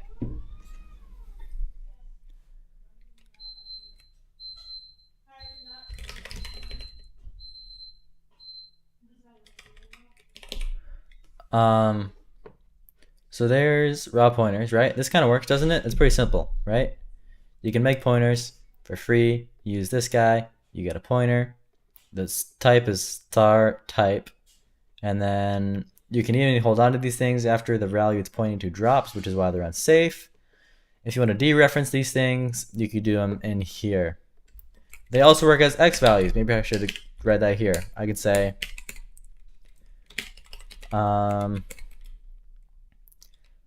pointer derefs are valid L values. Is that what I said? L values?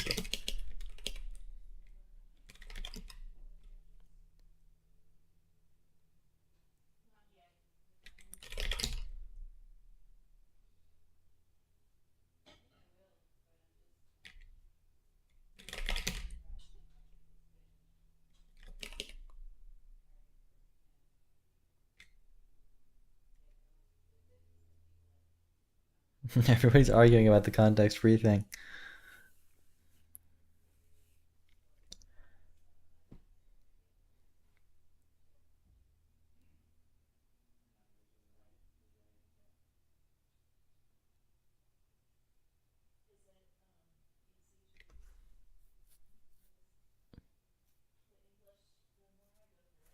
Yeah, I don't know what they mean by context dependent, so I can't offer an argument, but I'm pretty sure like there's no like context I'm holding on to in the parser that some flag I'm setting for anything at all. Is that if that's what you mean?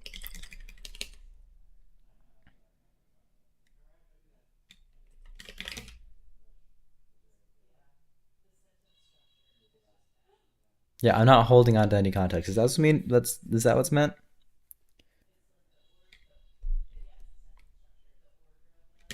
I mean, we can go look at the code if this helps people. The parser just holds on to the lexer so we can get tokens and the source. There's no like context.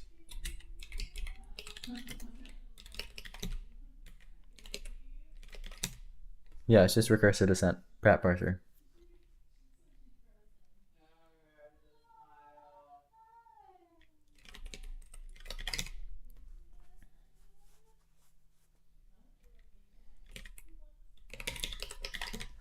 All right. Well, anyway, we got this figured out.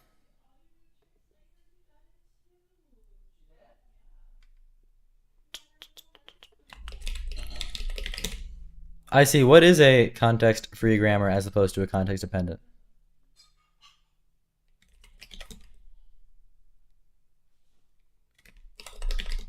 Because I don't know. I'm curious.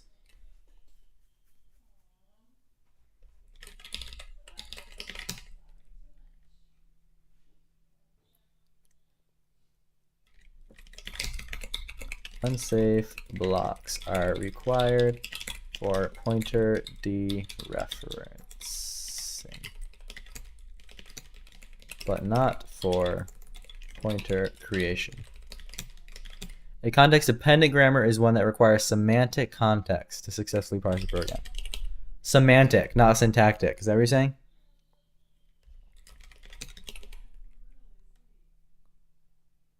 The notion of context here is a bit subjective, lol. It means different things.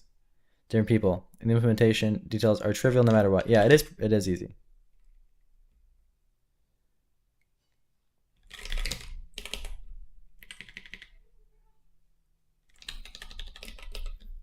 Gotcha.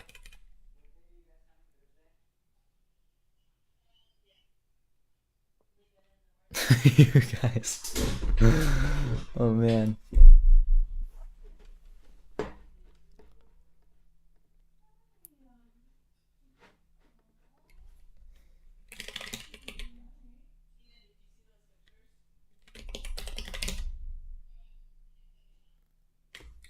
How about I look it up? Let's try to resolve this, okay? Context-free grammar. Hang on, that's the AI overview. We can do better than that. Context-free grammar. Informal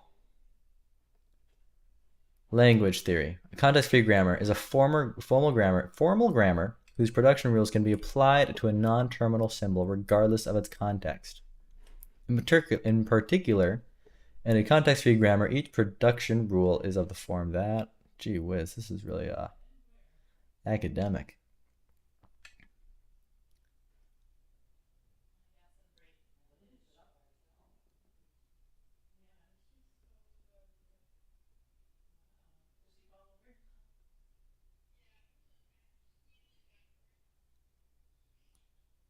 You don't need Wikipedia, just listen to you. What about the other people? Can I get like a really, really, really simple explanation?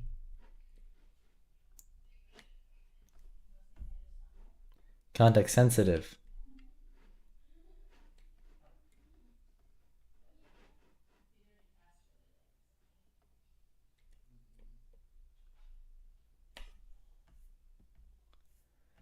Guys, it all just comes down to the Chomsky hierarchy.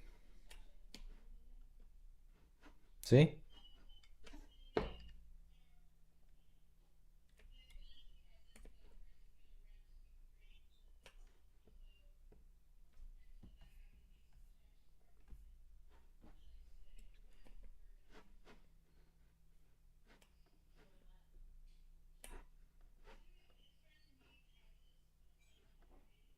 All right, well,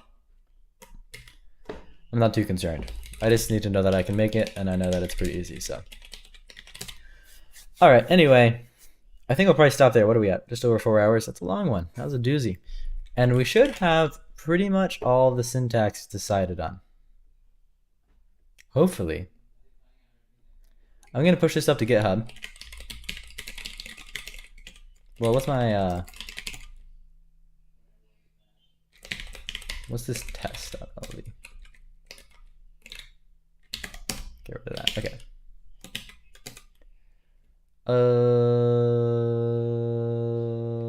Okay. And today, get rid of that too. Okay.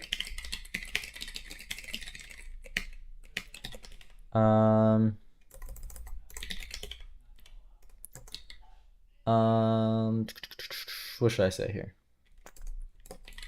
Added more syntax.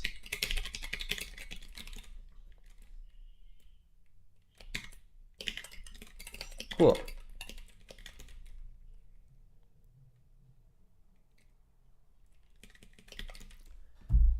So where's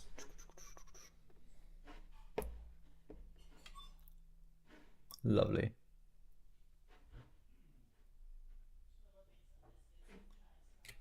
So if you go to syntax, it's all here.